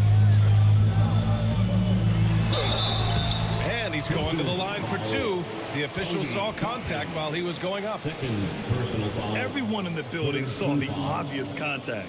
Yeah, the officials didn't need to talk that one over. It was obvious. First trip to the free throw line for him in this one.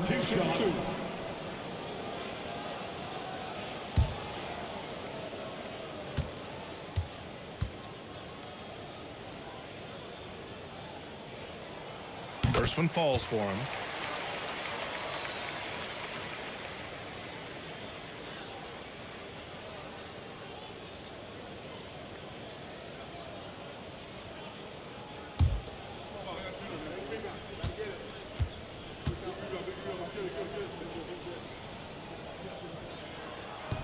Both good from the line that time. And give them credit for making a more concerted effort to get to the line this quarter. Yeah, I like everything you said there, because when all else fails, if you can get to the stripe, that's really a good way to change the momentum in the game, because you get points and you also slow down the opponent because the game isn't going up and down as much. On the wing, Tatum.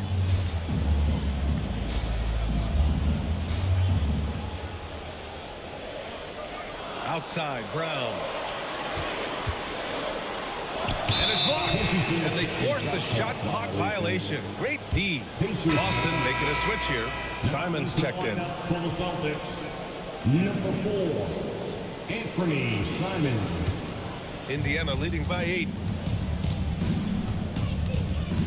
There's a screen, and they call an illegal screen here. Yeah, he just couldn't get out of his own way there. I like the aggressiveness, but that's his second foul. And that's how you defend. He wasn't showing any mercy with that swat. Those kinds of plays are the ones that get you on the lead and help keep you in front. The Celtics shooting 46%, a decent average so far. 1:16 left in the first half. Well, he's now 2 for 7 after that bucket. He's found his game in the second quarter, looking very assertive now. Pass to Huff.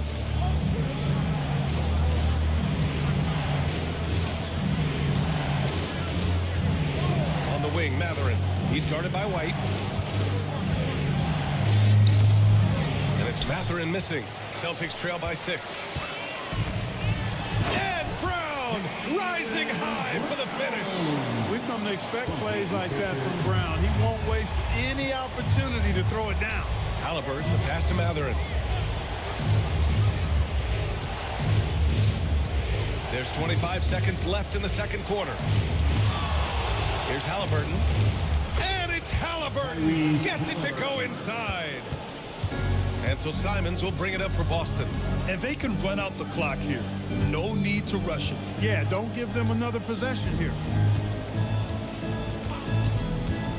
Pass to Keita. Again, the Celtics good for 2 more. And so a close game as we wrap up the first half of play. The Pacers out in front. They're up by 4. All right, now let's check in with Allie LaForce. Allie, what do you have? I'm here with Coach Rick Carlisle. Coach, what's the message that you're going to deliver to the guys in the locker room? You know, we just got to maintain energy. We're playing against a team that's a really good team. We got to keep turnovers down. We got to rebound.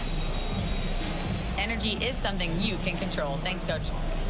Appreciate it, Allie. And we'll be coming right back after this break.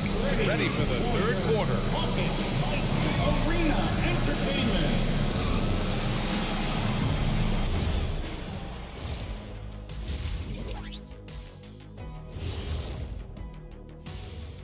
Thanks for tuning in. Did you miss us? Before we discuss the game at hand, let's first check out the upcoming schedule. What do you guys think? Looks like an action-packed group of games here. Well, it's a very competitive league right now, Ernie. No more easy nights like Shaq and I had back in our day. Oh, yeah, some of those teams were S-O-F-T, soft, but I'm not naming names. You know who you are. Oh, very noble of you, Dr. O'Neill. And now, let's get into the Indiana Pacers game. It's been a close one so far. The front office made it a priority to lengthen the bench, and you're seeing those returns tonight. Yeah, this is a team that can throw a lot of fresh bodies at you.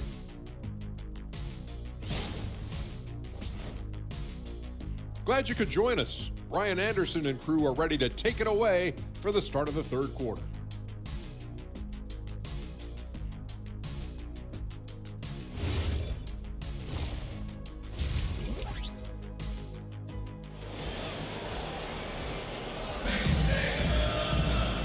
In that first half, we saw a pretty tight battle. We'll soon find out what sort of adjustments were discussed during halftime. Tyrese Halliburton has been sensational. Yeah, tonight, he's done a great job of slashing through the lane and finishing. Yeah, you know what, guys? They gave him too many free runs to the hoop in the first half. I think they've got to be a lot tougher on him. Body him up. Be physical with him. Pacers leading by 4. And the Pacers looking at who they've got on the wings. Nesmith and Matherin. Then it's Halliburton. Then it's Pascal Siakam. And it's Huff in at center. Down it goes. And a great assist by Halliburton. Huff's got 10 points. The defense couldn't collapse quickly enough. And few players are more valuable to their teams than Tyrese Halliburton, Graham. Yeah, he leads the way for them, B.A. An efficient scorer, elite playmaking, and disruptive defensively. And, of course, he makes clutch plays at both ends. So it's the Pacers now. The Celtics making their last shot. Yeah, this is how impactful Matherin can be in close. He loves jamming it home. Brown passes to Keita. And here's Pritchard. There's a screen. Takes a 3. And the three-pointer goes. He's got 5. Slow reaction from the D, and it cost him 3. Siakam against Tatum. Oh, Siakam with the power and body control. Excellent execution coming out of the break. They've taken 3 shots and made 3 shots. Pass to Nesmith. And there's the whistle. The illegal screen is the call. Now we have a moment to look at how the blocks have been stacking up over the past several months for him. We're just not seeing the same tenacity from him on the defensive end lately. He hasn't been blocking as many shots over the last few months, and I think it's made him a little less intimidating under the hoop. And here's White. 17 points was their biggest margin. Pass to Brown. The three, and the shot is good on the assist by Tatum. Tatum's got assist number 8 now on the night. Their defense has to do a better job of smothering those shooters. Halliburton finds Siakam. Buries it through contact. Siakam. That would be 4 in a row for him now as they have come racing out of the gate to start this second half. Outside, Brown. Pass to Tatum.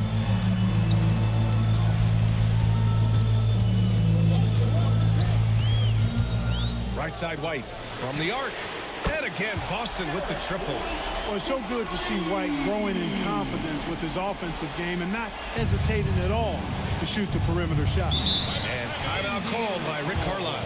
He might have seen something and needs to review with his guys. Adjustments are a part of every game and every quarter of a game.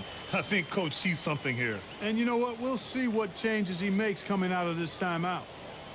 Public entertainment, everyone. Come on, make some noise.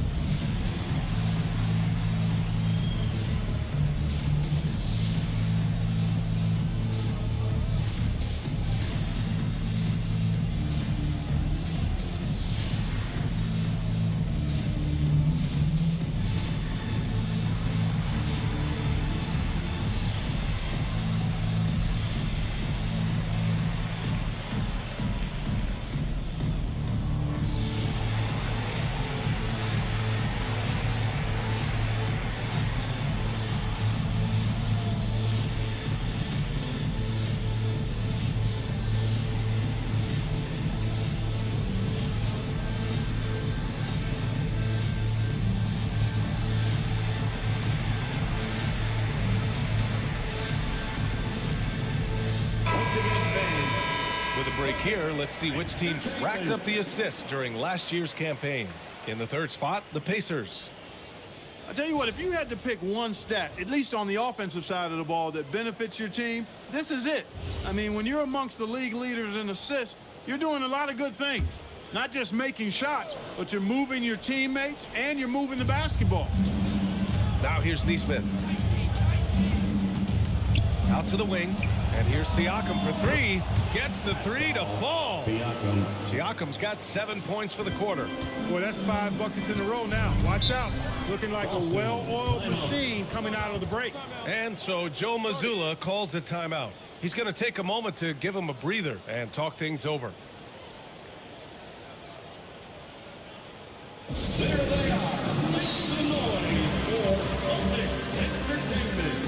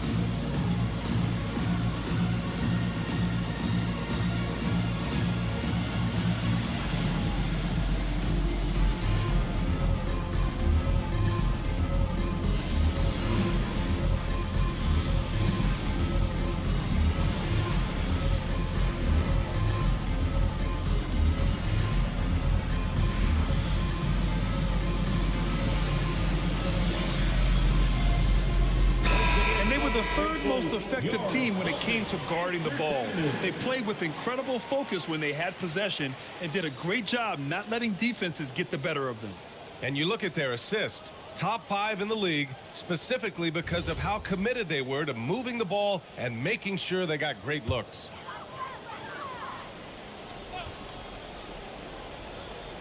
Clock keeps going. 3 minutes into the second half now. Here's Tatum. Kept alive. Tatum. Pass to Tatum. The kick out to White. Nice ball movement by Boston. Brown against Matherin. 5 on the clock. They shoot again. Jaylen Brown gets it to fall. Working to get the high percentage bucket. Nicely done that time by Brown. Halliburton against Pritchard. Halliburton looking for an opening. Here's Siakam. Bounces high off the rim and drops. Siakam's got 9 points now in the second half. We know Siakam's got a really nice jumper. Still, I love Pascal in the painted area. I think using his length is where he's most effective. Pass to Keita. Outside Tatum from deep. Oh, Tatum's triple is pure. This is why Tatum is a superstar. His confidence in shooting the ball right away, quick release, money.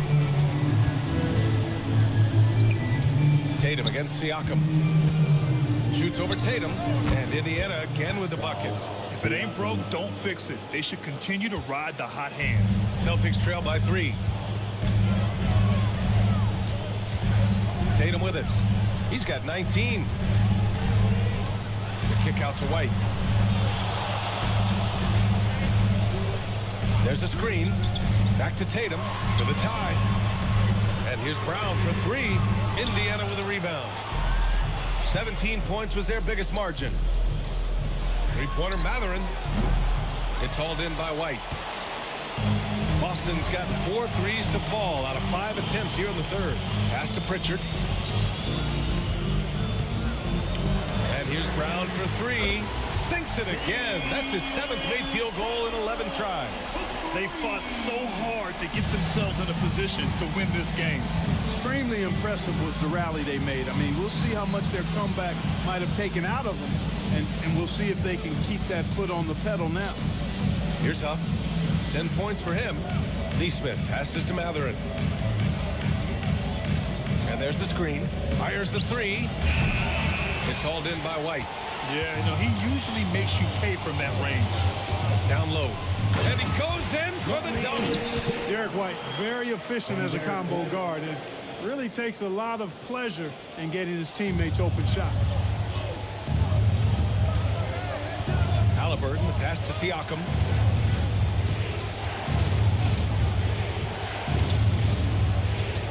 Back to Halliburton.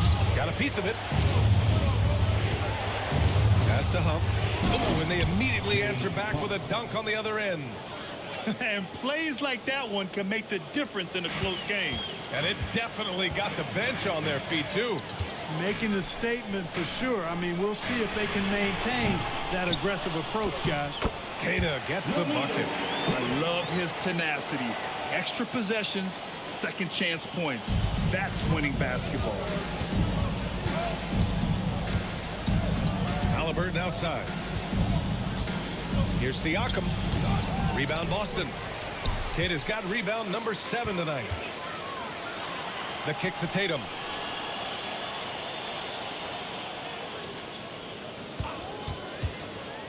Back to White. Launches a 3. Three-pointer goes up. Three-pointer goes down for White. They're getting torched on the perimeter. 4 of the last 5 buckets have been threes. It's hard for me to watch this. I mean, the defense practically giving them those shots. Halliburton draws the double. Pass to Matherin.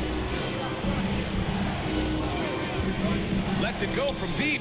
Buries it from 3. Matherin's got 7 points in the game. I guess Matherin took a little exception to seeing that last 3 go down, so he was looking for the payback. They set a pick. There's Tatum with the 3. Huff pulls it in. He's lost his rhythm completely this quarter, but he's determined to stay after it. Up top, Neesmith. He's guarded by White, and the call will be against Peyton Pritchard. That's his first foul, and Boston with some changes. Garza comes in for Keita, and Simon is subbed in for Pritchard. Then for Indiana, Toppin, he's checked in for Huff. Walker comes in for Matherin, and Andrew Nembhard subbed in for Neesmith. Now here's Nembhard. Shoots over White, and Indiana misses again. Tatum passes to Simons. Back to Tatum. Simons finds Brown. Downtown, Jaylen Brown. Boy, he's been a monster this quarter, carrying the load for sure. Pacers trail by 5. Halliburton, the pass to Siakam.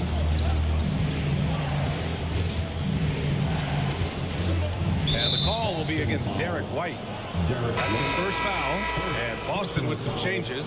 Hauser, he's checked in for White. And Walsh is subbed in for Jaylen Brown. Then for Indiana, Jackson comes in for Pascal Siakam. And it's McConnell in for Tyrese Halliburton. McConnell outside. Right side, Walker. Here's Walsh. No points so far. Pass to Tatum. Here's Garza. Fires for 3. And again, Boston with the triple. And an important part of every team's game, a look at the hustle stats for the Celtics. I like the fact that they've been very aggressive at the defensive end, tenacious. They're jumping passing lanes and coming away with a lot of steals. Well, another thing they've been doing right in this one is making the most of turnovers. Lots of points for them tonight off of them. Here's Tatum following the bucket by the Pacers. Pass to Garza. And he got the whistle on the way up, so he'll be headed to the line for a pair. It goes on Isaiah Jackson. He's got his first free throws of the night right here. And, you know, that's not the kind of percentage any player wants to see next to his name at the end of the season.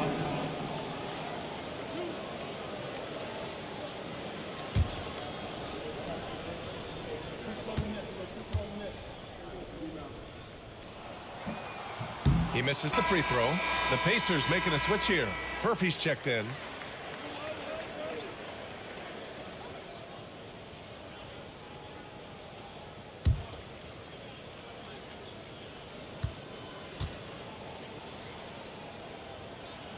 And he sinks the second. Pacers trail by 7. Oh, and that one, no question, powered it down. And what an aggressive move to the rim. He's really trying to fire up his teammates right now. Boy, it's not hard to feel inspired after a teammate makes that kind of finish. You know, when you're looking to close the gap, you need guys who will take it upon themselves to step up, take the initiative, and make something happen. Here's Nembhard following the 3 by Boston. Top of a screen on Tatum. Nembhard for 3. Garza grabs the board. Boston leading by 8. To the inside, Walsh. Well-timed pass, and he goes straight to the bucket for the layup. Walsh has got 5 points now in the quarter. And so McConnell will bring it up for the Indiana Pacers. Pass to Toppin. Jacks up a 3. Yes. And it's McConnell with the assist that time. McConnell's got his 5th assist in this one. McConnell against Simons. Right side, Tatum. Shot clock at 5.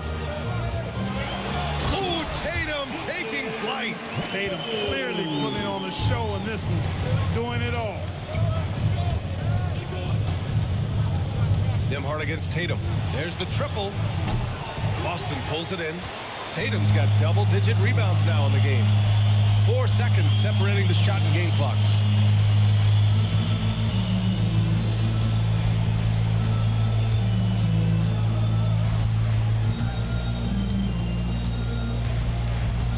Late clock. The Celtics got to hurry here.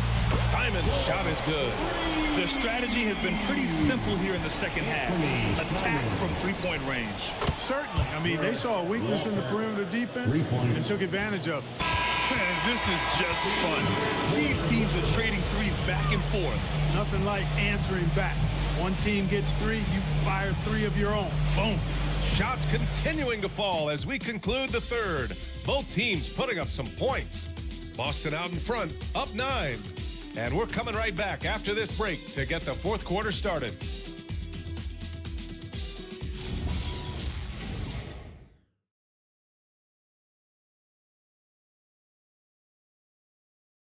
And it's time now to bring you our State Farm assist to the game. Now, I know he's a big man, but he's got some point guard in him if he's making passes like this. Hey, that was a high-level pass no matter what position it came from. But it does make it stand out a little more when it's made by the big fella. And this is it. Glad to have you along for this fourth quarter. We've got Anthony Simons. He's out there with Jason Tatum. And it's Walsh in at the 3. That's who's in the game for the Celtics. Now here's Tatum.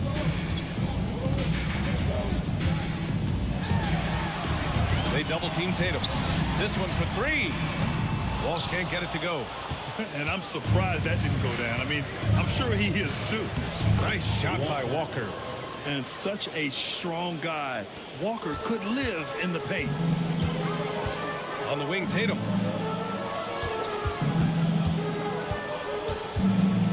Tatum draws the double. A shot by Garza, no good. Pacers trail by 7.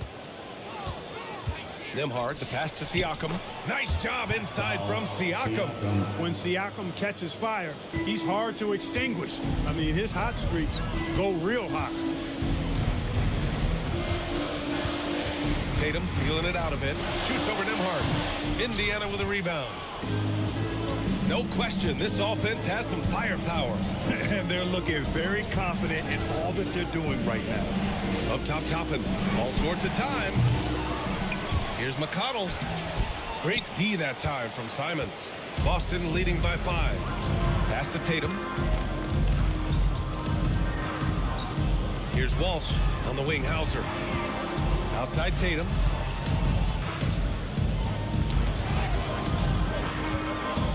Simons finds Tatum.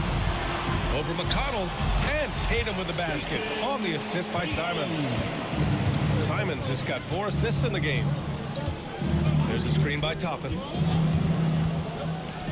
Pass to Walker. Back to Toppin. Tatum against Nembhard. A shot from the high post. And he connects with a jumper. Well, Nembhard can definitely make you pay from the mid-range. The defense has to be better. And Joe Mazzulla has called timeout. Coach clearly has something he wants to say to his team right now.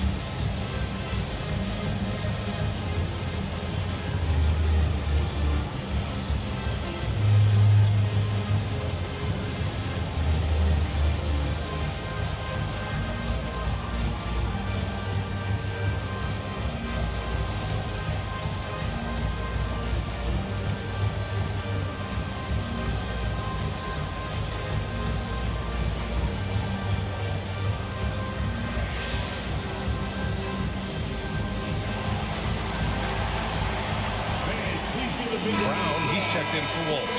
And the Pacers also making a change. Halliburton is checked in. And keeping us updated from the sideline, Allie LaForce. Over the break, I listened in on Joe Mazzulla's huddle. He said, this is who we are. This is the pace. Don't let up. He said it doesn't matter if they go on a run. What matters is how we respond. They plan to respond with a fury, guys. Thank you for that, Allie. Now here's Simons. Tatum with a screen. Again, the miss by the Celtics. I've been in this position. Your team is up. You want to drive in the dagger. He may be a little overeager. Siakam outside. Misses the 3. Yeah, and the defense has really got to tighten up on him. I mean, he's just too dangerous from the three-point line. Really hard to slow Tatum down on his drive because he's relentless. I mean, he's going to finish whether somebody's in his way or not.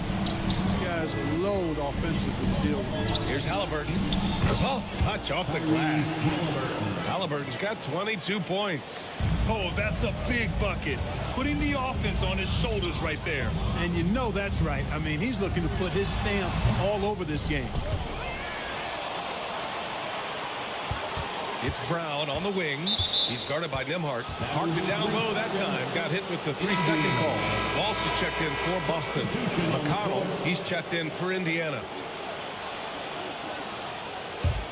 Pacers trail by 5. Siakam outside. Over 3.5 minutes through the final quarter now. To the middle. Here's Walker, and the jam by Walker. As a roller, Walker has soft hands for the catch, and he is aggressive. Tatum against Nembhard. Out to Simons. And stolen by McConnell. Here's Halliburton. Hauled in by Brown. Celtics lead by 3. Here's Walsh. Now here's Simons. 6 on the shot clock. Lets it go from deep. Walker pulls down the board. Walker's got his 5th rebound in this one. Despite his shooting woes, they're still up. That bodes well if he can somehow get things turned around. Looking back at the start of his career, Siakam only took a year or 2 to make his mark. And, you know, B.A., he's just the kind of guy we love watching play. I mean, you know what you're going to get from him every night. Tremendous effort and the ability to impact the game at both ends. He's consistent, reliable, steady, and he can be explosive at the offensive end. Shooting 2.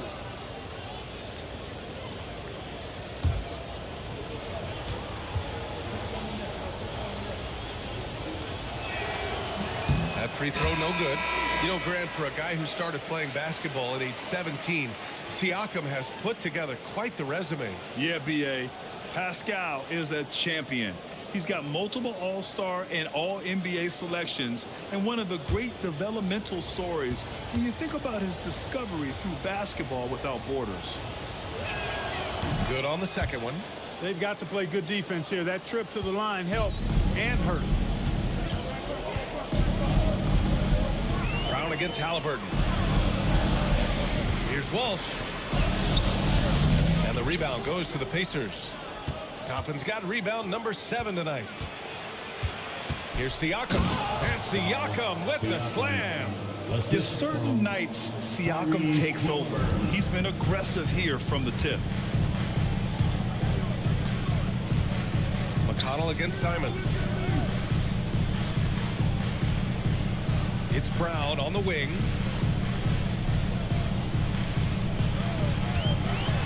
To get back on track. Rejected by Halliburton. Got to be impressed with Halliburton's defensive instincts there. I mean, able to come away with the rejection. You don't see guards do that a lot. Pass to Toppin. Nembhard for 3. Drills it from deep. Now it's a 3-point Indiana lead. That's exactly the kind of shooting you need down the stretch to win games. And Tatum's got the ball here for the Celtics. And the foul on Tyrese Halliburton. That's his first foul of the game. Boston making a switch here. White's checked in. Then for Indiana. Huff's checked in for Toppin. Mathurin comes in for Nembhard. And Aaron Nesmith subbed in for McConnell. Here's Hauser.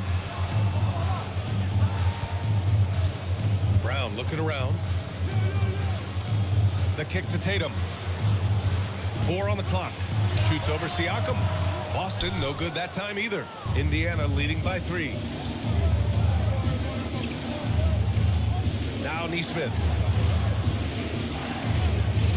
Pulls up on the wing. And Indiana again with the bucket. Really smooth looking jumper there by Halliburton, making the most of that opportunity to score the ball. Brown against Mathurin. Brown passes to Hauser. White for 3. And they get it back. Simons finds White. Tatum from long range. It's rebounded by Indiana. Nesmith's got 5 rebounds in the game. And he's having an ugly quarter from the field. It seems really frustrating. Here's Huff. It's hauled in by White. White's got 4 rebounds in the game. To the paint. Hauser. It's blocked. There's Nesmith with a 3. That's good. And Halliburton gets the assist. Halliburton's got assist number 7 tonight. Outside White. Back to Brown.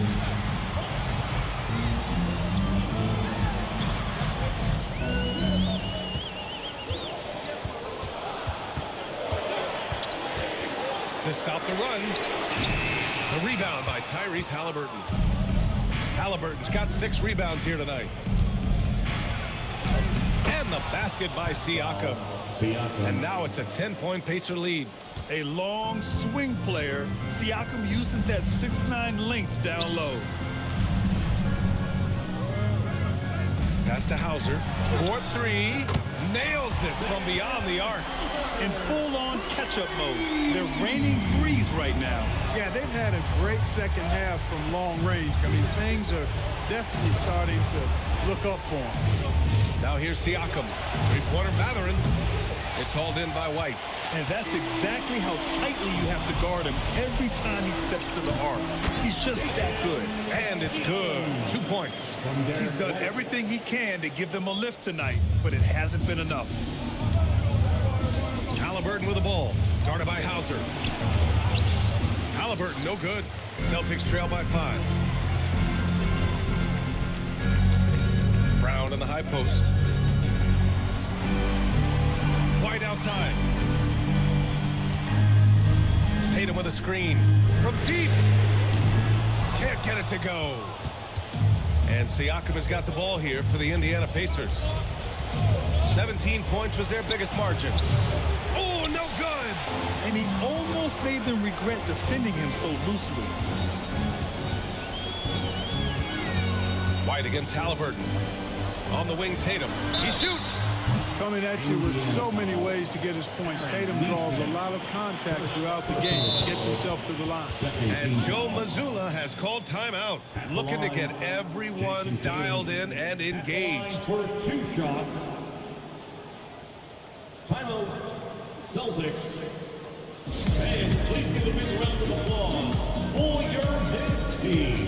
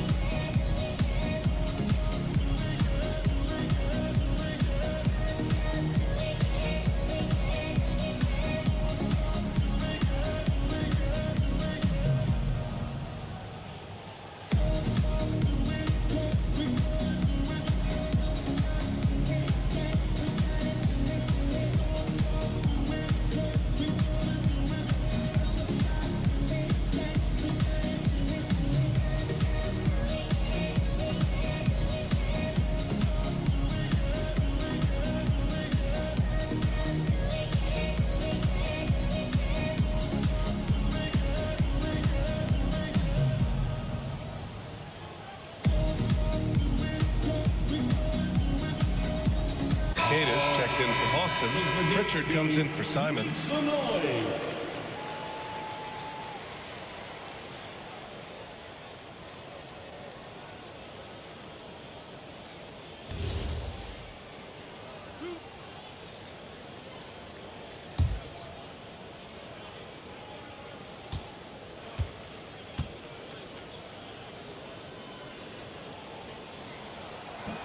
That one's off.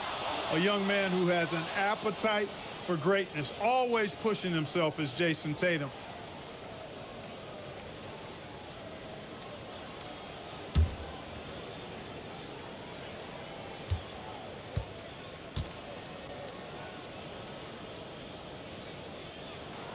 And he's good on the second.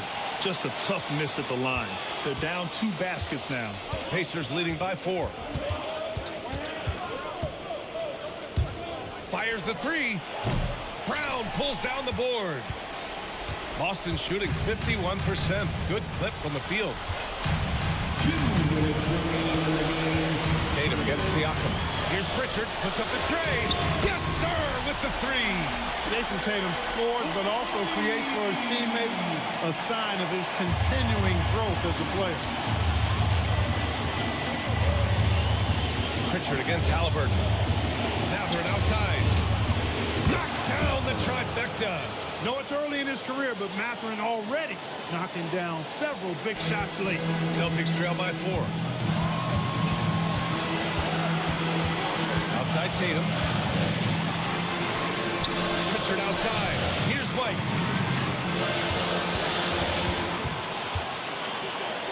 Outside Brown. KD, nice finish inside. And with Brown, guys, it doesn't matter what point in the game it is. I mean, he's ready to shoot whenever he has the ball in a good spot.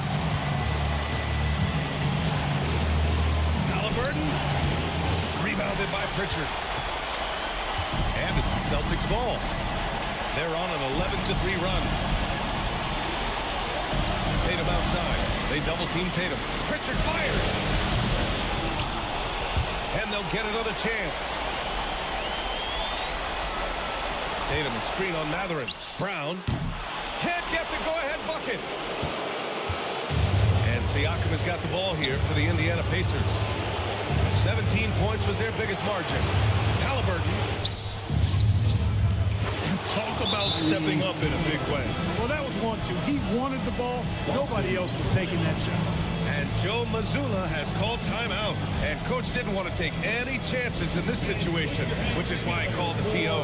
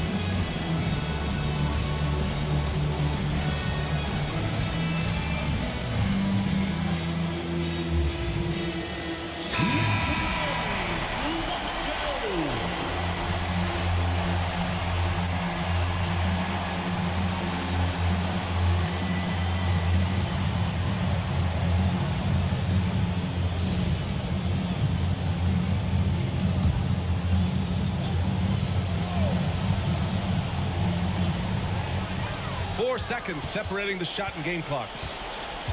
Here's the pass to Brown. Connect! Oh, once again, Jaylen Brown shows he has the poise and confidence to deliver in the clutch. And they commit an intentional foul. We'll see another one of those, so they get into the penalty.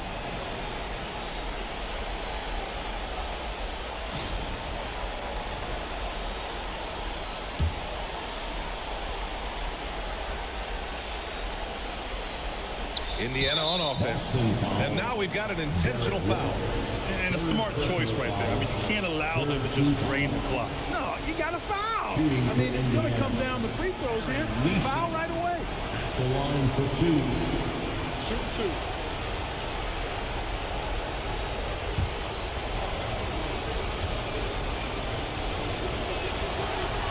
2. He hits the first one, and that makes it a 3-point lead.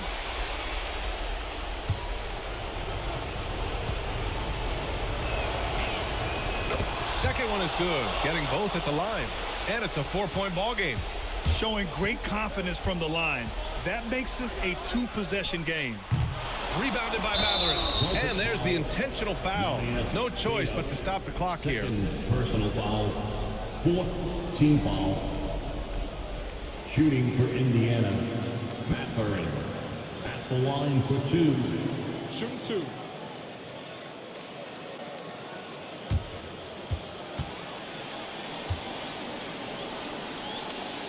So the first one drops, and that puts him up 5. You know, when you think about Mathurin, his scoring ability really jumps out at you. You got to be excited about his future. So he gets them both, and it's a 6-point ball game. Making all of those, putting this game in the refrigerator. Oh, money! Great anticipation on the tip in. He was ready to make that play. And so it's the Pacers who come out on top here. They played the villain tonight, and they played it well. Yes, they did. And, you know, you have 2 choices. You can either succumb to the hostility in this arena, or you can feed off of it and use it as motivation. They did the latter. All right, Allie's ready to go. She's courtside. Hey, Allie. Hey there, I'm here with Pascal Siakam. The shots were falling for you tonight. How'd you like the flow offensively? I like it. You know, we play for each other like we always do. Move the ball around, get the open shots. And today, they went in, so we got to continue to play. It's helpful when it goes in. Thanks so much, Pascal. Allie, thank you as always. And that'll do it, folks. For Grant Hill, Allie LaForce, and Clark Kellogg, this is Brian Anderson thanking you all for tuning in tonight. And let's leave you with our player of the game, Tyrese Halliburton.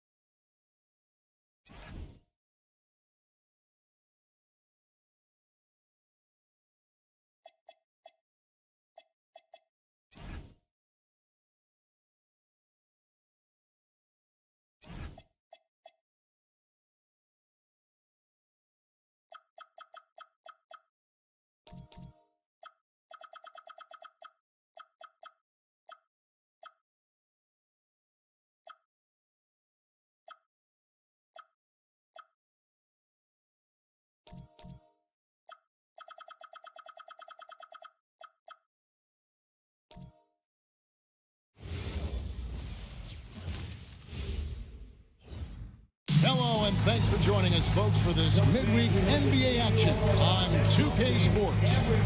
I'm Kevin Harlan here with Greg Anthony and Tim Legler, along with our reporter, Allie LaForce. Chance now to take a look at some of the steal numbers over the scope of the last few months for Trey Murphy.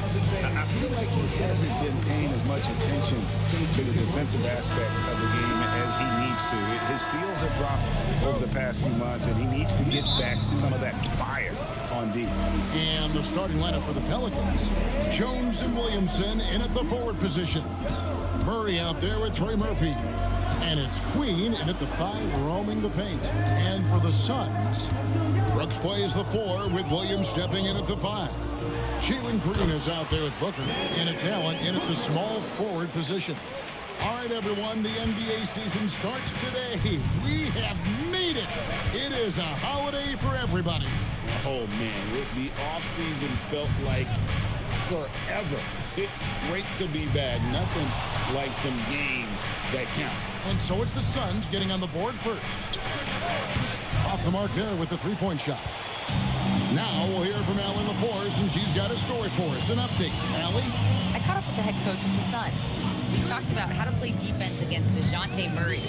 Coach said, well, DeJounte has made it no secret he plays better with the ball in his hands. So obviously we want to force him to give it up and act as more of a shooter whenever we can. That's easier said than done, but even if it happens a few times, that can change the game. Kevin, back to you. All right, Allie, thank you. Murray, no good. Booker looking around. Down low, Williams. Oh, and the jam by Williams.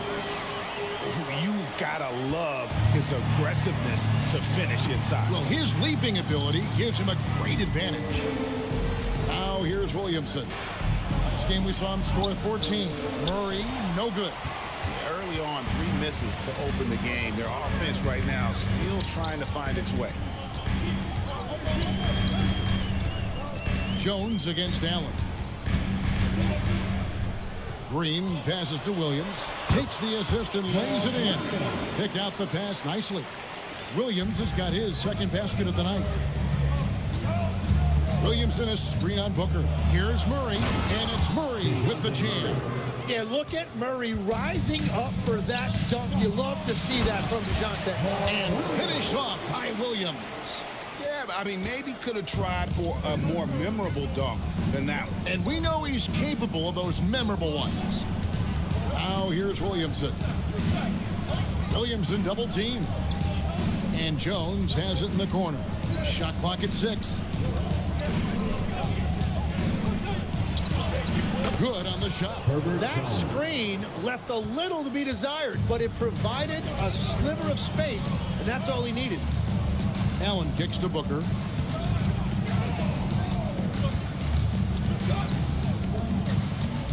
And DeJounte Murray gets the whistle that time. That is his first foul of the game. First team foul.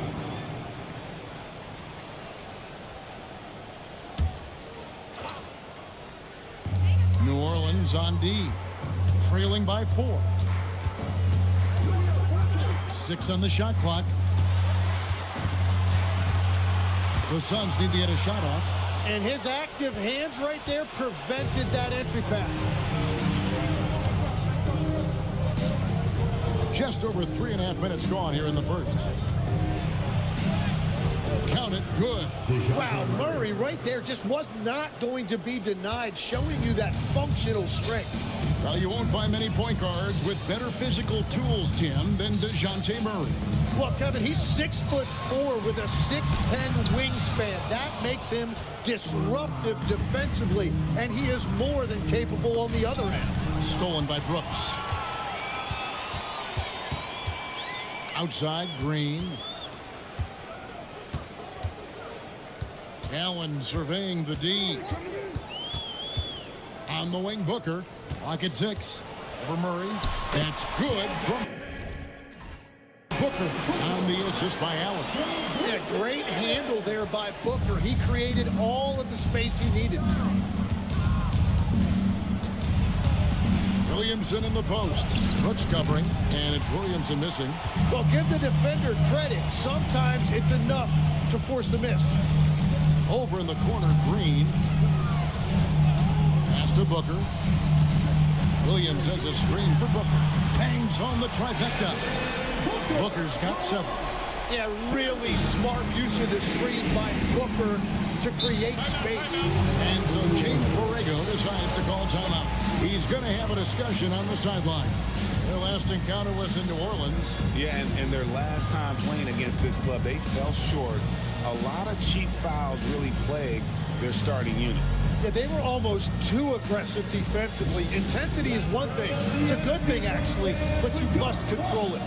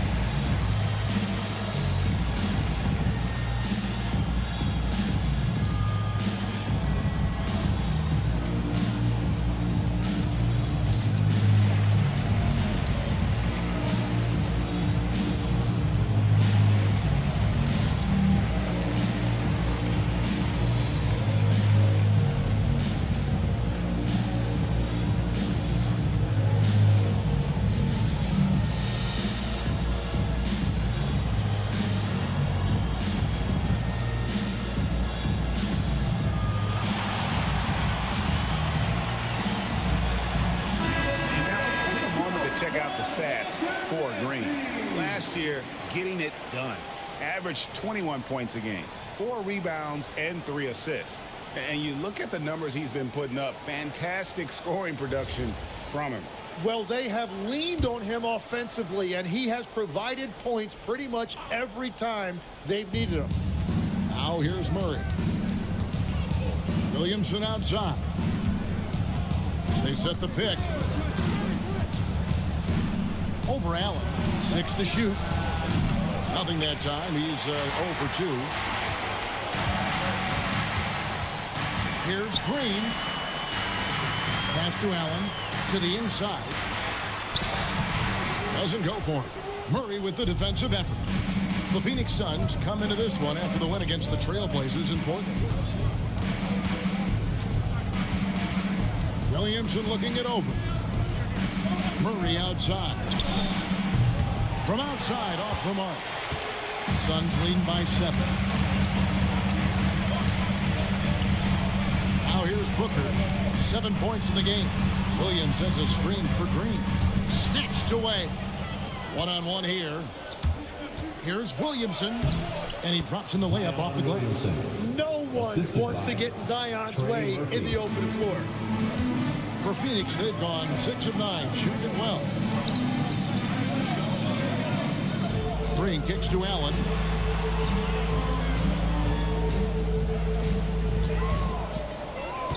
Here's Booker. Murray with the defensive effort. Pelicans trail by 5. Guys are looking for a spark here. Yeah, a cold stretch offensively for sure.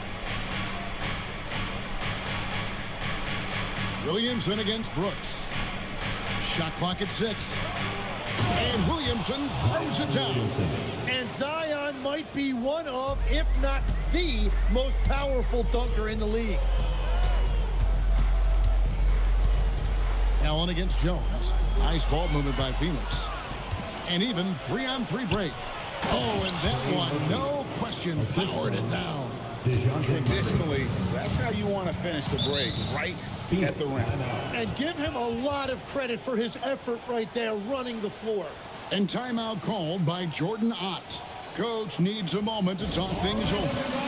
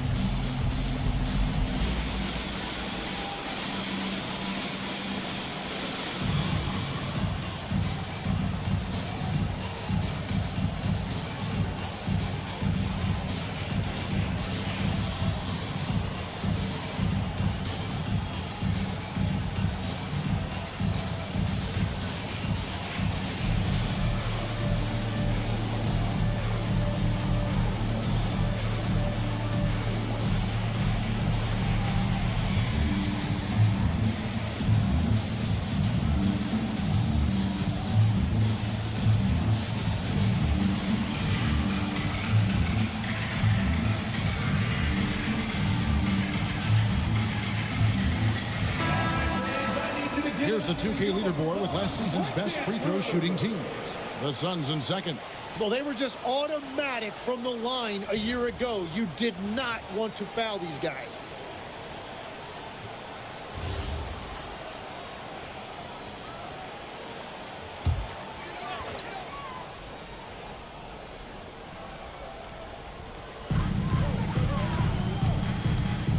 Jones against Allen.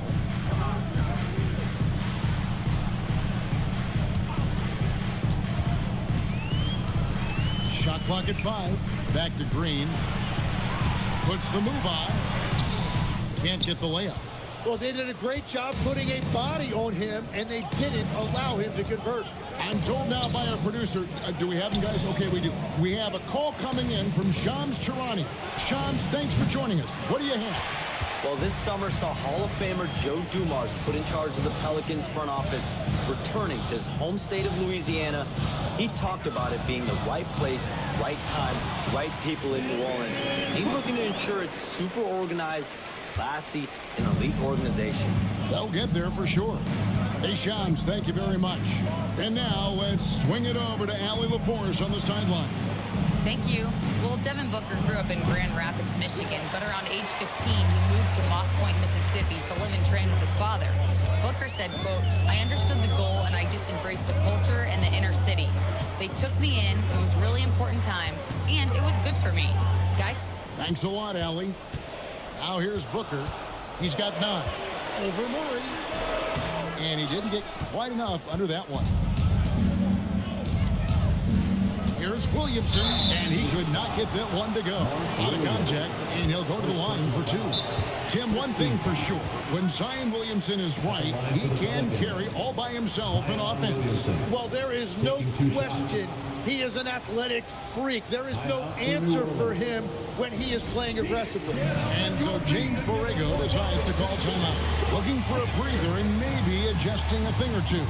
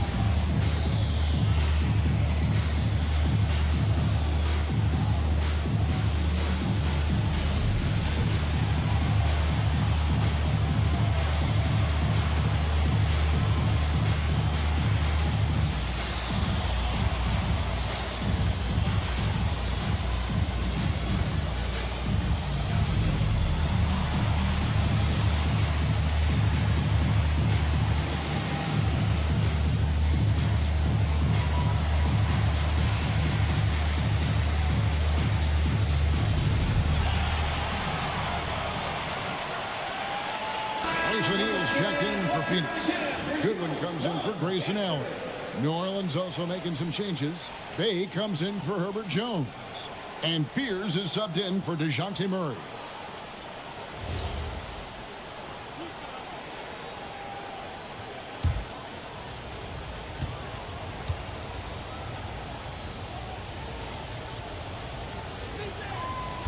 That one is off. And when healthy, Zion Williamson remains an intriguing and remarkably explosive talent. The key moving forward is just consistently being available to play.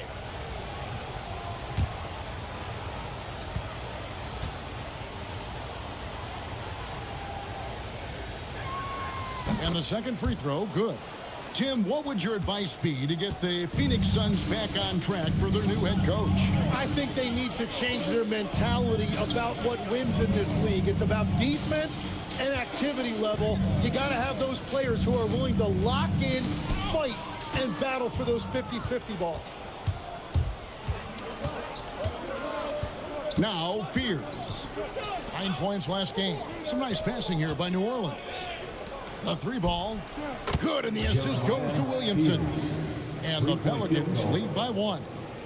And guys, let's get your take on the hustle stats for New Orleans. They're really mucking things up for the opposition, racking up steal after steal, just not letting them develop any kind of offensive rhythm. And I like how they've played defense, turning turnovers into points. Those are huge. And it's the Pelicans with the ball. The Suns getting the bucket. Here's Fears. Rebound by Williams. Williams has got 5 rebounds tonight. Green dishes to Booker. There's a minute 34 left to play in the first. And he drops it in from the low post. And it's a 3-point Suns lead. As hot as he's been this quarter, the game plan is simple, folks. Get him the ball and get out of the way. Williamson, the screen.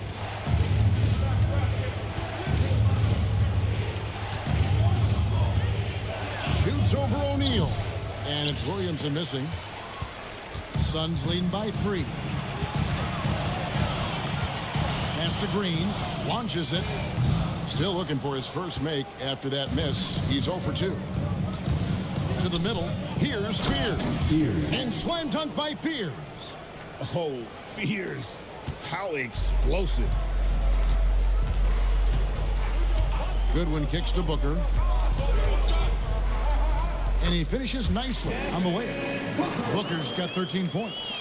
And they're beginning to just flat out fall apart defensively right now, especially on the interior. Now 8 seconds separating the two clocks. Down low. Here's Williamson. It's in. It's his 3rd field goal of the game. He's 3 for 5. If Zion gets that close to the rim, you are at his mercy. Booker up top. Over Fears. And he was able to put it up in time, but doesn't fall. And so it's Devin Booker making highlights for the Suns. He put together quite a quarter, 13 points in all. And he looks to be planning for more. We'll take a quick break and then back to the action here.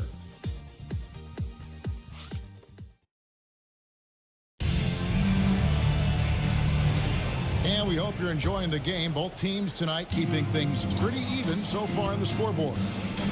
And a moment here to take a look at the scoring breakdown for the Suns. So far, they've moved the ball well, leading to open, high-percentage looks. Lots of assists in this one. And another thing they've done consistently well is attack the paint. They have stayed aggressive under the hoop and gotten high-percentage looks. We've got Goodwin. O'Neal is out there with Dunn. And it's Iguodala in at the center, locking down the middle. So that's the Suns 5 as we get into the second quarter. Now here's Bay. Still yet to score. They set the screen. A nice shot by Fears. The Suns leading. And we're about a minute into the second quarter of play. Here's Gillespie. He's defended by Alvarado. And Greg, everyone talks about the importance of basketball IQ. Can you win in the NBA with a low IQ team? Boy, it would be tough. I mean, there's a reason younger teams typically don't win at the highest level. But you need to take those lumps and get that experience and learn from those lessons. That free throw missing. You know, GA, it seems like a lot of players welcome the opportunity to play in Phoenix. Talk about what makes this market to a player is so appealing. I mean, the weather has a lot to do with it, right? Basketball is a winter sport, so for those snowbirds out there, Arizona is a great choice. Here's Fears. Poole right side. Again, the Pelicans score. And Poole excels at using these screens and then creating some separation. They set the pick. Here's Gillespie. Dunn, wide open. He fires. Off target from three-point range. Alvarado with it. Nothing on the board. Pass to Poole.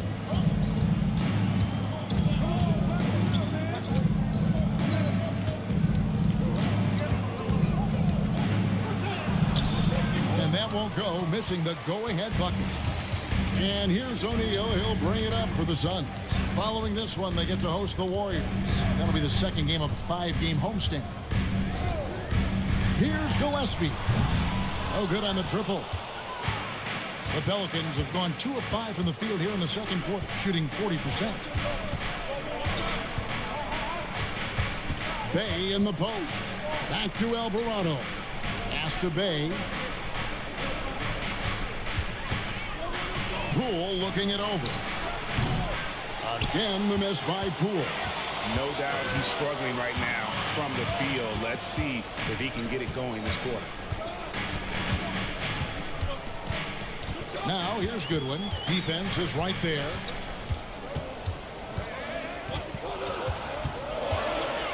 Back to Dunn. Three-pointer. That one falls. His second basket of the game. He's now 2 for 3. How many times have we seen a possession take that from them today? Ending with a basket, coming off a pretty pass.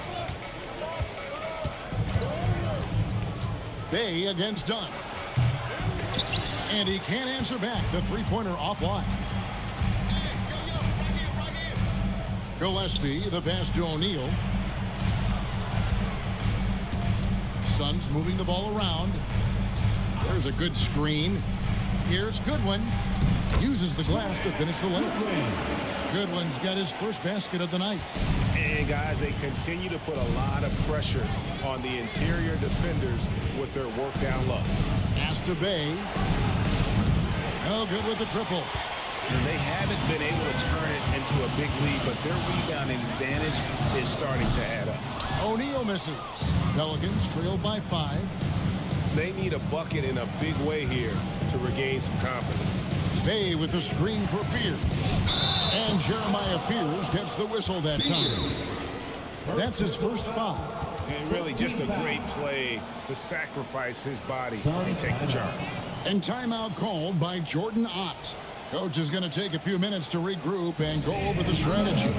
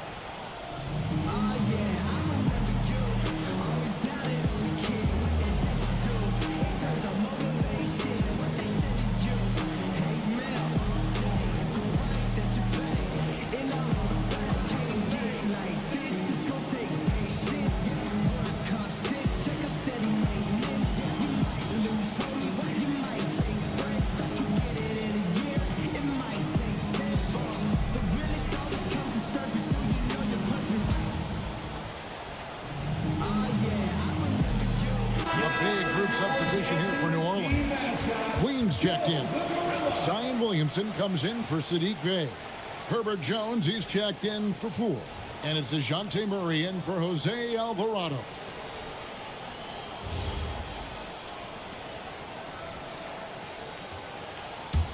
Suns leading by 5. Pass to Gillespie. Brooks with no one around. His three-pointers off the mark. The Pelicans have gone just 2 of 8 shooting here in the second quarter. In the pass to Murray. Now Fears. Over Booker. And there's Fears. That's good on the assist by Murray. And that's now 9 points for Jeremiah Fears. And we've seen it more than once. DeJounte Murray has been traded for huge hauls.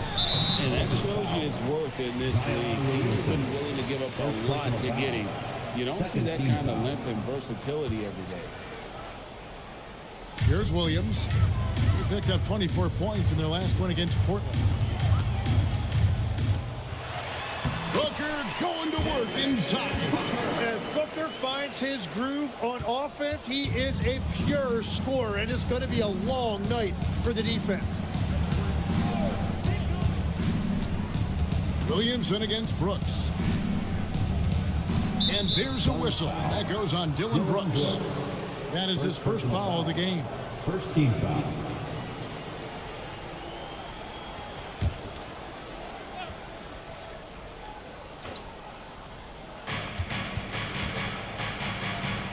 Brooks against Williamson. 6 on the shot clock. New Orleans needs to get off a shot. Jay, they get the rebound. Williamson on the follow. Well done there by Zion. That's how you do it. You come out and you play with effort and compete at the highest level. Yep, that one goes in there. Williams has got 10. And they're forcing the ball inside, and it's working like a charm. Murray, the pass to Jones. Over to the wing. Here's Williamson. Off the mark with the outside fadeaway. Suns leading by 5. Pass to Booker. Now Williams. Good ball movement here by the Suns. And stolen by Murray. Fouled in the act of shooting. Gets the bucket anyway, so a 3-point play chance for him. And that's just great body control by Murray. He took the hit and he plowed right through it. And this is his first trip to the line tonight. Green, he's checked in for Phoenix. And the Pelicans also making a change. Trey Murphy's checked in for Fears.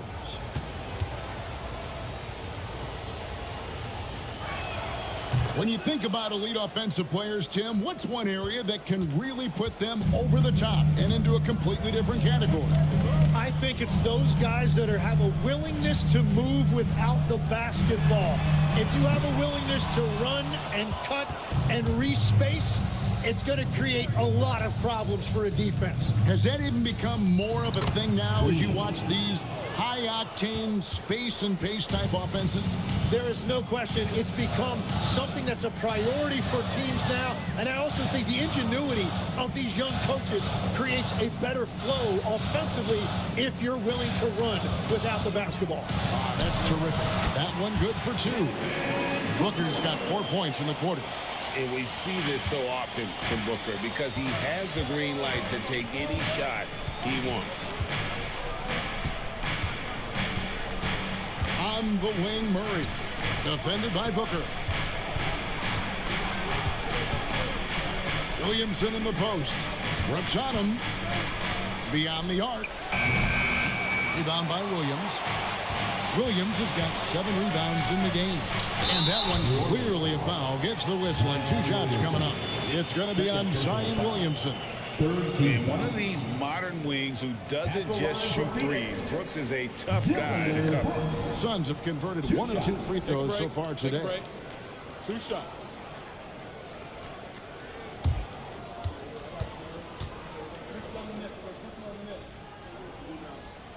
First one falls for him.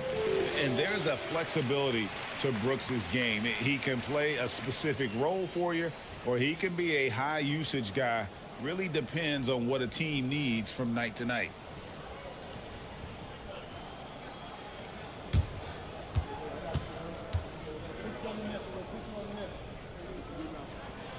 Good on both. And that's why you don't want to foul a guy like him. He is going to make those free throws. Pass to Murray. Here's the screen. A 3-pointer off the mark. Phoenix leading by 4. And now let's send it over to our courtside reporter, Allie LaForce. Hey guys, it was a lost season for the New Orleans Pelicans. Continued injury troubles derailing a team that, when healthy, looked capable of a top seed, leaving some wondering whether a curse needed lifting. But with some draft help and a still talented roster, the hope is this will be the year. Back to you. All right, Allie, thanks a lot. Good on the bucket. They're scoring boatloads of buckets. It's raining buckets from inside. And new leadership for the Pelicans. Greg looking to create a tough, no-excuses mindset. And at the risk of making excuses, injuries are what held this team back last season.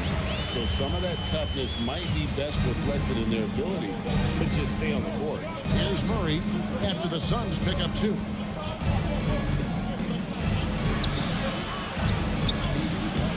The shot will not fall. Nice D from Brooks. Green finds Allen. Booker outside. Out to Brooks. From past the arc. Suns keep it alive.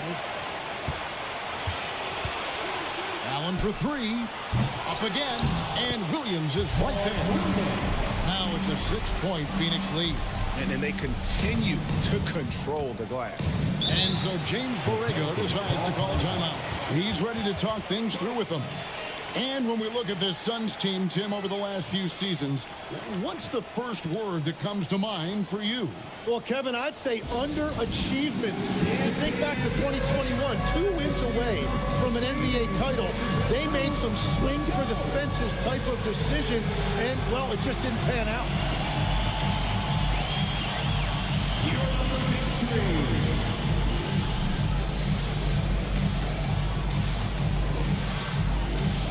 Nice try. It's all good.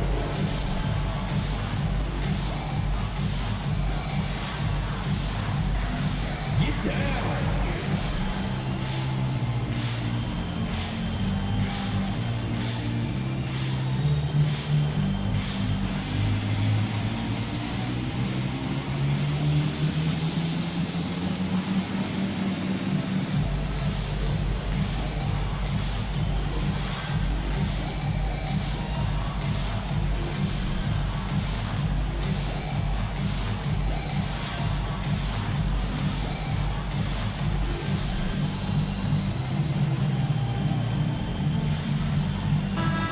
Taking a look here at some numbers for Booker.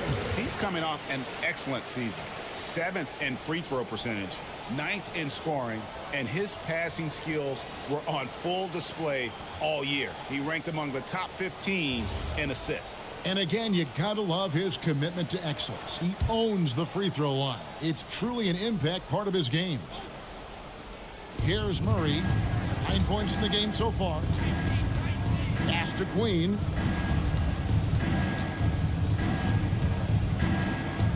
Now Murray. 5 to shoot. Shot from the wing.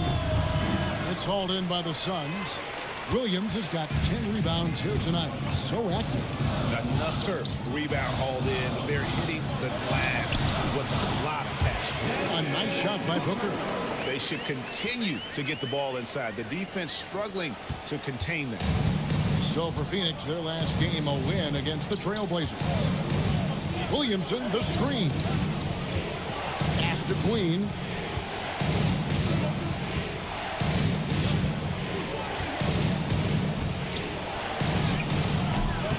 Phoenix grabs the miss. Outside, Green. Outside, Williams. Back to Green. Chance there to push it to double digits, but it's off the mark. Williamson against Booker. Outside, Jones.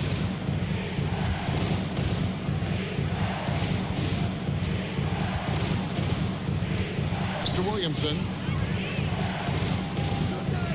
For three, Murray. Kept alive. Queen. Nice work on the boards, paying off with the basket. Queen's got 4 points in the quarter. And the rebound and the follow show you what he is all about. Gritty and determined with a soft touch to match. Now here's Brooks. 11 points for him in that last game against the Trailblazers in Portland. Here's Green. And good that time. Green's got the lead up to 8 now for the Suns. He's an absolute beast to deal with for the defense. Sometimes he can even leave you feeling helpless. And so it's the Phoenix Suns in the driver's seat, up 8 points at the end of the quarter. They're shooting the ball so well in this one. A great performance from the field. Back right after this. Fans, let's rev it up and get ready for the Pocket Light Arena Entertainment.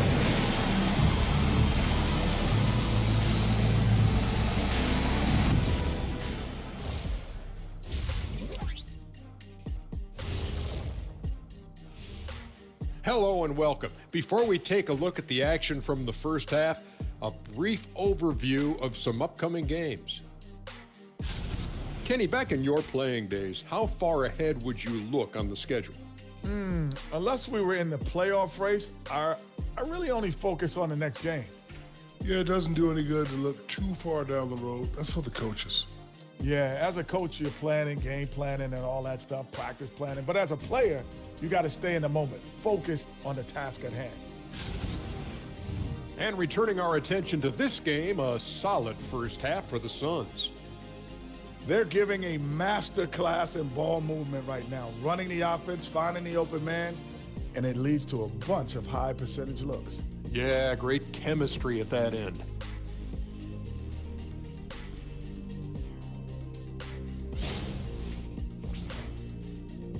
Thanks for joining us. Now let's toss it to Kevin Harlan for the start of the second half.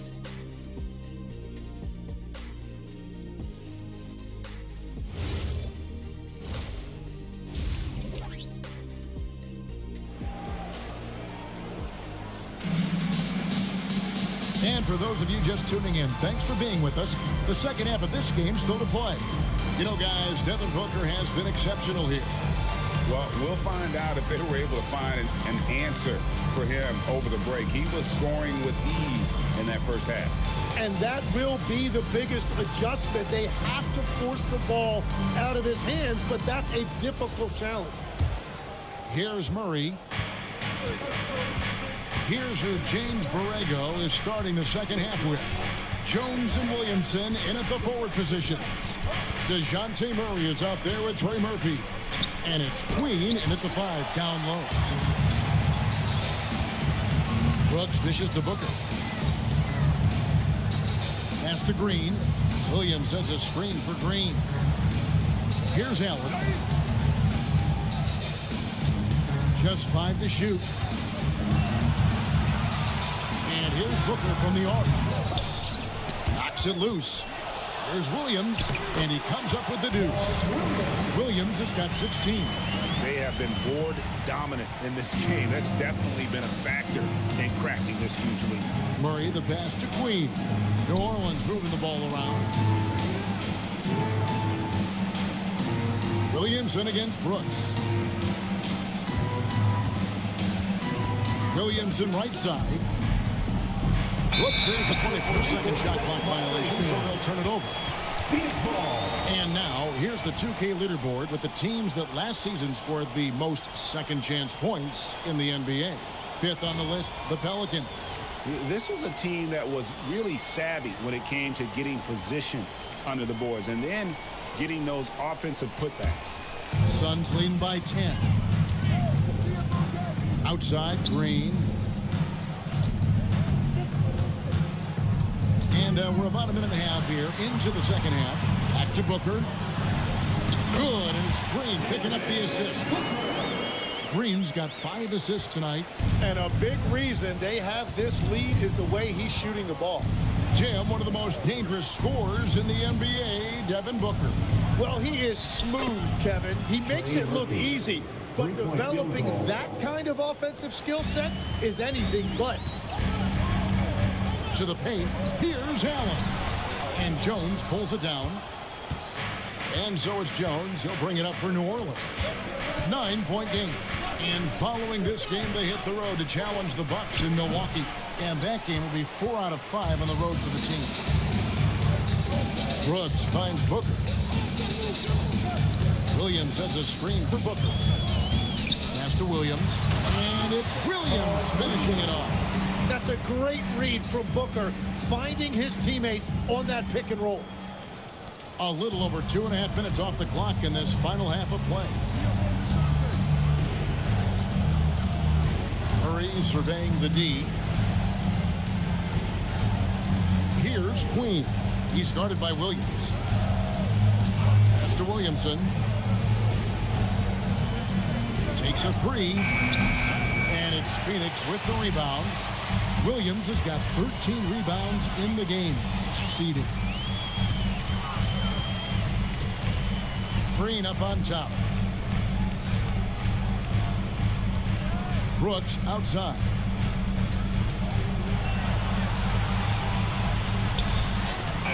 Good work defensively by Jones. Pelicans trail by 11. Second half here. We're just over 3.5 minutes into it. The three. Good, and the assist goes to Williamson. Williamson's got 4 assists now tonight. Yeah, that's 2 straight three-pointers they've allowed. Outside, Green.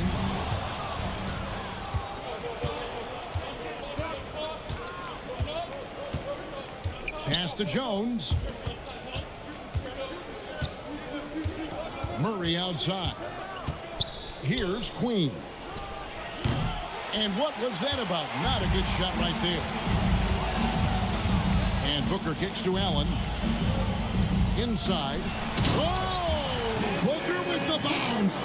He is so versatile offensively. Booker able to beat you inside, outside, and in the mid-range. And so James Borrego decides to call timeout. He's going to make some adjustments to the game plan.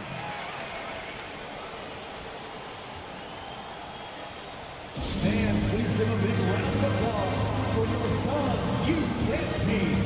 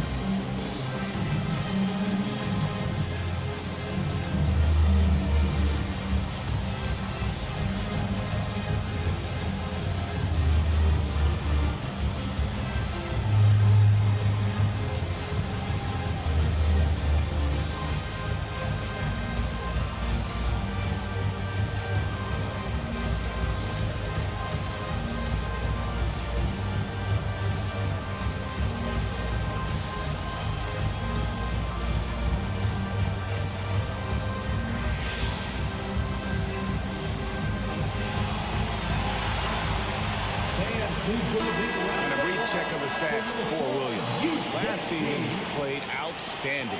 He put up about 15 points a game last season, 10 rebounds, and 2 assists.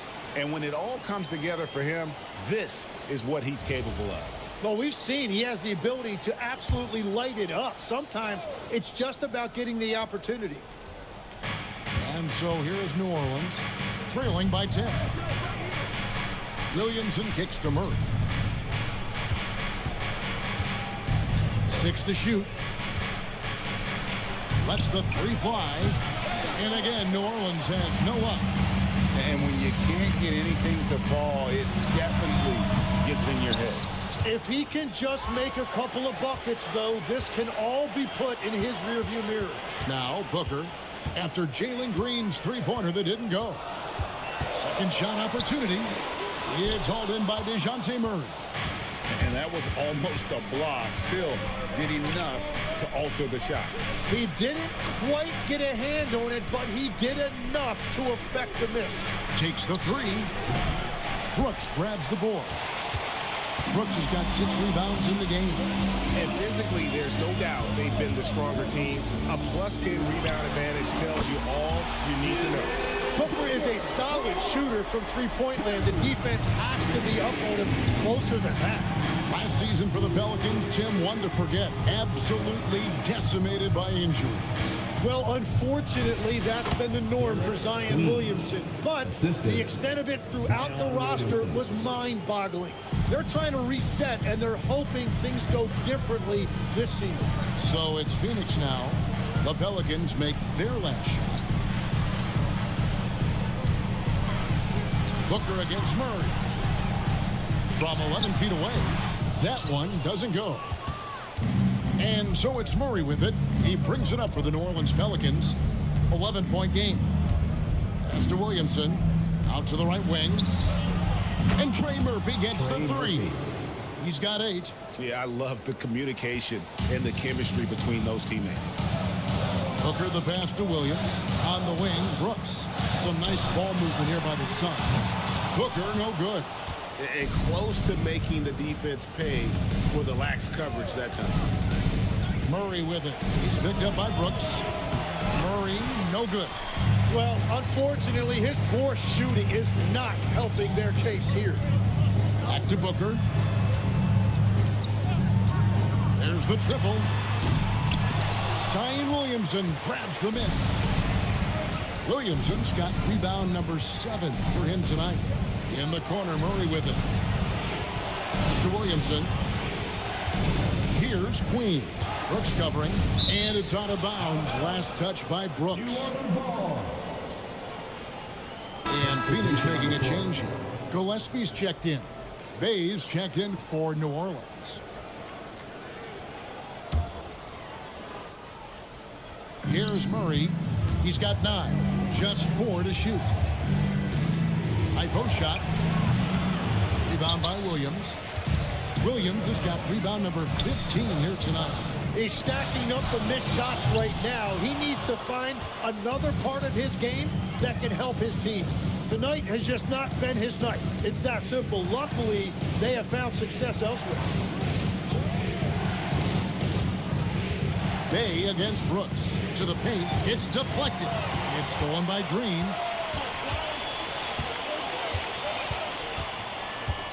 Brooks outside. To the inside. Here's Gillespie. And he uses the glass on the way. And the Suns lead by 10. Excellent play. Just adding fuel to the fire and really trying to put this one out of reach. Well, with the pace of this game, you don't want to leave anything to chance. Now here's Murray. So, Tim, you ended your NBA career a little bit early because of knee problems, and at 34, you made the transition to broadcasting and have excelled so much. What has that journey been like? Well, certainly, Kevin, I wish I could have played another handful of years, but you're right. The knee injury forced me into this line of work, and I'm blessed and grateful because I can stay connected to the game. I get to watch it every night with a front row seat, and hopefully I get to make people a little bit smarter about what they're watching. Oh, you do, believe me, you definitely do. And one of those high variance teams, at times the Pelicans seem like a factor, but other times they falter. How do you evaluate them? Yeah, they certainly have some top-tier talent at the top of the roster, but they've had a very difficult time staying healthy, and ultimately, that always interrupts your momentum. It sure does. And, you know, you get so much out of DeJounte Murray. He's a high-effort guy, but he also stuffs the box score. Points, rebounds, assists, and then defensively, he is just a pest who can be disruptive. Oh, inflicting some punishment with the two-hand flush. They're going for the throat. Here's Messi. And the Pelicans miss again. Yeah, he's got to be mad at himself for missing that one, especially considering the defense didn't really affect him. And the basket is good. Those defenders just look a little bit gassed. I mean, they're getting pushed around on that low block. There's the screen. Pass to Messi. From 7. That's in there. Murray with the assist. Murray's got his 4th assist in this one. Suns leading by 10. Here's Iguodaro. Now here's Brooks.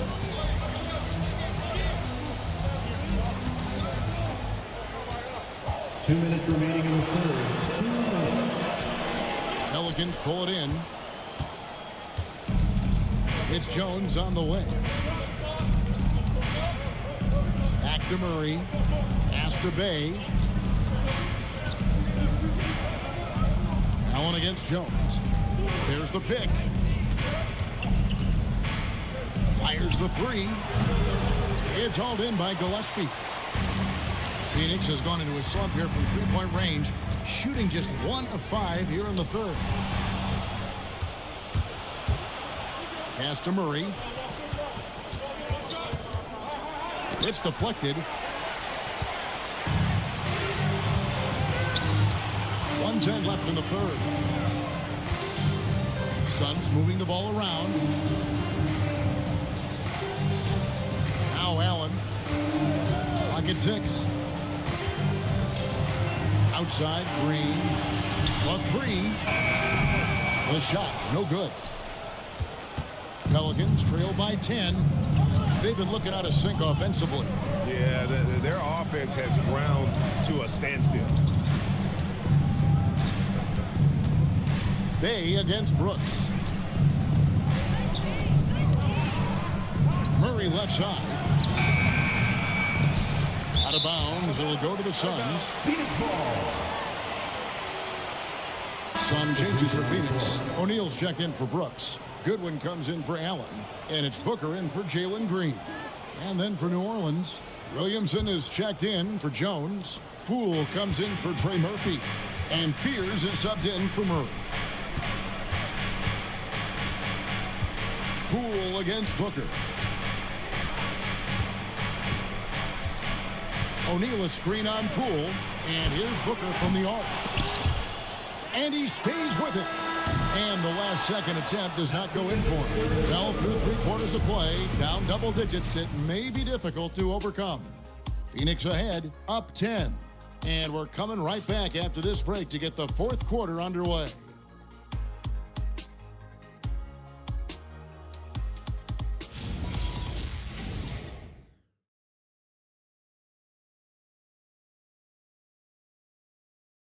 And now let's go back to a play from earlier as we show you our State Farm assist of the game. And how about the floor generalship right here? I mean, showing us why they're always in good hands when he's the man in charge. What a find. These are the kind of plays we've come to expect from him. The fourth quarter has arrived. So good to have you with us. O'Neal is out there with Goodwin. Then there's Devin Booker. And it's Iguodala in at the center position. That's who's out there for Phoenix. Williamson outside. Down low. Cuts off the pass. Booker with it. Picked up by Poole. Booker the pass to Gillespie.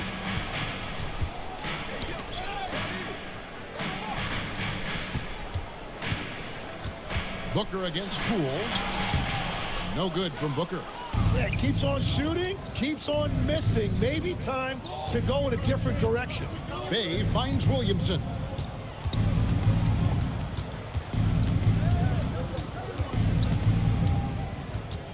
Shot clock at 6. Poole the pass to Bay.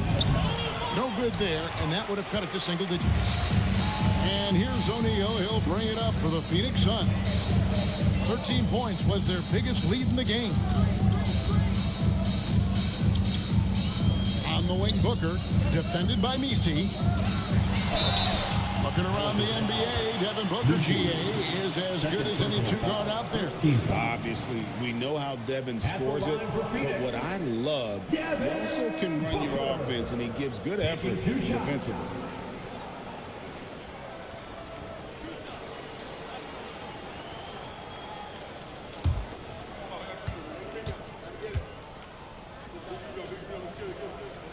And he makes the first. Yeah, and watching Booker, I'm just reminded of the nights when he's gone crazy. Sometimes he switches into another gear, and there's just no way to stop him. You never know when that's about to happen.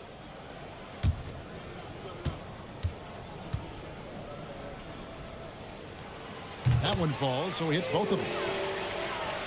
About a minute and a half into the fourth quarter now. Pass to Bay. Back to Poole. Williamson against O'Neal. Here's Fears. Had a chance there to cut it to single digits, but it's off target. Well, they've been better than good on the glass today, and there is a glaring discrepancy between these two teams in that area. Here's Iguodala. And a great assist by Booker as that one goes in. Booker's got 5 assists in the game. Williamson a screen on Booker. Pass to Fears. Three-pointer. Here's Messi. And Messi throws it down. That's what he gives you, a big-time presence on the glass. And you know what, Greg? Once he gets his hands on it, he's not even thinking about kicking it out. Well, defensively, you've got to put a body on him. That guy will ruin you on the offensive glass. It's rebounded by Poole. Pelicans trail by 12. Pass to Fears. And a miss there with a chance to cut the lead to single digits. Suns have gone 1 of 4 since the end of the third quarter. Now here's Goodwin. He's defended by Bay. It's tipped. side, O'Neal. Got a piece of it, and he recovers it. And there's the shot clock violation. Couldn't get the shot off in time. And we have to take another glance at that powerful rejection. Yeah, quick thinking pays off big. What a block. And Williams is checked in for the Suns. And a change for the Pelicans. Queens checked in. New Orleans has gone 0-3 so far in the fourth quarter from long range. There's a screen. Here's Williamson, and Williamson throws it down. Yeah, that is special right there. Mobility in the pick and roll from Williamson. He looks really confident operating in that set. Williams sets a screen for Booker. Right side, Williams. Back to Booker. 5 on the clock. Booker out of a cannon. And the dunk by Booker. That's what I love about D-Book. He won't settle. He loves to get downhill. To Williamson. Here's Queen. Back to Williamson. Bay with the screen for Williamson. Lays it up and in on the nice reverse. Williamson's got 4 this quarter. And again, it's Williamson scoring. When he gets rolling like this, no one can stop Zion. He's just too physical. Good one, passes to Williams, and he gets it to go. And Matador defense, that's one of the easiest shots he is ever going to see. And they are just breaking the will of their opponent. Now here's Williamson. Uncovered. No good on that one. And here is Goodwin. Pass to Williams. Pick by Williams. Gillespie, the pass to Williams.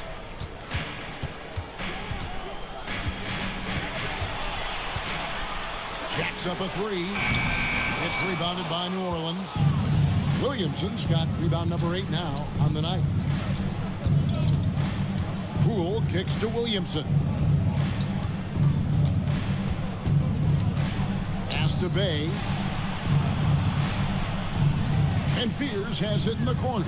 Good on the shot, and that shaves the lead to single digits. And now that's 1-3 in each half. He is trying to make the most of those three-point opportunities. And timeout called by Jordan Ott. He's going to take this chance to talk to his guy. Here comes your son, Hot Squad. Let me hear you make some noise.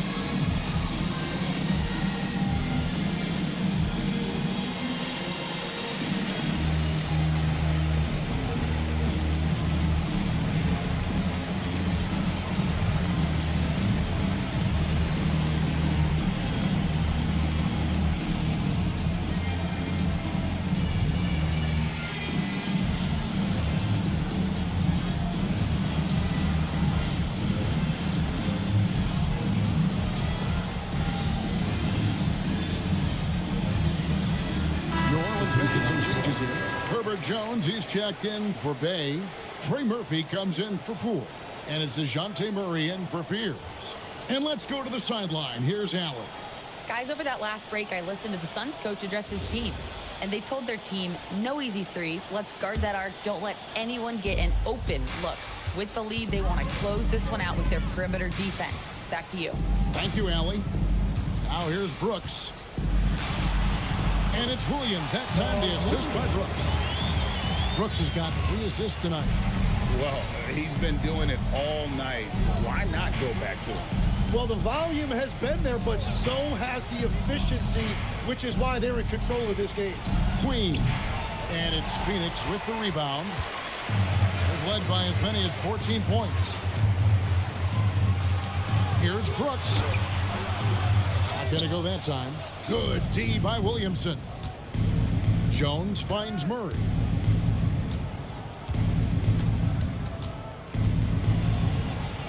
And he lays it straight in. Yeah, Murray getting it done down low. You've got to give him a lot of credit for his assertiveness. Here's Booker. Pass to Williams. Now Green. That drops, and it comes off an assist from Williams. And the Suns lead by 11. Now, that's a high percentage look when the D doesn't fight over the screen. Yeah, and that's the effectiveness of the two-man game right there. Now here's Williamson. Williamson double team. Jones with the screen on Brooks. And then Jones with the jam. The basketball mind Williamson has is special. Just knows how to break the D down in that pick and roll. Here's Brooks. Back to Booker. Fires from deep. It's hauled in by Queen. Queen's got 5 rebounds tonight. New Orleans moving the ball around. Pass to Williamson.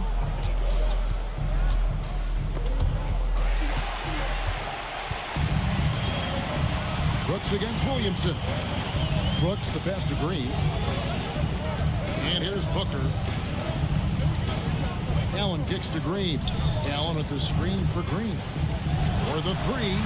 And Grayson Allen gets the 3. Well, there are few guys better in this league at the catch and shoot. You've got to run Grayson Allen off that line. Pelicans trail by 12. Pass to Queen. Williamson against Brooks. Here's Queen. Howard down after the assist. Let him into the lane. And no doubt they'd love to see him get a lot more of those opportunities. And that deficit will go away quickly if he does, Greg. Now here's Booker. Oh, that is a big-time jam. And the second chance becomes a dunk. We could feel over here. GA's such a good, aggressive play in the paint. And so James Borrego decides to call timeout. He's going to take a minute here to get things straightened out. Here you get loud for your Suns Breaker Dance Crew.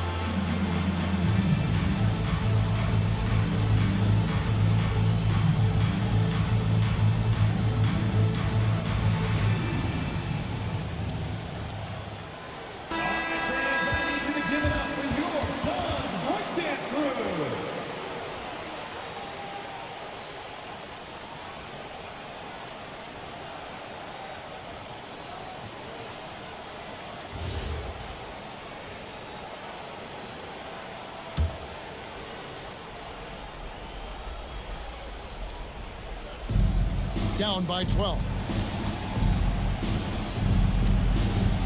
Now here's Murray.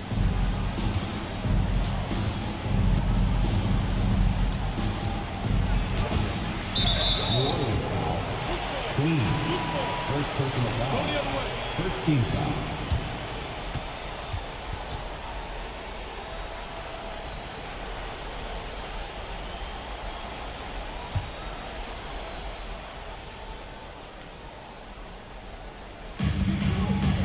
And timeout called by Jordan Ott. Coach is going to talk some things over with the team. Might be seeing something to adjust.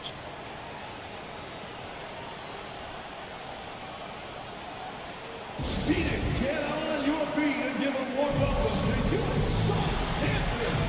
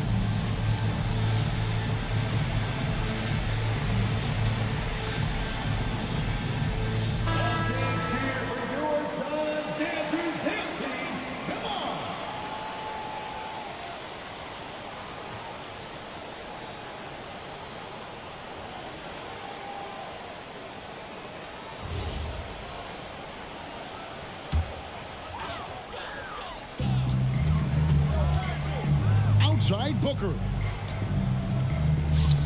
That's tipped out of bounds. Suns ball as Phoenix keeps possession. Phoenix ball.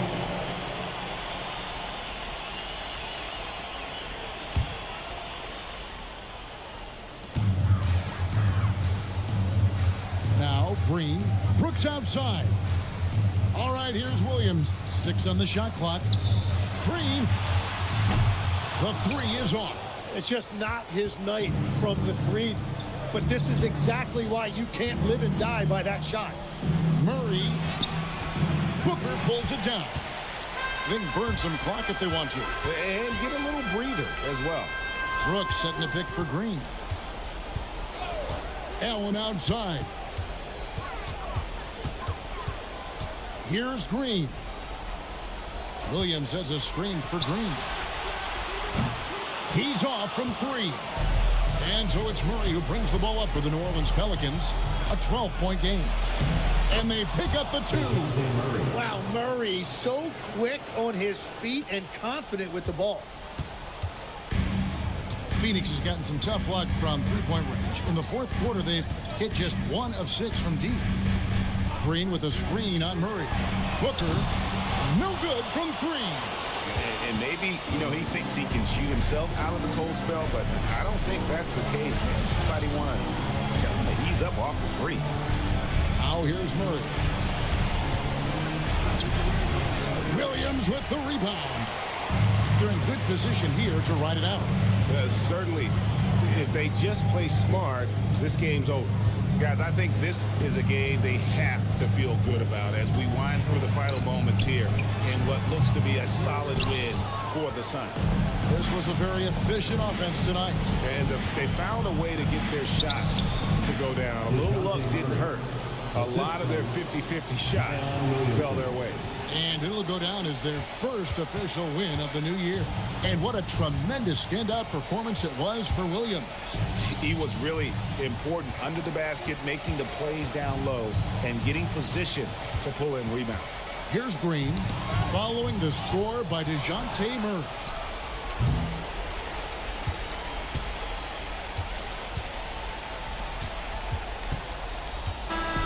So the Suns win it. Some good moments throughout this one, but they had the clear advantage down the stretch. Yeah, I mean, I love the way they executed on both ends of the floor, completely under control for the vast majority of the game. And whenever there was a misstep, they just didn't allow it to fester. And that's why they're going to walk away with the win. And that'll wrap it up, folks. Alongside Tim Legler, Greg Anthony, and our reporter, Allie LaForce, this is Kevin Harlan saying thanks for watching, folks. And as we leave you, let's take a look at our player of the game, Mark Williams.